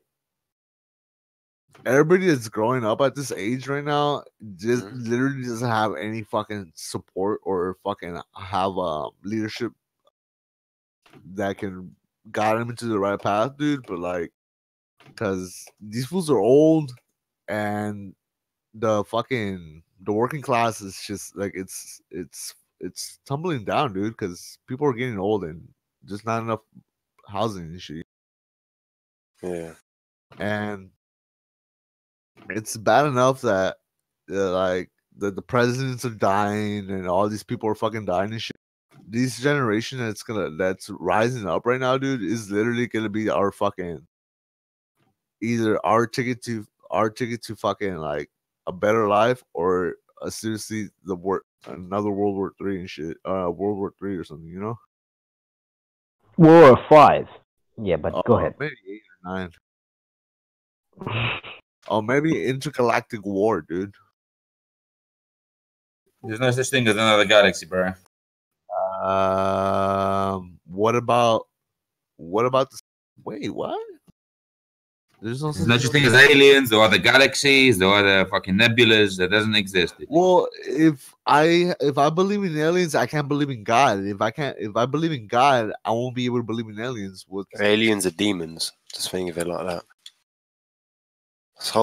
This whole idea of extraterrestrial life is just perpetuated by the government.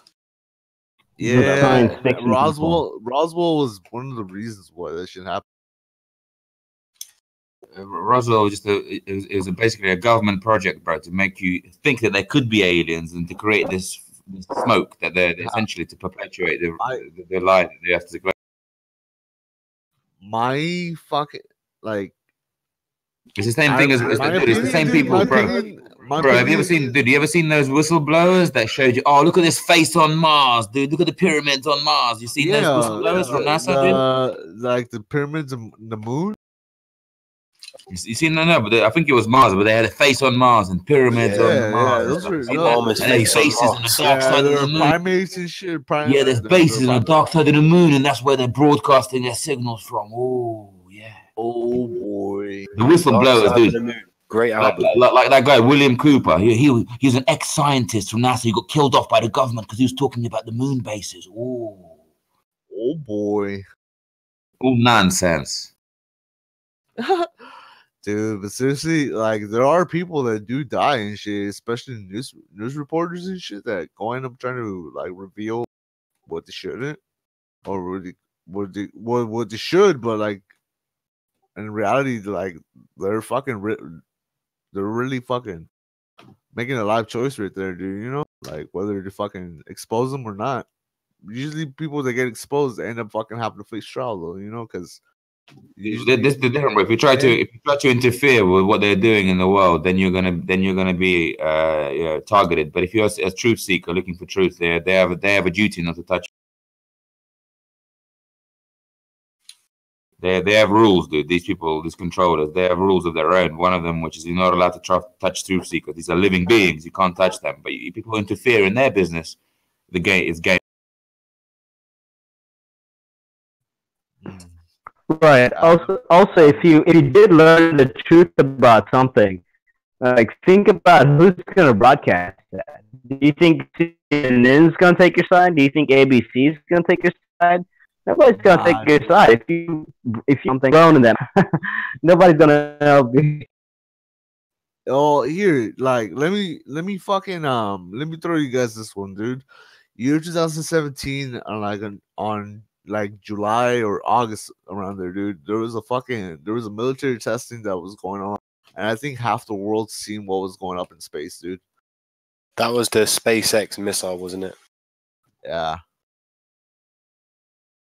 Like that shit, dude. Like that morning, dude, I woke up. I had received a fucking script log like the size of a fucking like about 100 pages and shit. You know, not 100 pages, like probably around 10 pages or so. And this is all hieroglyphic. It's all fucking written in Aztec and shit or whatever, dude. But at the end, dude, like when that shit fucking launched, dude, I was like, dude, I seen that shit in 1999 or 2001 or something, you know? I realized, dude, that this like history was repeating itself for a minute. And I'm not sure what they're really testing out there, dude, but like what I know though is that that's just been tested. It's just been tested since like the 90s. There's a lot of rumors about that. Some people say they're trying to break the firmament. Oh, here it is, dude. If you guys look at the fucking the chat log, 13 videos found on the dark web. That should be it right there, right, dude. Right, man, I'll check that out in a bit. For now, fucking play some World at War Zombies. Yeah, the War Zombie. Call of Duty? Yeah, fucking, you know that you can get custom maps for it and everything. I haven't touched Call of Duty since Ghost, dude.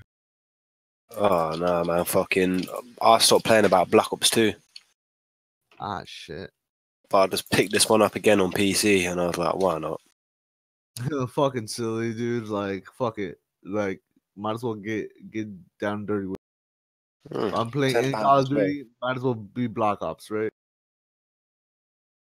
I'm honestly, dude, I really was thinking about, like, when it comes down to Call of Duty, like, I really would like to pick the Modern Warfare 2 and 3. But I never really got to touch base on them. Like, maybe even Advanced Warfare.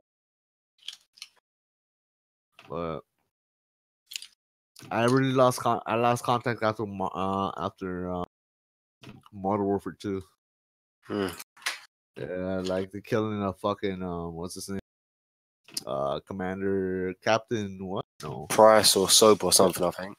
Nah, you were Soap Price, Captain Price. No, yeah, it was Captain Price. Yeah, well, he was one of the special forces commanders and shit. I guess he was a general or something, you know, and I guess he ended up like betraying you and shit. Like he ends up getting a fucking he end up having a rally point, RZ and shit, and he ends up fucking landing onto the location, and you give him a package and he fucking shoots you. Yeah, something like that. That shit was. I'm gonna admit, that shit got down.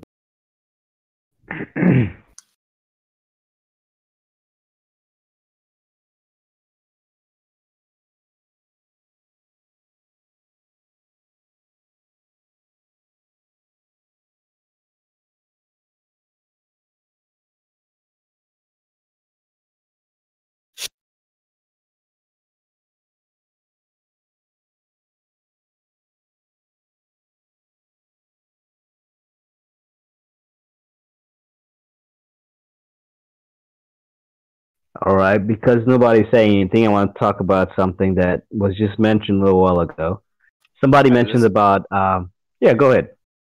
Let's go ahead and what is it you want to bring up and talk?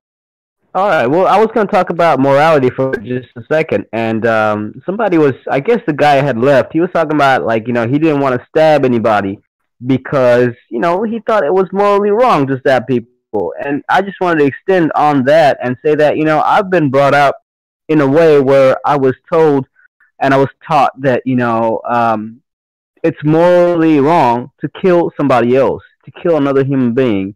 And even though if nobody had taught me that lesson, I would have thought that was like a part of nature to not kill other beings, other human beings. And I was just gonna relate that to the society that we live in, and kind of relate to what you guys were talking about. And I want to say that in society, even though we are morally taught, do not kill human beings, do not kill your fellow mankind, but in society, it's acceptable. It is acceptable to kill another human being. It is acceptable to kill people by means of capital punishment. It is acceptable to kill people by means of abortion, and it's acceptable to kill people by sending soldiers to different countries to eradicate so and so forces. And it's also acceptable for us to look at movies where hundreds of people die. I know they don't really die, but it's desensitizing us to the real thing. And even in video games, it's acceptable for us to take on this mantle of killer, and to kill all these other people. So what I want to say is that morally, I've been brought up and raised to say that don't kill people, don't kill other human beings. But those lines are being blurred in our current society. Well, that's all I wanted to say. Nice speech, bro. Well, thank you. Yeah. Yeah, I grew up in an age where I literally thought I was gonna die at the age of like 6 and shit. I was thinking that I was gonna my stupid ass was gonna end up being a fucking casualty of nuclear war and shit. The Cold War and all that. Nah, dog. It was Y2K. Oh, Y2K? Yeah, dude. Don't you know that Y2K was supposed to be AI fucking... Yeah, I've heard about it, but I was fucking... That was supposed to go ahead and fucking launch nuclear. Yeah. I'm born in 01, so fucking I didn't see it. Well, I wasn't alive when Y2K was supposedly going to happen. Nah, dude, I was alive, dude. I stay here right next to Disneyland, dude. So, like, I stay here in Orange County in California and shit, or in Anaheim or so. And it happens that like, dude, at that age, dude, like my city, dude, like we were all in dark, dude. Like, we were all in dark, and it happens that we were all fucking just waiting for the time to just to land and shit, Some of us are already praying for our own, already digging our own grave and shit, But like, dude, once that fucking clock hit 11:50, dude, we were already like in the middle of the fucking street, or fucking in the house and shit, praying or like crying or whatever, dude, giving their last wishes and shit to people, like share human existence one more time, like, And once that shit hit 12 o'clock, dude, and noticed that like fucking all the fireworks and everything that was going around, like, we forgot that the millennium was even here, dude, And like, we realized that we had one more chance to live and shit,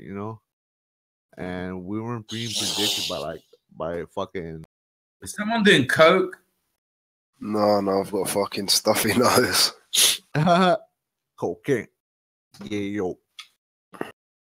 Yeah, dude. Like, see shit. Like that age, dude, was different, dude. Like, I remember that day because that shit really. I really thought I was gonna be one of those fucking kids that was gonna get I was gonna get hit by a nuclear bomb and have his head be flying in the middle of space and shit, kind of thing. You know? I don't know. A little insight, but like it's crazy, dude. Like once that happened, I noticed that fucking people were hurt. Like people were hurting back then, dude. Like we weren't getting. No one was getting along with with each other, dude. Black and white was at war with each other and shit. You know.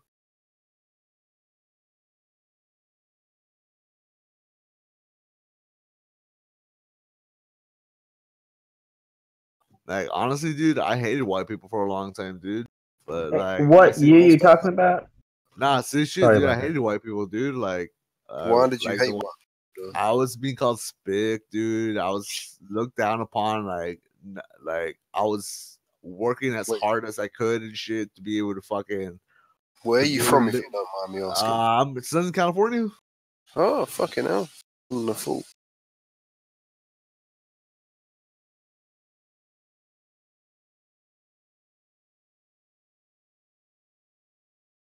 Yeah, bro, like right here, dude. Like if you know, dude, like the most white supremacist people are from Southern California, dude. What's Southern California, like San Francisco and that? No, Anaheim.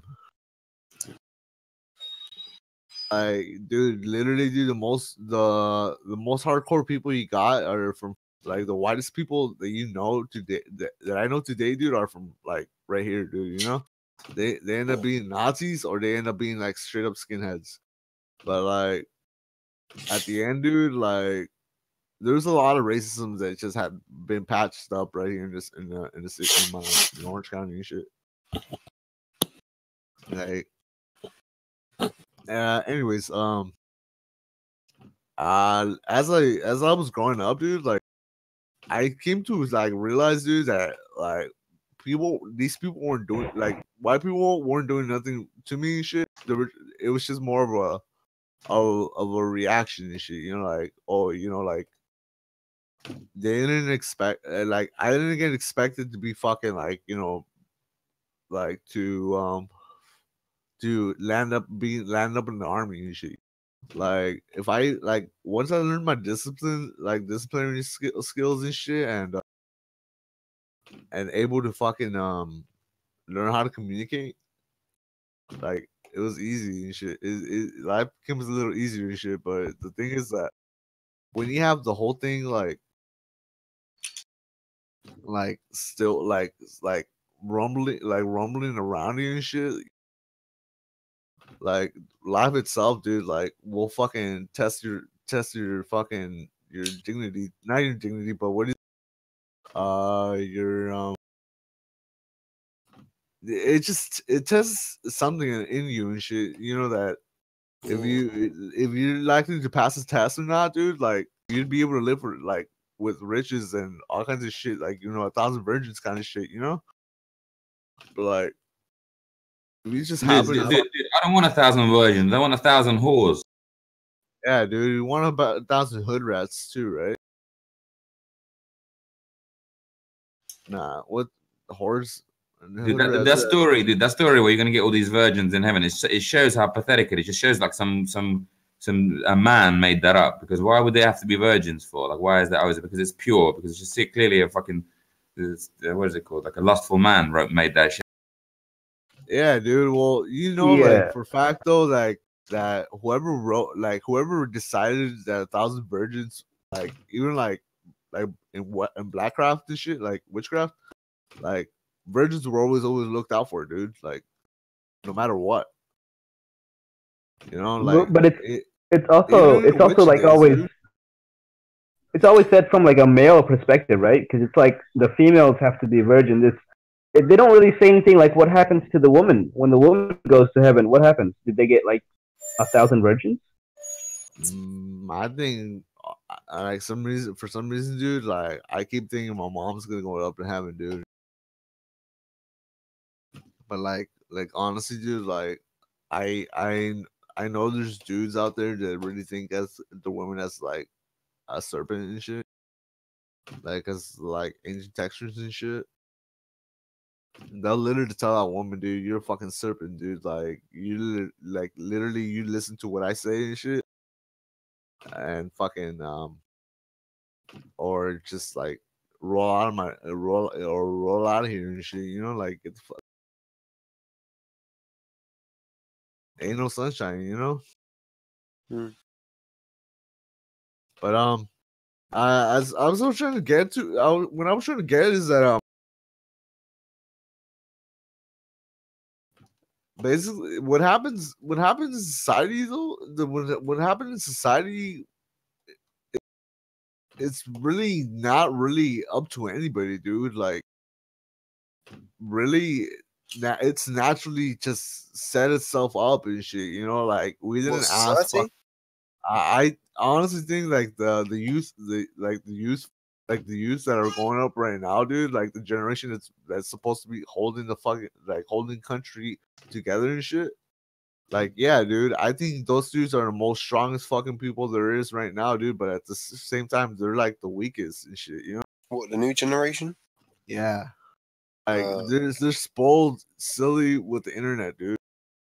Like, I didn't grow up with the internet, dude. I grew up with fucking dial up at fucking like at 8, like at fucking 4 fucking at 4 bits and shit, you know, per second and whatnot.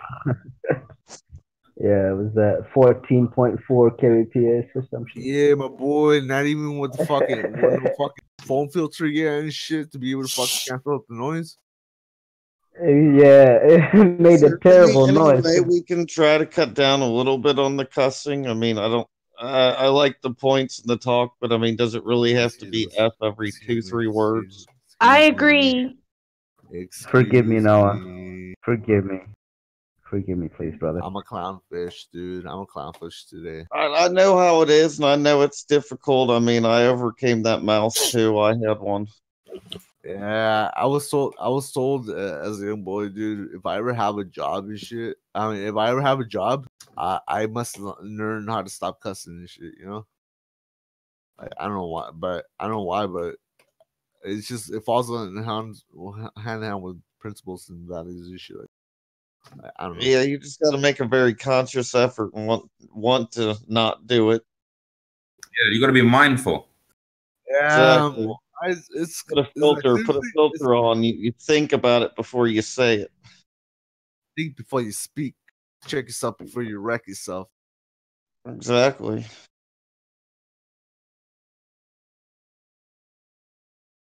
That goes back to the code of the streets. Like, all right, guys. I'll be back in a bit. All right, mister.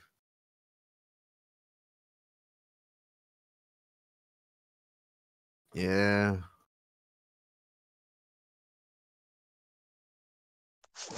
Yeah, I was that way. Oh, I was gonna say I was that way when I was in the Marines, and a good portion of my life, I definitely swore a lot. Yeah, dude. Like, honestly, like I didn't think I was gonna cuss ever so much and shit, ever so much in my life. It's just a matter of like what been It's hanging out habit. with it. Habit is what it is. Like honestly, it's just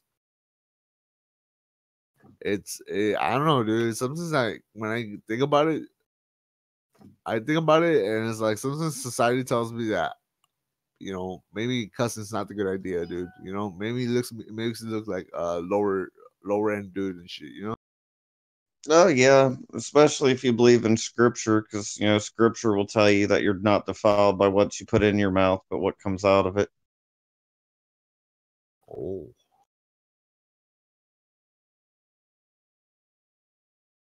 Yeah. I believe that to be true. Oh, I definitely believe you're defiled by what comes out of your mouth. Yeah, man. Like literally, dude. Like I like trying to put. I'm the type of dude that tries to set himself like by action, not by just like words. Yeah, let your walk talk. Walk the walk, walk the You walk, let your or talk you the let your talk. walk talk. Yeah, you let your walk talk. You know, instead of just talking a whole lot, you actually let your walk, whatever you're doing, be your talk. Yeah, man. That's the only way I can be able to function and be able to like be able to like be able to like live in society okay and shit, you know?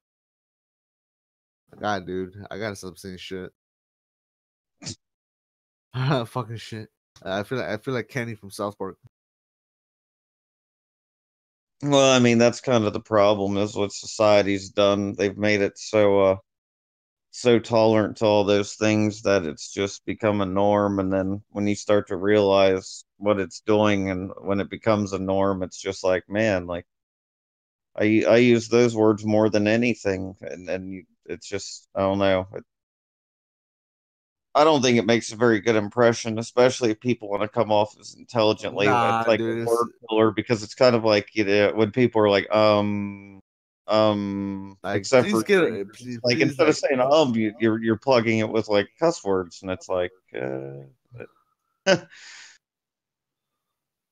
I know, and they're like adjectives, and they add emphasis and all this other things. I just say it because I'm very into what I'm saying, very passionate, so I put swear words on it because that's adding passion to it. Yeah. yeah, that's really about it, dude. I noticed there's some like people that end up like trying to talk to me, and they trying to go talk to me. What's up?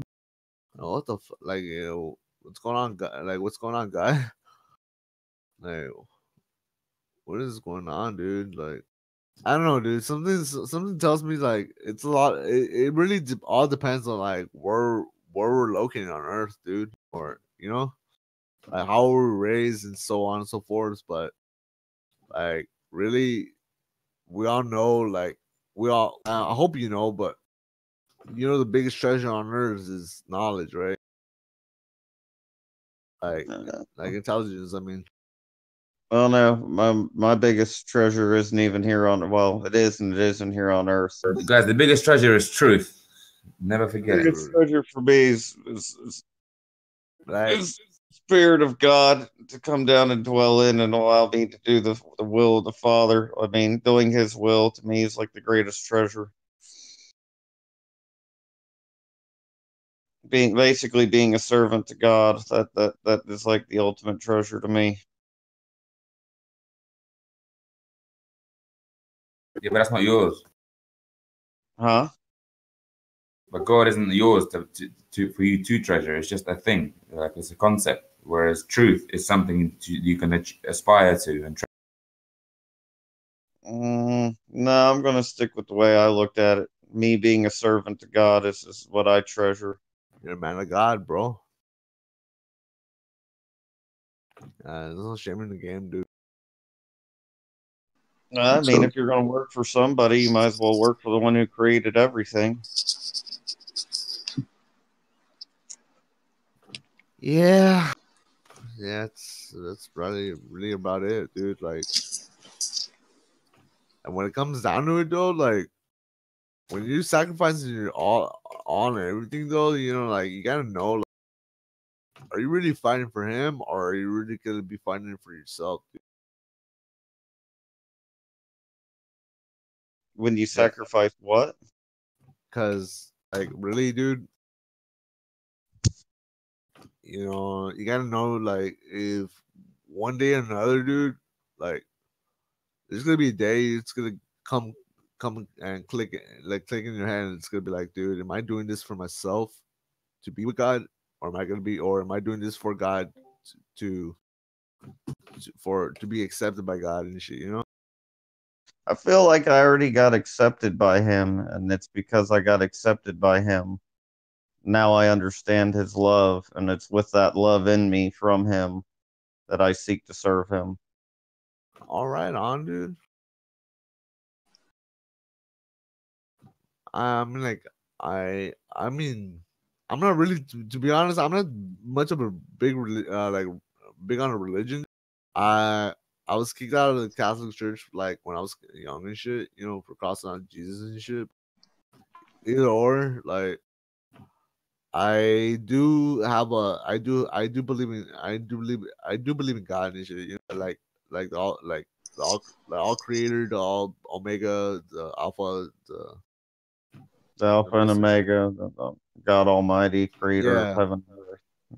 yeah. I also know there's evil out there too and shit, you know, like Oh if yeah, there's a there's heaven, there must be a hell too. But like, like sometimes when I go ahead and like start mentioning like things about like God on the internet, dude, people like honestly, most of the people I've been talking to, dude, like they'll tell me like they'll ban me off of TeamSpeak in a hot minute, or they'll fucking like temp ban me or whatever, dude. You know? It's because as soon as you bring up God, people start getting convicted, and they realize that they live in sin, and if God's real, that they have standing, you know, as it stands, they're probably going to go to hell, and people don't like to hear that. Oh shit, that's fucked up. I mean, when you think about it, I mean, if you're living a life of sin and you have no desire to change it, and people talk about God, and you know they think about heaven and hell and judgment, you know that conviction, that fire that gets under people, they don't like to hear it. They'd rather just ignorantly keep going forward, you know, into a ditch instead of heeding to any kind of warning or advice.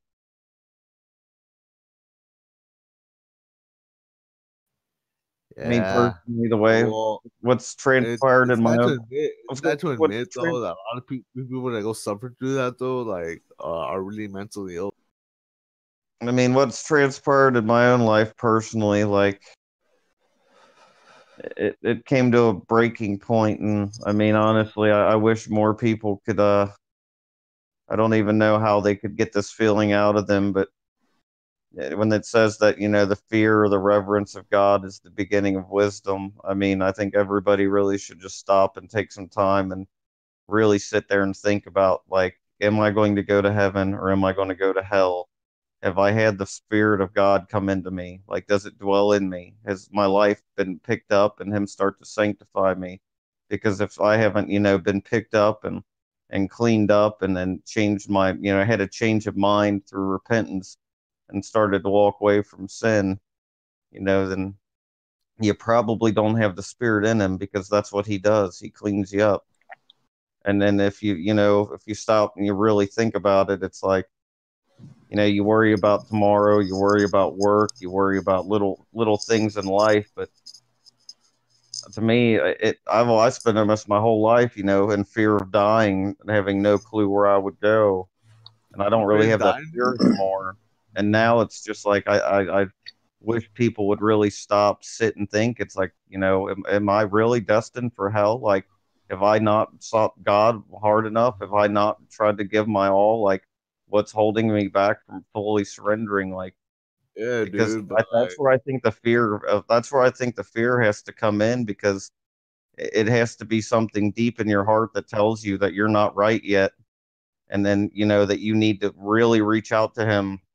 You know, people get upset when a girlfriend breaks up with them, and they break down and they cry like their world got flipped upside down. And I mean, that's kind of how, you know, with my circumstances with my wife and child kind of led me to Him. But you know, it's on such a grander scale that it's like we're right now separated from Him, and then you need to get Him back. And then you really have to understand it's like if you were, you know, were begging and pleading to a girlfriend, you know, that you were sorry, and you know you changed and you want to change, and you want to give up everything that, you know, drove them away.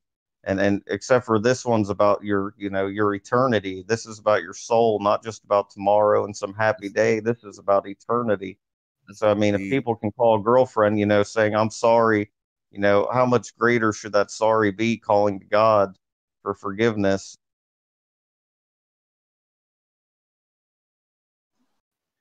Yeah, dude. Like, it's sad to say though. There's a lot of people. There's a lot of people that do believe in the all being the Alpha Omega, but like at the same time, dude, no one really does think about that. Like, I really honestly don't really be thinking much about my death much and shit. You know, I don't. Like, once I start thinking about death, I feel like I'm already hitting a low point, like a very fucking fragile point in my life where I'm thinking like, you know, I'm I'm thinking too. I'm thinking way ahead of myself and shit. You know, I'm thinking I'm gonna be living 90 or 100, but Well, you but don't. You never reality know. says Never know though. that the real thing is that, like we just mentioned though, like you could be fucking like literally giving everything all to God and shit. You could be literally working the Salvation Army or whatever the fuck. You know? But like, Oh, it's not. It's so much about the actions. I mean, it starts inside and it starts in your heart. It starts in the desires. yeah, dude. But like a lot of people don't. But It what can't do you touch. desire? It Do you can't touch. desire It can't touch the money? spirit base, bro. You can't touch Do the you spirit, desire bro. money? Do you desire lust after women? Do you what do you desire? Because the What do I Bible desire? says well, I'm just saying in general for people, because it says he who loves the world and the things in it does not have the love of the Father. So, you know, at no point in time should anything in this world be valued in your head and your heart more than the Father. Nothing should be valued higher than the Father. And it even says, seek ye the kingdom of God or kingdom of heaven first, and all things be added unto you. So we've got a loving Father in heaven that wants us to have, you know, a good life down here. But in order for it to be done and done correctly, you have to seek Him above everything. And when you seek Him above everything and you give Him your all, then He'll start to open doors and move mountains that man can't move and open. Oh wow. I honestly, dude, I'm one of those dudes that thinks like, why do people go to church to be able to pray, you know, and go out and start speaking the gospel, and like the gospel and shit, the gospel and shit. And like, I'm thinking like these people really want to help people out. I mean, I'm thinking like I'm really lucky to be able to be helped out by people and shit, by the church and shit.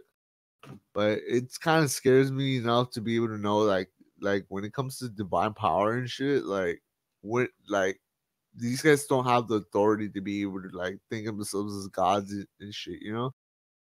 Like, especially not being in divine power and shit, you know, like thinking of themselves as like saints and shit.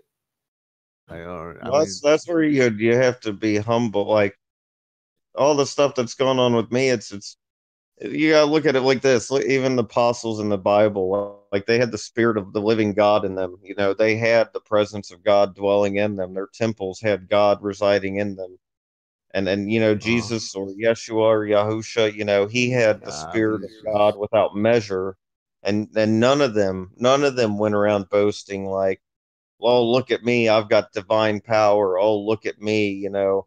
It wasn't that thing. I mean, they they shared things and shared experiences, but all they were doing was boasting on the Lord and bragging about, you know, God in terms of the things He can do.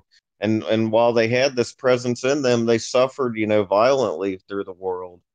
It wasn't like life even necessarily got grander for them, you know, and they rejoiced in the sufferings because they you know were following the blueprint from our Messiah. I mean, He came and, you know, he was persecuted and He was crucified, you know, so that we could have salvation. And you know, it's kind of like when you and have that spirit indwelling in you, the world's going to treat you like that in many regards as well. I mean, because you're not of the world anymore, so the world will hate you. I could say since this has happened with me, you know, a lot of family members have pushed themselves away from me, a lot of people pushed away, and it's just kind of like, well, I guess that is what it is. You know, I'm not going to choose any person over God any day of the week or ever. it's God first and foremost. And if somebody doesn't like that, then, you know, see ya. Like, Yeah, I got you, bro. Like, I feel. What's up, Grudging? I think I know where you're getting at, bro. Like, I mean, I'm not. Hopefully, I didn't disrespect you and shit. Like, disrespect you, but like, I mean, the point is that we gotta we gotta read up on the textures to be able to live and go through our journey and shit. You know, like if we don't pick up that texture and read the book, dude, we're literally not even like close to get like to reaching heaven and whatnot. You know, but like seriously, like when it comes down to sin, like sin, like sin, dude, like it's not gonna be the best. That's something for someone for you to probably find out about yourself. You know? What do you mean? Because when you think about sin, dude, like how do people go to church in Vegas? In Las Vegas, no, dude, I in Las hear you on Vegas, that. in Sin City, dude, like you know, like what do you I think because they don't truly have the Spirit of God in them, they haven't truly been baptized in the Spirit. Because when you get baptized in the Spirit, and you've gone through, you know, repentance, and you're truly in sanctification, like God is working in you, and God doesn't start something He's not going to finish. So when people are like, "Oh yeah, you know, sanctification," you know, I've been struggling to quit smoking for 30 years. God's still working on me. It's like God's not going to take 30 years to make you to quit, you know, smoking a cigarette. He's, you know, it doesn't take that long for Him to clean you up. That's just you making excuses for yourself. I mean, that's my personal opinion, because think about it. If God's going to put His seal on something and say, "This is my work, this is something I've done," you think He's going to drag it out? You know, he like goes halfway in it, and it just, you know, it's a slow process for Him to clean somebody up? Or do you think it's more of an overnight transformation, and, you know, you don't even look like the same person anymore? Because it's my opinion that he can overnight it if he wants. I mean, there's still little things that we'll struggle with because we're in the flesh, but when it comes to the deep down change of heart and mind and spirit, and turning away from the sins and the lust of the world, I mean, those things are just inherent to His Spirit. So when His Spirit dwells in you, you know, you have those changes occur. And then as far as the churches, the bigotry and stuff like that, it's because a lot of churches seem to teach this. You just come to church, you go through the motion. Hey, bro. Hey, I didn't mean to cut you out, dude, but I just got called for an emergency call, dude. I need to go. All right, all right.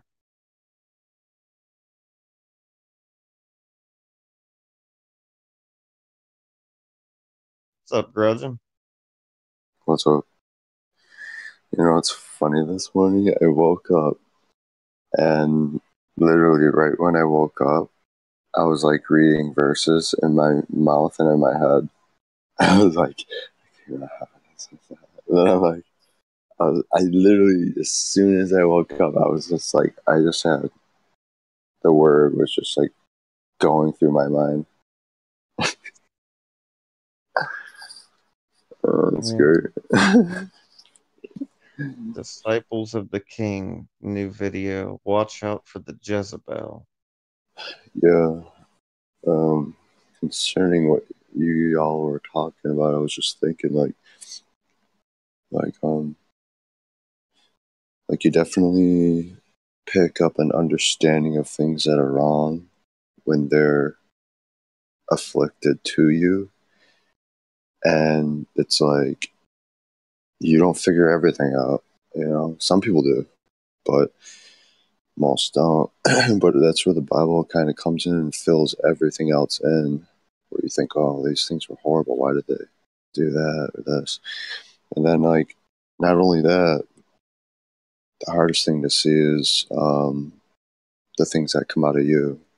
Like, it's easy to see when people do wrong to you. It's like, yeah, it's immediate and noticeable, and it hits you.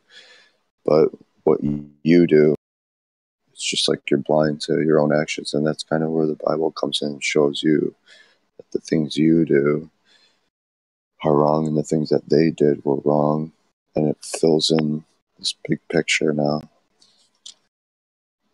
No, yeah, like I said, it's just, I feel like people know, because when you do wrong, it doesn't feel good. But why? You know, you wonder why. You know, why don't you listen to that feeling? Like, that didn't feel good. Why did I say that? I hope that wasn't what the case was when I basically said that people need to have enough fear or reverence in God and really think about their souls and where it's going to go. Because I believe that when you do wrong, it's felt not only by yourself but others, and you feel like you did bad.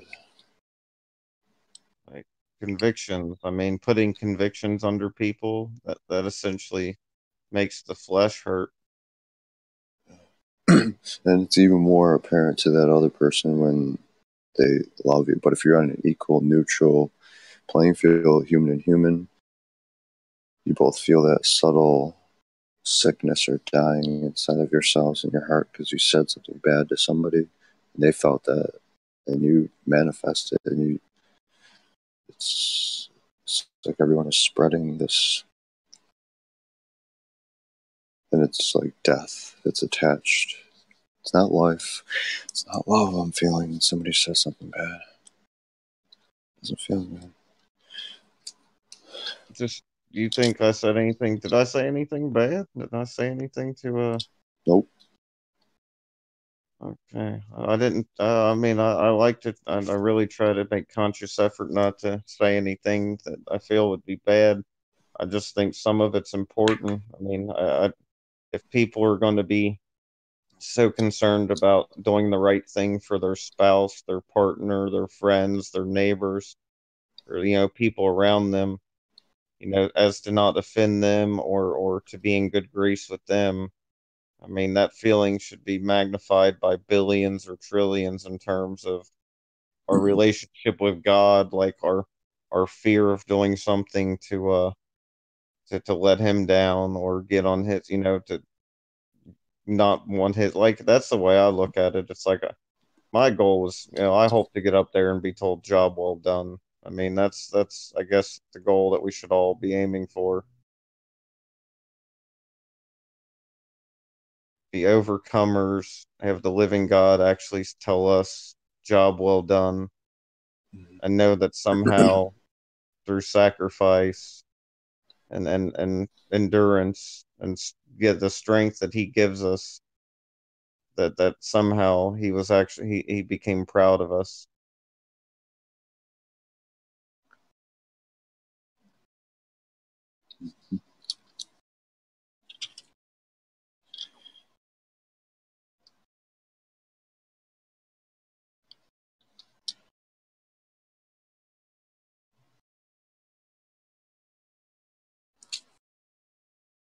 Oh man, I'm exhausted. I got in at like 2, had a doctor's appointment at 8, and didn't get back until probably like 9:15ish or something. Do you feel like you just came out of an exhaust? Like an exhaust? An exhaust pipe. You are exhausted. So do you feel like you just came out of an exhaust? Yep. Like I've got ran through something and spit out. Yep. It's all that meat, artificial food you're eating, Noah. I'm not eating that. Well, I'm eating deli meat. I don't know what kind of artificial food I'm eating. I eat lots of veggies. I eat fruit. I drink orange juice. Do you drink Tropicana orange juice or freshly squeezed orange juice? It's not freshly squeezed, but it's non-GMO, I'm pretty sure. At least. What's wrong with Tropicana? Because if it's Tropicana, you may as well be drinking Coca-Cola. It didn't mean that there is a lot of sugar in juices nowadays, but added sugar. Like Orangina or Fanta or something. It's the same shit. I know what you're saying now. No, it's not that. and peanut butter, quite a bit of peanut butter, but not the hydrogenated garbage. The stuff that actually has the peanut oil that you can see on the top, where it's like 2 ingredients, like peanuts and salt or sea salt.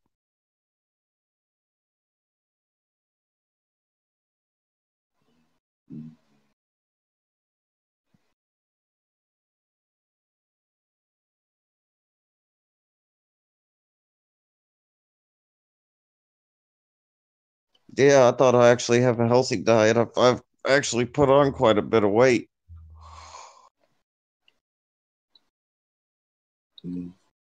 Oh, man.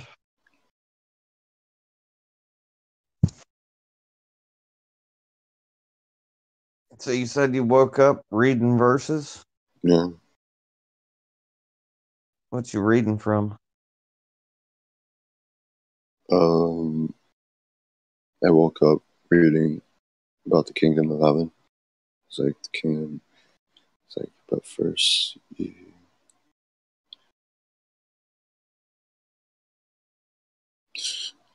like, I don't know. I don't even know. I forgot it actually, but I read like 2 verses as soon as I woke up in my head, and I was like, that never happened before. It's like, oh, yeah. because I fell asleep reading. I was like listening to Flat Earth to everyone last night, as I always do. But last night I was reading, and then I fell asleep. I woke up reading. My brain. Did you read any other books apart from the Bible? No, I've given up other books. I don't. It's useless.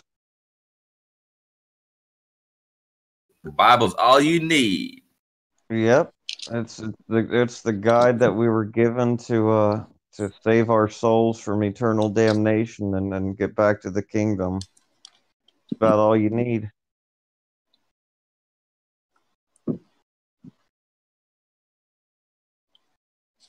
mean, I do have a lot of books, but I don't really.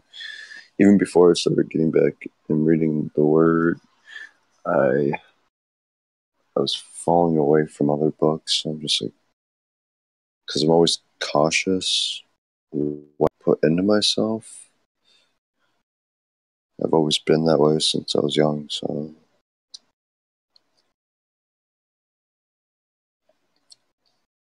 I think somehow through some reckless nature, I had the same tendencies.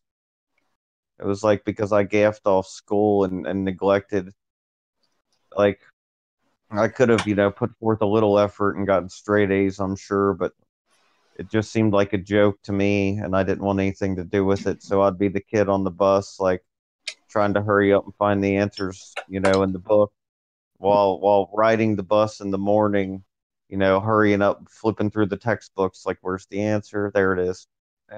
Oh, where's this one? Oh, there it is. Writing it down. No, not me. I just put my head down and I'm like, I didn't do it. I didn't do anything. Yeah, I did that too, man. Oh man, that was so funny. I was So in an shameful. English, Like, no. I was in an English class, and my sister had already gone through and had this teacher for like 2 years, and then that same teacher's one that teaches like French and French this and French AP and all, like, and she had her for a lot of years in different classes or whatever. And I had her for a class, and she knew me from, my siblings that came through prior. And, like, I would fall asleep during the class. Like, she'd wake me up. She used to be like, kind of like, Noah, wake up. Like, okay. Like, and then she'd tell me what the work was for the next, like, what I needed to do. Like, tell me what my assignment was. Never made a fuss about me sleeping. Just let me be. My sister's like, that's ridiculous. She's like, you can say you're welcome. Like, it's because she liked me so much that she's letting you do that. It's like, oh, I'm starting to realize that's probably not the case. I really am starting to realize that that was God's plan and intention all the way. He didn't want me filling my head with all that garbage. So he didn't even make them criticize and come down on me for neglecting it. Oh, the loving hand of God. Oh, it's something.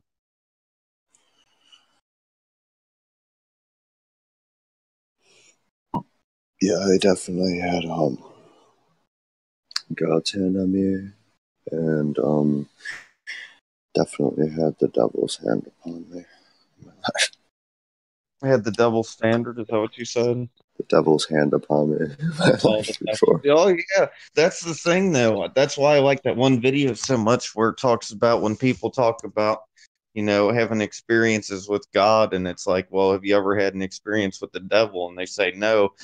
He's like, I really question. Or he's like, I question how far of a walk people have gone with God, if they've not encountered the devil.